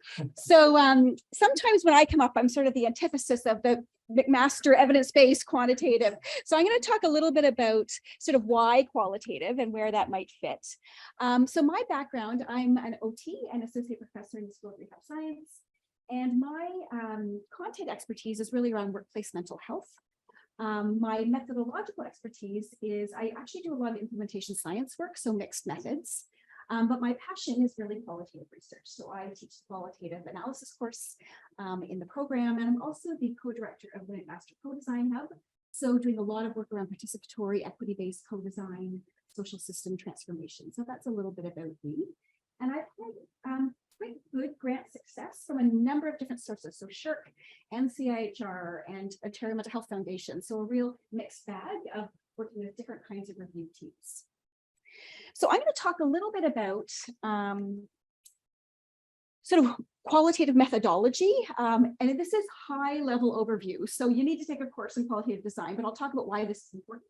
Talk a little bit about theory and where that fits. Some of the logistics around methods, quality strategies. I'm going to touch briefly on budget and resources. In my 15 minutes, that's all I got. Okay. So why would you want to do a qualitative study? And I think there's different ways of creating knowledge and different reasons why you might choose a particular source of knowledge over others. So some of the reasons, maybe you want to explore an area where little is known. Maybe this is something very new, and there isn't a lot of information out there. So I think about long COVID. Before you can study long COVID, you need to understand what that is. You may need some descriptive case studies, some really important qualitative descriptive work to be able to then make hypotheses about what can happen. You might be really interested in complex situations, changing, multi-context shifting phenomena. So I think about some of my work is around long-term care homes and COVID. There's a lot of contextual factors that shape how people were treated in COVID. It changed over time. So if you're really interested in capturing some of that complexity, some of the dynamic nature of that real world practice, a qualitative approach might be really relevant. The comments are saying it might be hard to hear. Oh, am I doing something wrong? Well, maybe the papers are. Okay, is this better? Hello, am I good? Yep. Okay, I forget, so I have to speak here for the people online. I think Do it's just the papers. Okay. Yeah. So if you want to understand a phenomenon from the perspective of participants, so you want to understand their lived experience, the meaning of that experience for them. What's it like to age with a chronic condition? A qualitative approach might be really relevant. If you want to describe events, patterns, behaviors, and relationships, so how did relationships change for older adults in the context of lockdowns, a qualitative approach might be really useful. If you want a constructive theory, if you want to explain a phenomena, again, a qualitative approach might be really useful. These are different qualitative methodologies, but they all might be under the umbrella of qualitative. So if we think about asking qualitative questions, and I don't know, Peter, if you covered this, but you might think about a quantitative question, you might be looking at testing hypotheses. A qualitative question might be, what is the process of recovery instead of that? So you're understanding the social process. I did my homework. This isn't my area, seniors, but I did my homework to try and figure out aging questions. So maybe you have a question about does education increase compliance with assistive devices?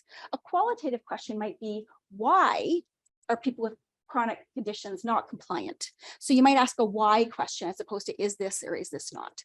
So that's a little bit of a glimpse into how you might ask questions differently depending on the paradigm or pair of glasses that you might, and what your purpose is. Quick intro. There was someone here earlier who said that they implemented something and then it didn't land, and like the implementation didn't go well after the research project kind of was removed. And I think that's another really awesome qualitative space where you go in after you've done the quantitative PCR goal. What happened?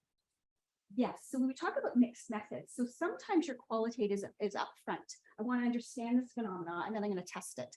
Sometimes you test a phenomena and you wonder why that didn't work. So you might do the qualitative follow-up afterwards to understand the context and the variables to explain that null answer. So I think there's a real movement to think about mixed methods to really try to understand a phenomena that are often very complex. So it's really important, I think, to think broadly about how to create knowledge, how to understand something. And there's more than one way to do that. Good point. So I did a quick search saying, you know, research older adults qualitative methods. And I looked for recent articles, and I was actually quite shocked that there was a number of recent articles saying, I just used a qualitative approach. I'm like, really?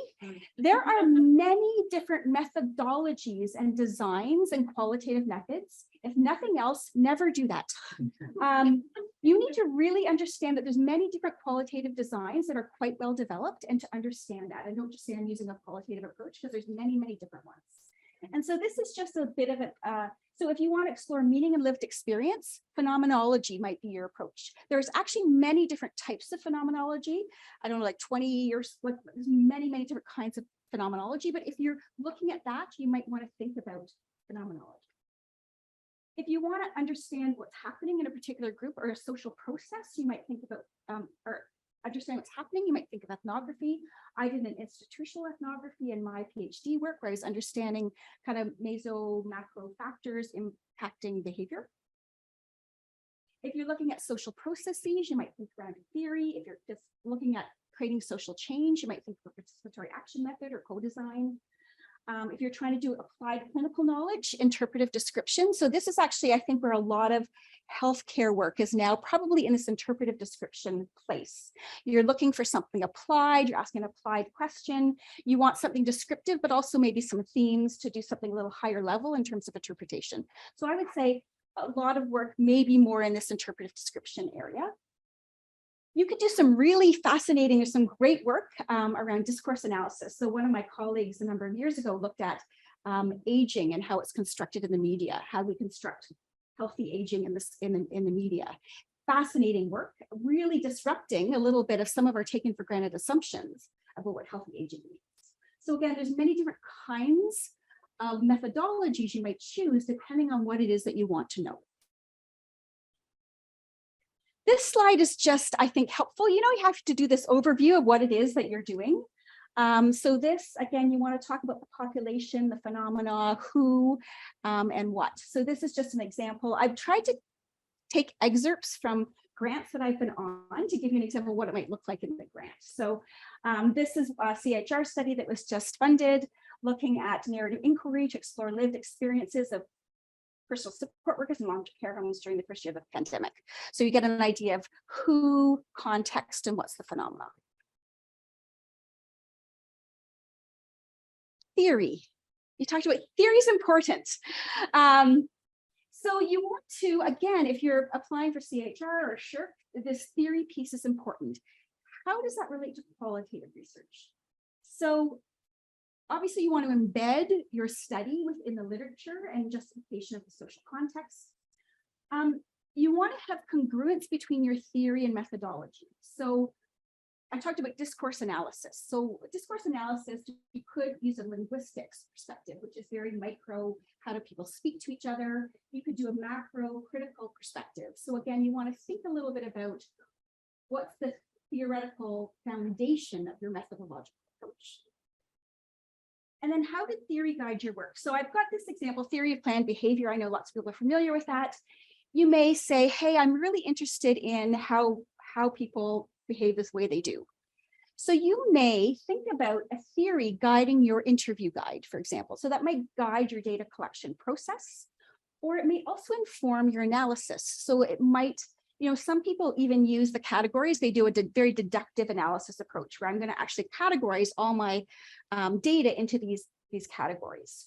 Or it might sensitize you to maybe some things that you're seeing in the data. So it doesn't really dictate, but it might sensitize you to hear different things in your data. So a lot of the work I said is I'm doing implementation research. So I'm really interested in organizations. How do people take up an intervention? So I do a lot of work around mobile health and e-mental health interventions. So I'm really interested in, you know, I have this app. How do organizations take it up? So the CEPR framework talks about, you know, that uptake may be impacted by the organizational context. It may be impacted by the social context of how people are thinking about mental health in the workplace. It may be the intervention itself, it may be the participants, it may be the communication strategy. So I think I have a quote here. So in our grant, we sort of talk about this CEPR framework is going to guide data collection. So it's going to guide how we explore people's experiences and our interview guide, and it will also inform our analysis process if we're trying to explain sort of why certain interventions work in different organizations versus others. So again, that's an example of how theory may influence data collection and analysis and how you might weave it through your proposal. I'm just whipping through this. Okay. Sampling strategy. So in quantitative research, you got your sample power calculation and you try to reduce bias and have this random sample. In qualitative research, it's a different paradigm.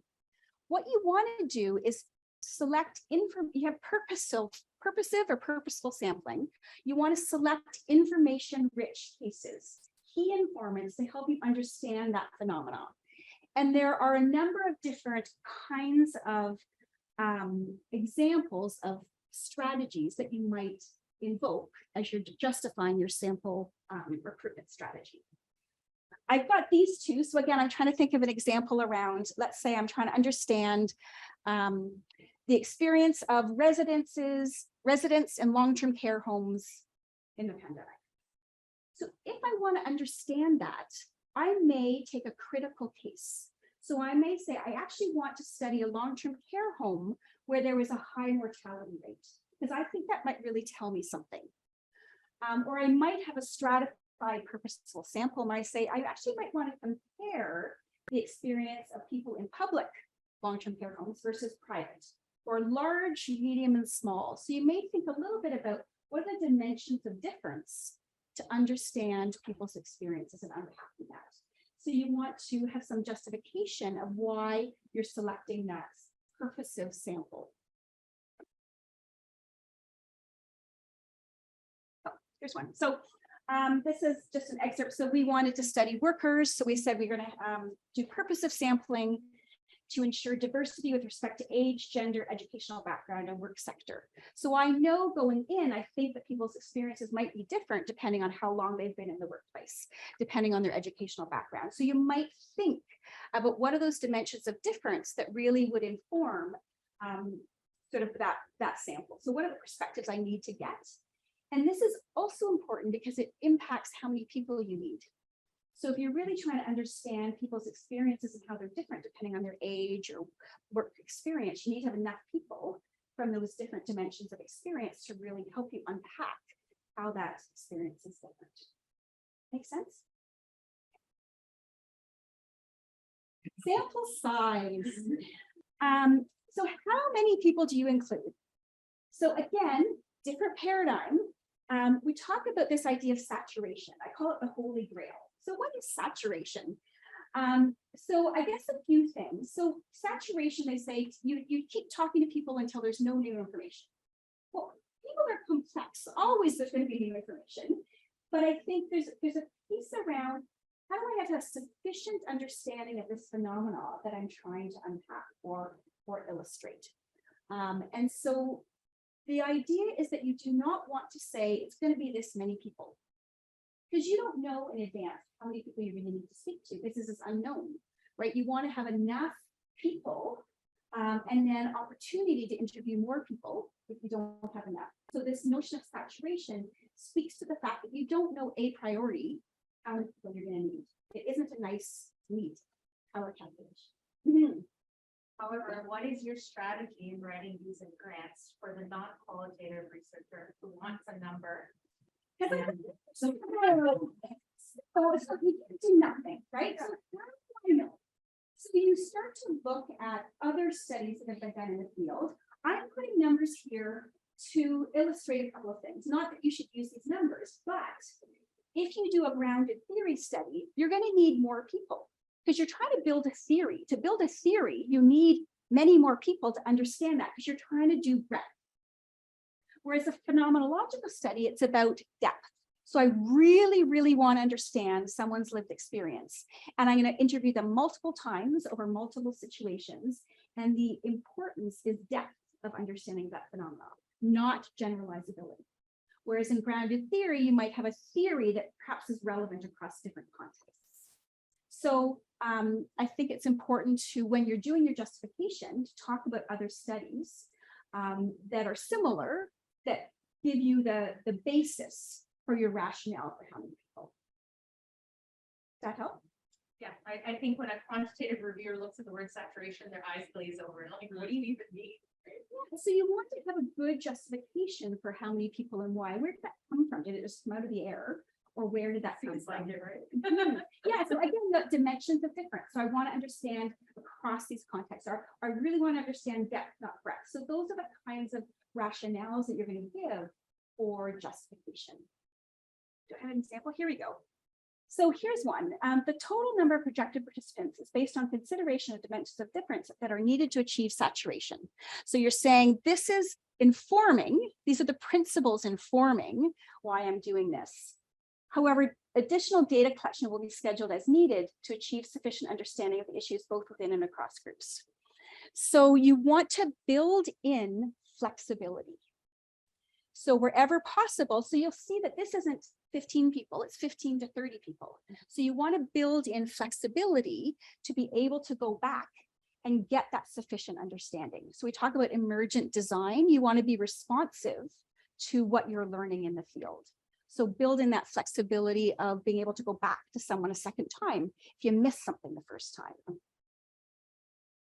There's a question in the chat here about mixed methods. Yes. Where would a retrospective think aloud interview of an experiment fall? And I assume in these kind of classifications.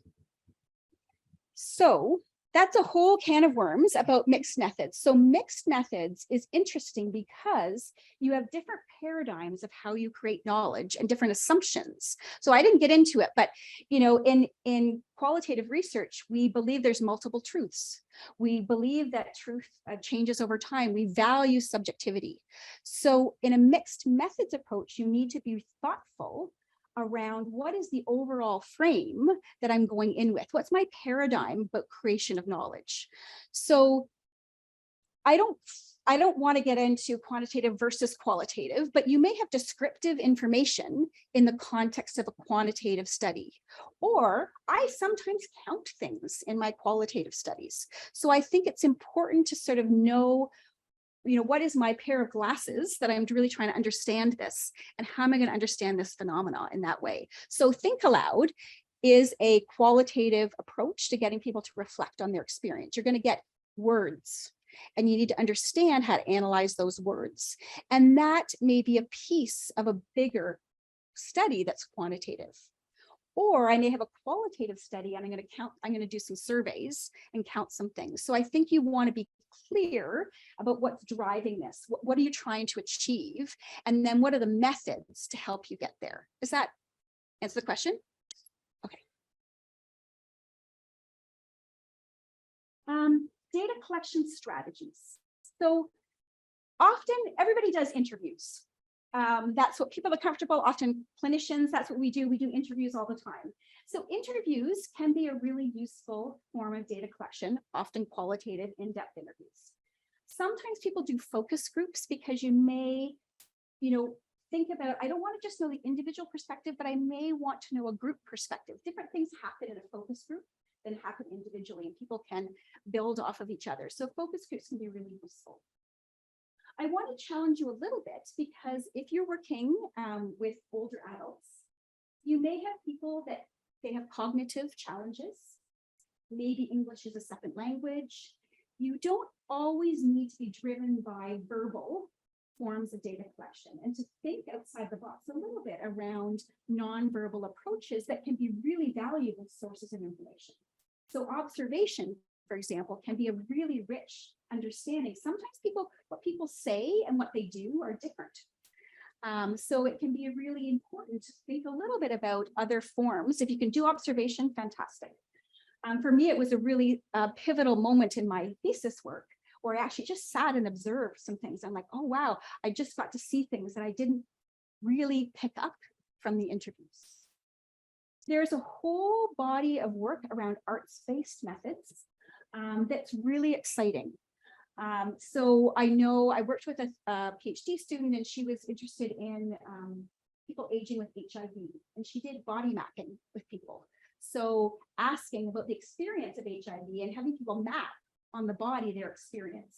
So it could be pain points, it could be how they conceptualize where the HIV is in their body. Is it outside their body? How does it relate? Are there other people in the picture? So visuals can be really powerful sources of information and give you another dimension of understanding of someone's experience.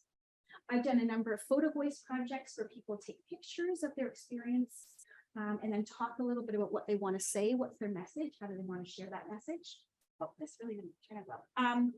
Digital storytelling. So there's some really exciting arts-based approaches to gathering information and input from people. Sorry, this other thing, I apologize, is document analysis. So again, thinking about, perhaps you're interested in policy, looking at policy documents and what's the wording used in those policy documents? How does that wording change over time? Who's left in, who's out of those policy documents? What were the words that were changing? So if we think about discourse analysis, there's some fascinating questions around the discourse of how we talk about something and how that changes over time. Lots of interesting work around social media. So looking at blogs, social media posts can give you an insight into community around how they publicly present themselves in text, in social media. So some really interesting work there. Technology, interesting work around wearable tech. My whole field is around mobile health use and apps, smart home monitors. I think about older adults. So again, you can understand a lot about people's patterns of behavior by smart home. I know GPS, I think Brenda and company are doing some GPS about driving patterns of behavior. So again, that's all qualitative behavioral data that you have to figure out how to analyze, but that's a different source of data. And then the last piece is around field journal reflections. So in qualitative research, you are the instrument of data collection. So it's really critical that these journal reflections and how you do this reflections over time is your analysis. This is where you start to document how you're thinking and how you're having that over time. So you need to write it into your proposal. And I think oh yeah, and then there's triangulation of data sources and methods. So this idea that you may understand a phenomenon from different perspectives, different methodologies, to give you richness of understanding of that phenomenon. People have talked about visuals. These are just a couple of examples of these are co-design studies. So trying to help someone map through the process. Analysis. So I teach a whole course on this, so I'm not going to, but I think for your proposals, analysis is iterative in qualitative research. You do not ever collect the data and then analyze the data. You collect and analyze as you go because it's emergent design. So you never want to say, I'm going to collect the data and I'm going to analyze the data, and your timelines are not separate. You're actually doing this as you go, really, really important. And you need sufficient time. So you can create a lot of data really quickly. You need to build in, and this is the mistake I see lots of people make. They're trying to do it quickly. This is not plugging numbers into a formula. I'm not saying that's quick, but to understand and unpack qualitative data and not just give back what everybody knows already, to actually interpret and do that analysis takes time and reflection and dialogue. And there's all kinds of software that you can use to help you in the process. Again, this is just an example. So this might be something you write. So again, in qualitative research, if you're doing interviews or focus groups, you're going to look at transcripts. You're going to want to, they talk about cleaning. So reviewing for quality. Often there's double coding when you're doing your analysis process. You might talk about the software to help you and then how you're going to do this analysis process. You obviously write a lot more than this, but this gives you the kind of the beginning of what you might write in your proposal. And then this is actually an example. I thought a nice one of this idea of a field journal. So this fact that you're going to be documenting as you go and doing field journal reflections. And then I'm not going to go into this, but to know that there's different levels of interpretation. So if you're doing a qualitative descriptive study, you're mainly at the stage of description. Whereas if you're doing grounded theory, it's much more interpretive complexity. So you're going to need more time, more people, more data to get there. So again, there's different analysis approaches that you want to articulate, and your analysis approach should be congruent with your methodology. So grounded theory is its own thing. Thematic analysis, it has been used across different methods, but again, you want to make sure that I think my next slide is about congruence. It is, yes. So this is this is way too much information, but it's also way too simple. But what I want to show here is that there's different, you may have multiple methods that use interviews, but depending on the methodological approach, you're going to do different things with them.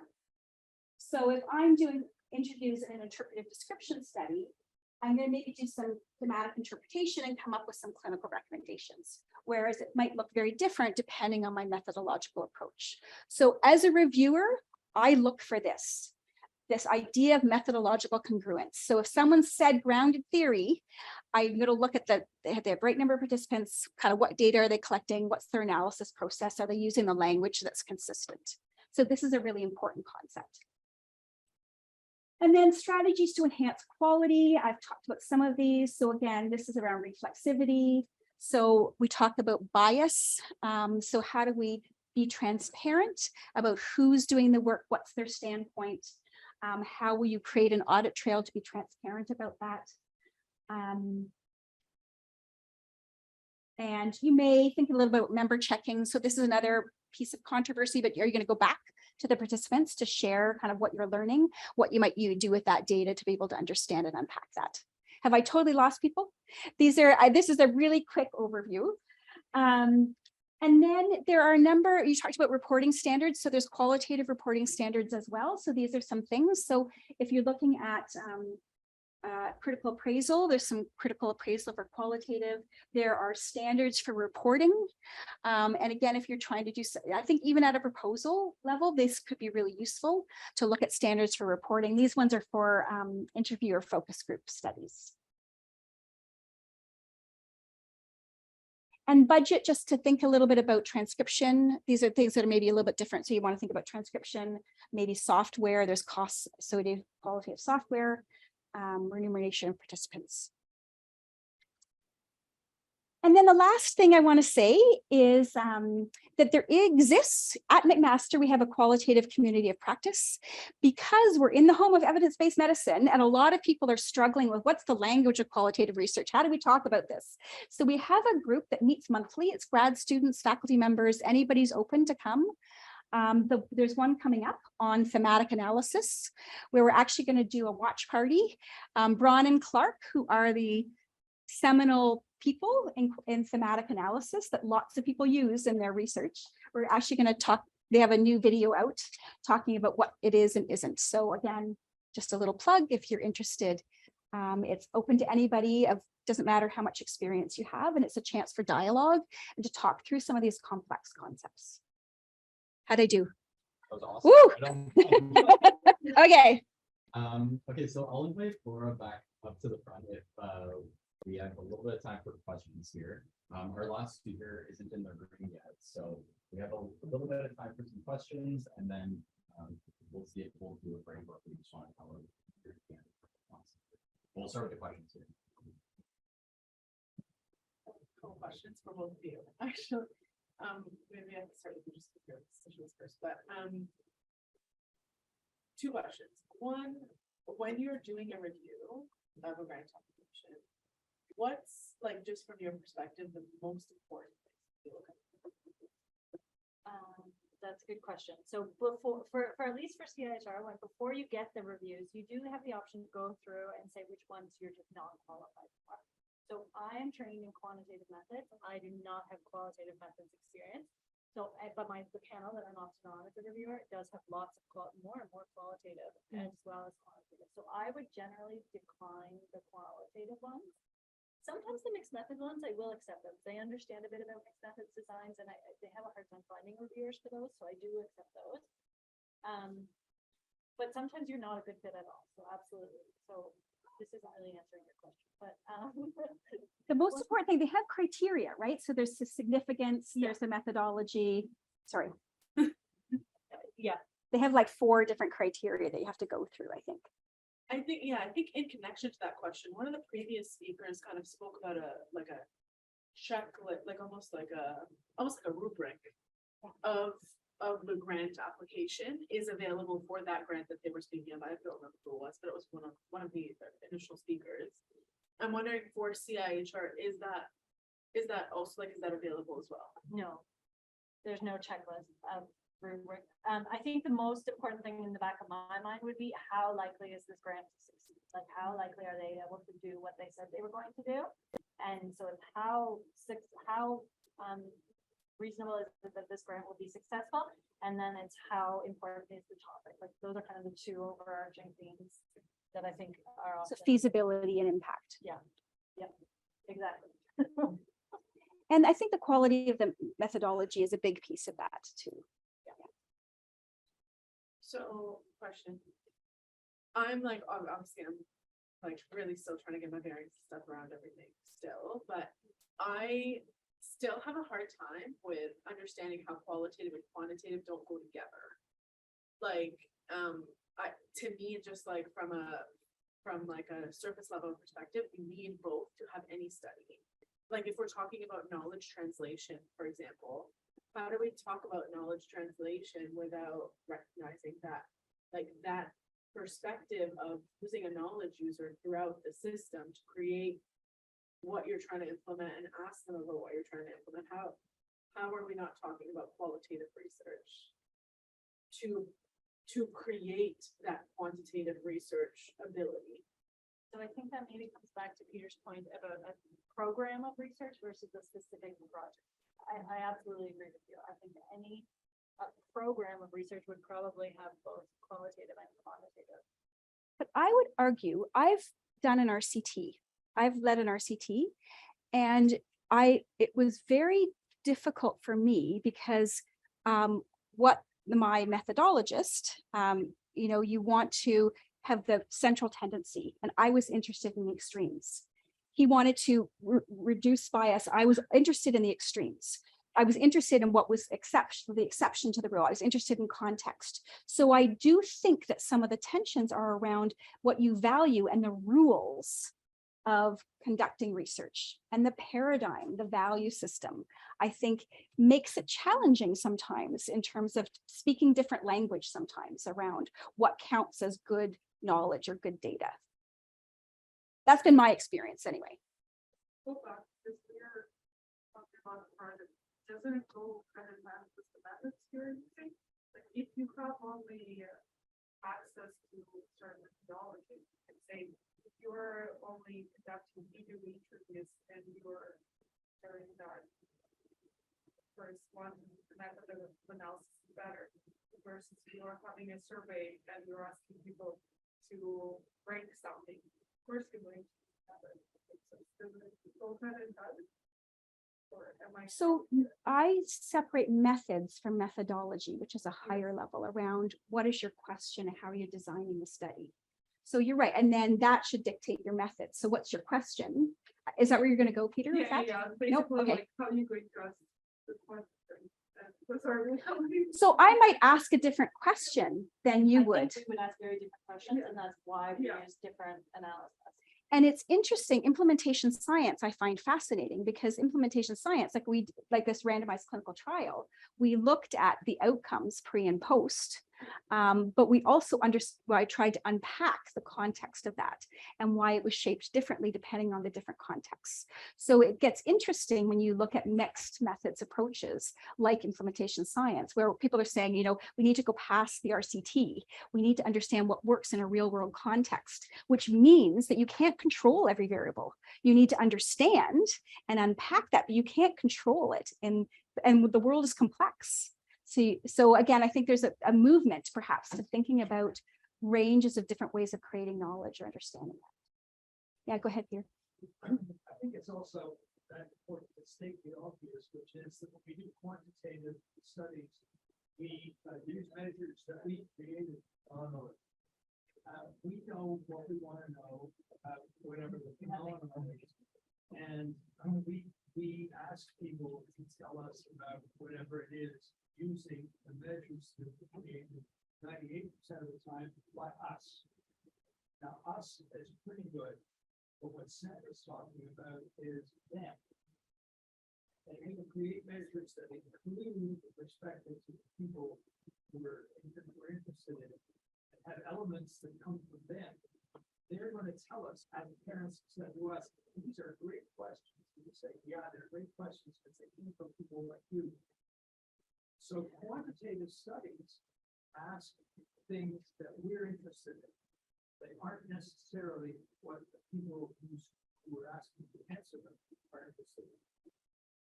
And there's a real shift, I would say, even at CHR about patient-oriented, like how do you engage people in the process, which is really exciting. So I'm part of the co-design hub, right? So, you know, we make assumptions. So the app that we developed, the app was developed through a co-design process with the community, so that they will be more likely to take it up because they've told us what they want.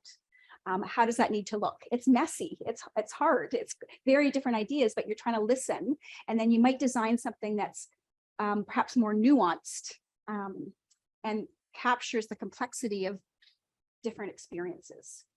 So that's the thing that I'm most excited about, is the complexity, and trying to unpack that and understand that. Sorry, last big thing. So if like still most people see themselves as either a quantitative or a qualitative researcher, right? Is that really? Are we past that? I hope we're past that. I'm just like wondering, Okay. is like in the situation where like there was again somebody that I think she's gone now, but she did a quantitative like RCT type thing and figured out that it didn't land, like the implementation didn't continue. Does she then, as someone who sees herself as a quantitative researcher, does she like say, okay, now I can use a qualitative study to explore why the implementation didn't work? Like what happens then? So I doubt you can do that after the fact. Maybe there are times where you can do that after the fact, but good mixed method studies really need to be planned in advance. It's not just adding on a qualitative thing to a quantitative. Like, so you would have to go in with the design to collect the data that you need for that. And I think you would be thoughtful around your team. So your choice of methodology, remember I put all those phenomenology, grounded theory, interpretive description. You know how you said invite a statistician to your team? Invite a qualitative researcher to your team early, so you can actually design it in a way that is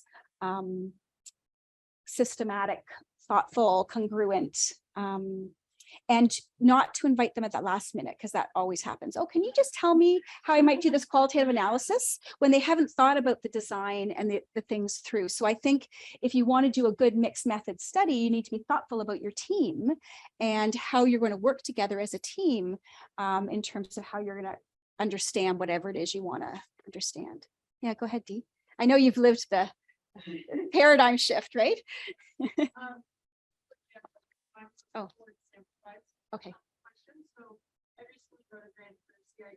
Like in the grant, I had written that like ballpark, looking to do 8 to 12 research. Feedback from I think just my team members was that don't give a range. Give specific numbers. Was wondering like your opinion on this, because I know that like we often talk like we don't know like 8 is what I think it might be between 8 and 12. So yeah, is that for range, or do you just justify it? Range? Where my question was coming to with the sample size, because I found that, you know, we really want to see specifics rather than a range. We all want specifics because it also has to do with your budget, right? So I'm on a CHR review team so that qualitative studies will be reviewed properly. And so I'm like, you need to have a range but you need to justify why there's a range. Why did you say 8 to 12? Well, I said 8 to 12 because these are the fundamental dimensions of difference that I'm looking at. And you have some kind of justification for that. And maybe you link to other things that have been done in the field or explain that.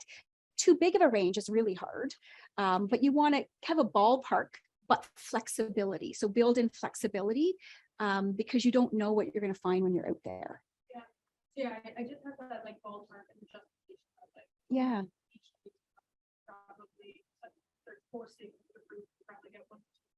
Each this would get this approximate people. Yeah. And I had justified that for the range, but then we just removed the range and went with a single number. And I wasn't sure if that. How that would go. See what your committee tells you, I guess.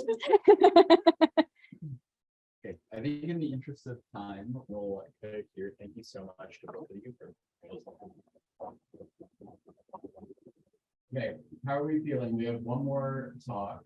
We can either take a quick 5-minute break if that's okay with Ravi, or we can push right through and. Who we feeling? Hands up for push right through. Okay, let's push right through. Okay. All right, so let's welcome Ravi to the floor. All right.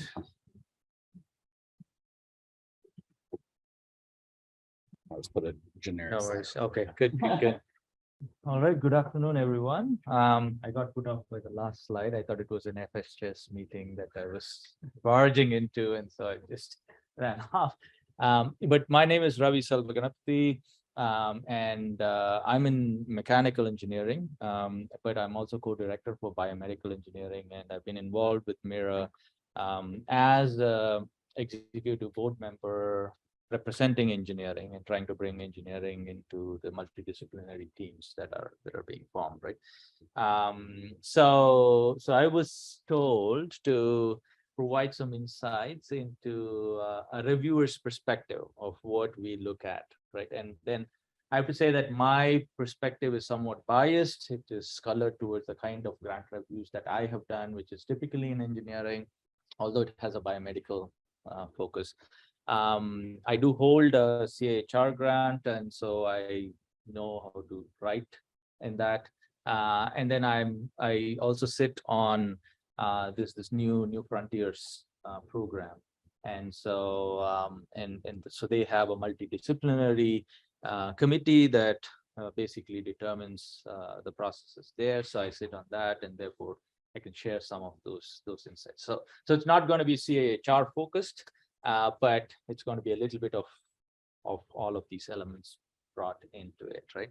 But again, jump in if you have any specific questions as I talk. I'm going to give you some insights, but mostly if you have specific questions on what to do, where, I can try to answer some of that, right? So a reviewer, again, what you should think of in many of these panel discussions is a person who is short of time, right?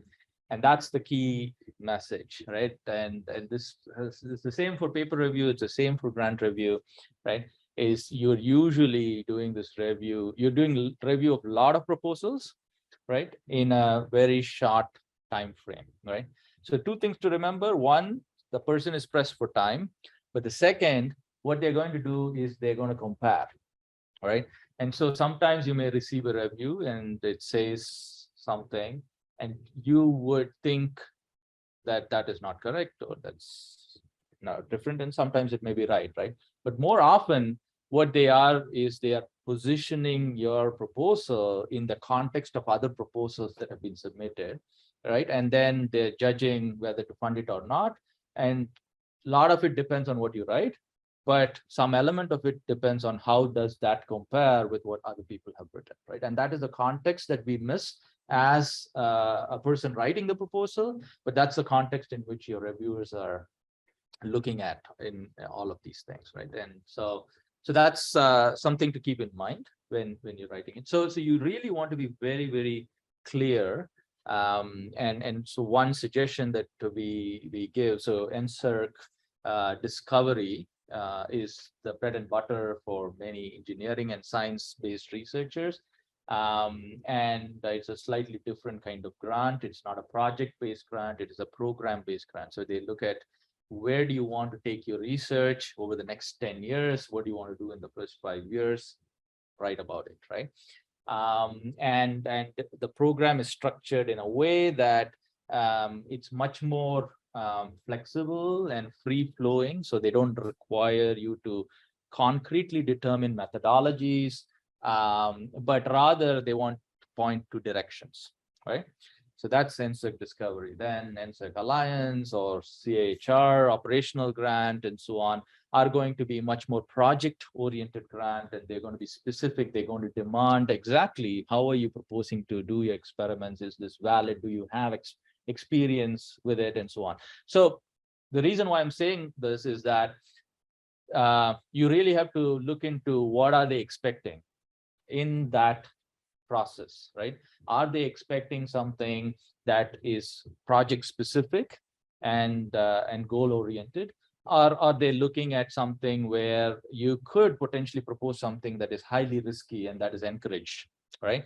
And so reading the documentation or the guidance document, and our research organization puts one together for many of the funding opportunities, is really important because you get the context of what you want to do. So you go into something that is a CHR project grant, and then you propose something that is highly aspirational, high risk, it'll not get funded, right? So it's very easy to shoot things down.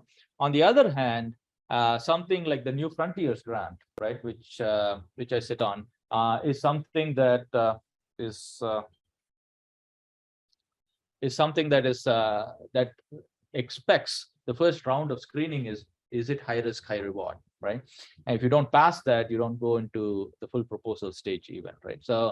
So reading that and trying to cater to that, some of your ideas, maybe in that category, other ideas might be much more developed. So choosing the right opportunity is particularly important, right?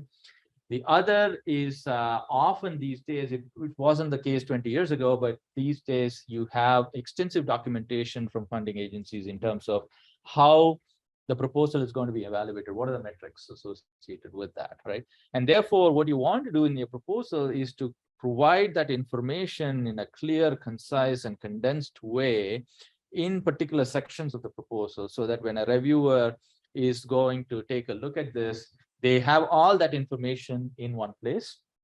But also, this is very helpful in the process of decision making. So often the decision making in for a particular grant is going to be where maybe 5 or 7 or 8 people sitting around a table. There would be one person who would be the lead person for that grant. And the idea is that they give a short description of this grant, identifying its strength as well as its weakness, right? And then there's a second reader who basically is going to identify if there's anything else that is left out in this thing that the first reader didn't cover. And then there'll be other voting members, and then they are going to either accept that opinion or not. And then each one has a vote or a chance to score this proposal, and then eventually you come up with a median score or something of that sort, right?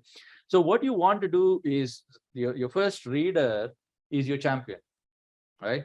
So you really want to get this person on your side, and you want to make it easy for them to present the information that you have in the proposal, right?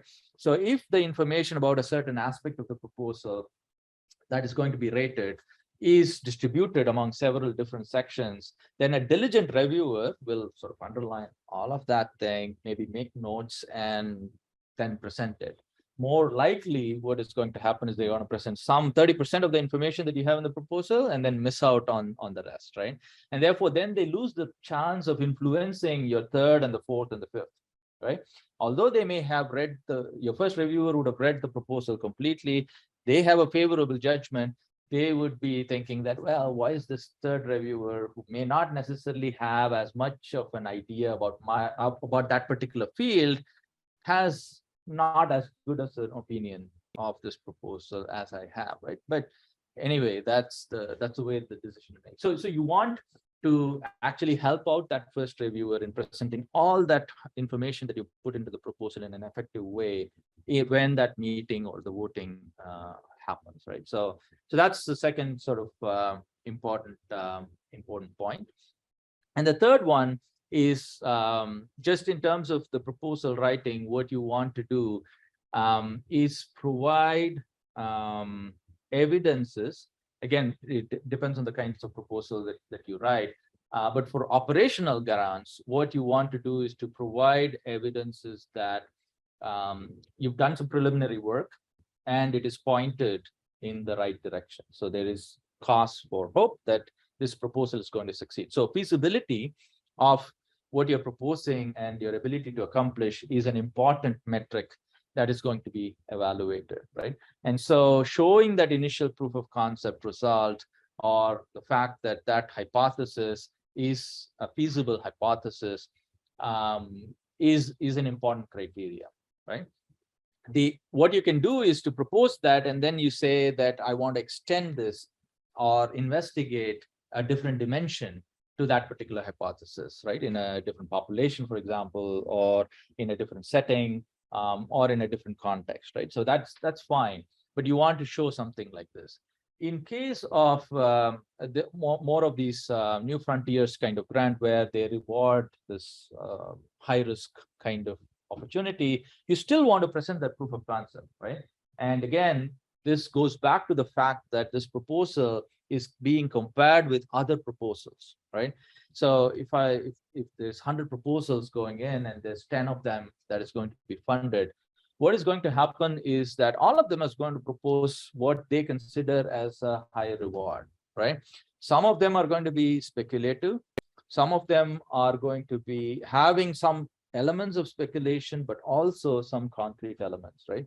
And the 10 that will be chosen will be where, well, yeah, all of them have this high risk opportunity, but some of them have sort of de-risked it to some extent by providing that preliminary result, and therefore let's fund those proposals, right? And that's the kind of thing. So you have to think of it in the context of, well, there's this 100 people approaching it, who would get selected, because not 100% get selected in any of these competitions, right? So that's the element of it. But in the high risk and reward opportunities, what you want to do is to skew in a way that you do present a proof of concept, but then you can propose other things which are a little bit more speculative. So at least some portion of whatever you're proposing is likely to be accomplished. And then there are other things that you can build on from there in order to get this high impact work done with that kind of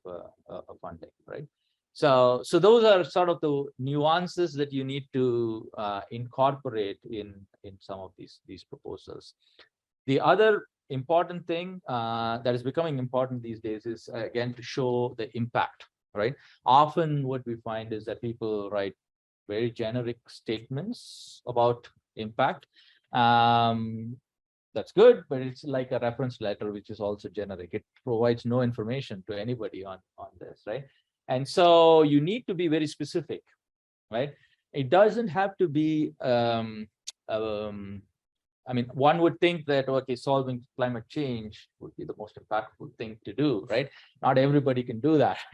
So it doesn't have to be a big thing that you do, right? Impact, or the significance of the impact, doesn't rest on the opportunity that it has on the whole of humanity or whatnot, right? An example that I would say, like in engineering, for instance, I'm in mechanical engineering. Electric vehicles are sort of the new big thing, or they've been like that for about 10 years or so, right? So somebody making a huge contribution in electric vehicle technology is definitely going to make a much bigger impact on humanity as a whole, and climate change, as compared to some others who's going to look at a specific section of I guess communications, let's say, right? But still, that is not the impact, and the global nature of that impact is not what is being judged. What is being judged is the work that you're doing and the impact that it has on the community that would be interested in this, right?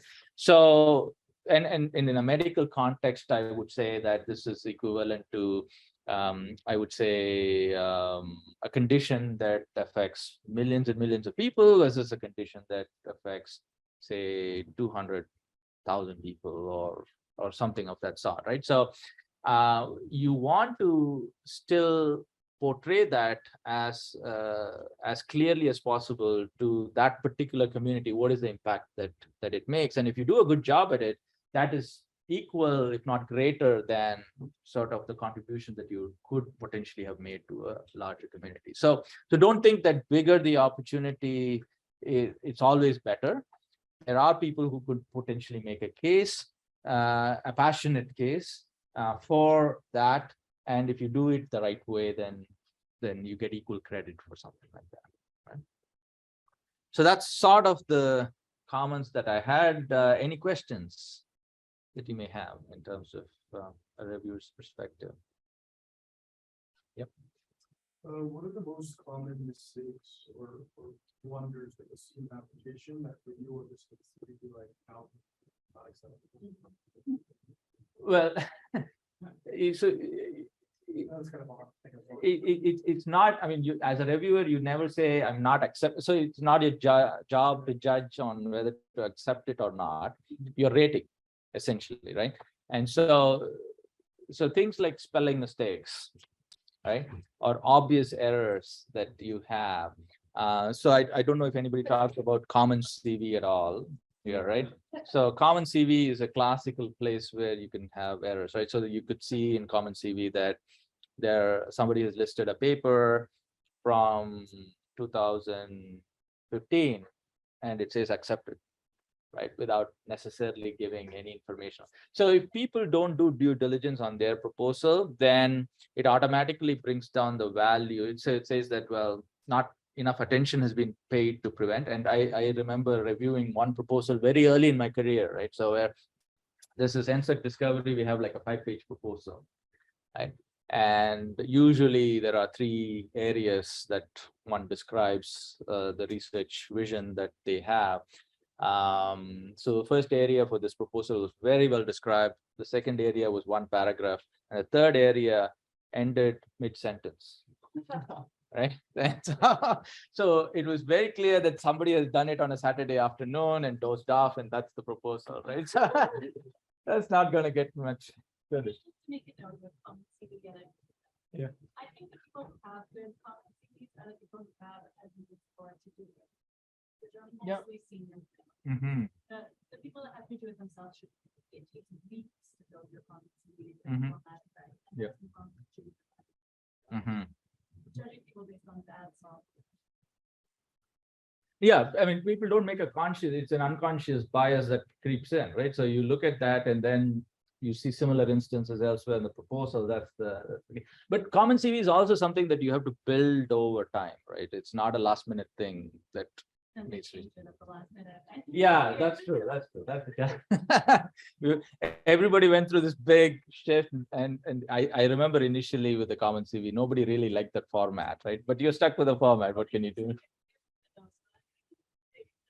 It's like the QWERTY keyboard, right? You're stuck with it. It's gonna be like that till they can put some budget into reformatting the whole interface system. We had some really interesting discussion and some different perspectives from a grant review point of view on what reviewers tend to read first. Some suggest they like to read the project summary, and others like to just read the abstract or the very short version of it. From your perspective, what would you read first as a grant review? So yeah, I tend to read the abstracts for sure. So a couple of things, right? So one is that often, so it depends on what you are as a reviewer, right? So you can be a subject matter expert reviewer. So there's 2 kinds of reviewers. One is the subject matter expert reviewer, and then the other is a reviewer who sits on the panel, right? And so if you're sitting on the panel, what you get, so many grants are LOI and then followed by the full proposal, right?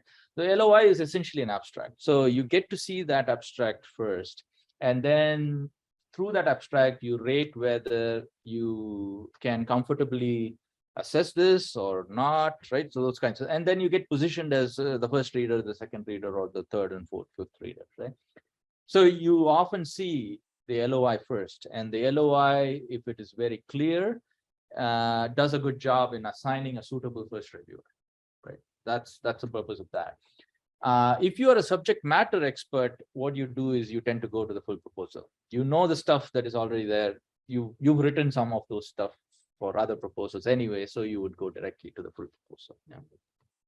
And then again, if you're a subject matter expert, you often don't read the introduction first. You go sort of to the meat of the proposal, and then if that is very interesting, then you can go back and see whether are all the stuff that should be cited, those kinds of things, right? So those are the minutiae of a good proposal. And if you see that, well, I expect this to be cited, but that's missing, then again, you go dig deeper into that proposal, right? So again, so from a reviewer's perspective, what you really want is, and it's similar in terms of a journal paper also, right? So if I'm assessing a journal paper, there's a novelty statement, same thing in this thing. There's a hypothesis or there's an objective in this thing, in a grant proposal. As a reviewer, what I'm going to do is take that and spend about 15-20 minutes trying to disprove that, right? I'm going to do all kinds of search and then say, okay, somebody says, well, this is the first time that this has been done. I'm going to try to disprove that, right? Now, in 20 minutes, if I cannot find that information, then now I'm trusting this proposal and proposal writer far more, right? And so you want to put your reviewer in the position that they start off with that initial trust, right? Then everything is going to go up smoothly, right? But if I find something that, okay, now I think this paper is exactly on topic, right? So why, and then I'm going to go and look at the introduction and say, well, is this referred? Now, if you have referred this and then say, look, this is the limitation of this work, then I'm going to be even more trusting of you, right? Because you've presented all this information and you identified what is the limitations, and your proposal is about overcoming those limitations, right? And that's fantastic, right? So what you really want to do is to construct it in a way that the obvious thing, again, these are time limited. They're not going to sit and search for 2 days, right? So it's 15-20 minutes that somebody is going to go and actually critique your proposal. But if you can get them on the same page as you, then the evaluation is going to be much, much better than otherwise, right? So, and people would, so you have them as a, and if that happens to be your first reviewer, then that's gold.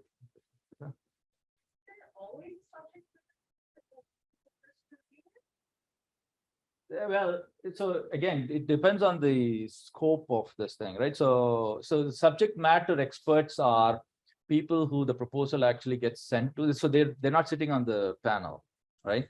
So, but then the panelists get the reviews from the subject matter experts, and then what we do in the panel is that we get the LOIs, and then we rate the LOIs based on our comfort level, right? So something may be in the broad area that I'm working in. So I would say, well, I'm comfortable doing this. And then there are others which are completely away. So there's usually about 3 categories or 3 to 4 categories where you can rate your comfort ratings. And then what they will do is they'll assign somebody who has a good comfort rating. So it's a self-assigned thing, but they won't be exactly in your area, right? In the panel. But what they will have is they will have access to reviews of people who are exactly in your area, right? And then they can look at their arguments. And again, that the art of subject matter review is also very important, right? So if your subject matter reviewer actually gives specific points indicating why this proposal is great, that is very useful for the panel, especially the 3rd and the 4th and the 5th reviewer to actually grasp the importance of it, right? But if they just say, yeah, this proposal is fantastic, it is amazing and whatnot, it's again a generic recommendation that is of not much value and use, right? The same goes the other side. If there is something that is highly critical, so some subject matter review may be, a reviewer may be in competition with you, and so they trash the proposal, right? Without any justification or evidence, that is also discounted, right? So that's what the panel does is that, and that's why you have these 2 levels of review being done on the proposal. Yeah. I mean, there could be any number of conflict of interest, right? So, I mean, one reason why you would exclude people is because there is an inherent conflict of interest. It could be just that ideas are different, but it could be other things, right? Which is not transparent in your common CV, right? So maybe you know them personally, right? Which is not very apparent in any of these things. So you want to do that exclusion, right? So, or you have sat together on a professional committee somewhere else, right? And therefore you want to. So anytime you're uncomfortable, you can do that, but you can't present like a 100 name list, right? So it's 3 or 4 people. 5 people, that should. Yeah. Now, is that made aware to reviewers? Like, if you receive a grant to review, do you know what their exclusions are? So again, it is done at the program level, right? Or the grant program officer will handle more of this bureaucratic things. So sometimes, again, it depends on the structure, right? So the funding agencies usually have a list of reviewers, and they have built over time areas that, and usually within Canada, NSERC, for example, collects all this information. So they would say, because you have to, as you enter your information, state what are your expertise areas, right? And through that, they have a nice list. And so in Discovery, we have a very nice interface, right? As a panelist, you can go and you can type in a keyword and get a list of people in Canada who have that expertise, or they have self-declared that that is their expertise, right? And so from that, you can make a choice. Say HR presumably has a similar kind of thing. So if it is, if those reviewers are excluded, it will not just show up, or the program officer will just remove. So you will be asked to give a list, and then the program officer will choose from that list who it actually goes out to, right? And even as a panelist, you will know of the people who have reviewed it only after you receive, right? So sometimes it goes out to 5 people and only 2 of them send back reviews, right? You'll know of the 2 people, you not know of who the other 3 were, right? And that is another sort of problem with many of these things, is that reviewers get assigned, they accept that they are going to review, but they don't send the reviews in time. So that's another challenge. That's one of the reasons why it moved to this panel model, because at least you have this 5 people reading that proposal and creating it. In Discovery, we often send it out to about 8 people. Sometimes for some proposals, we get 1 or 2, right? So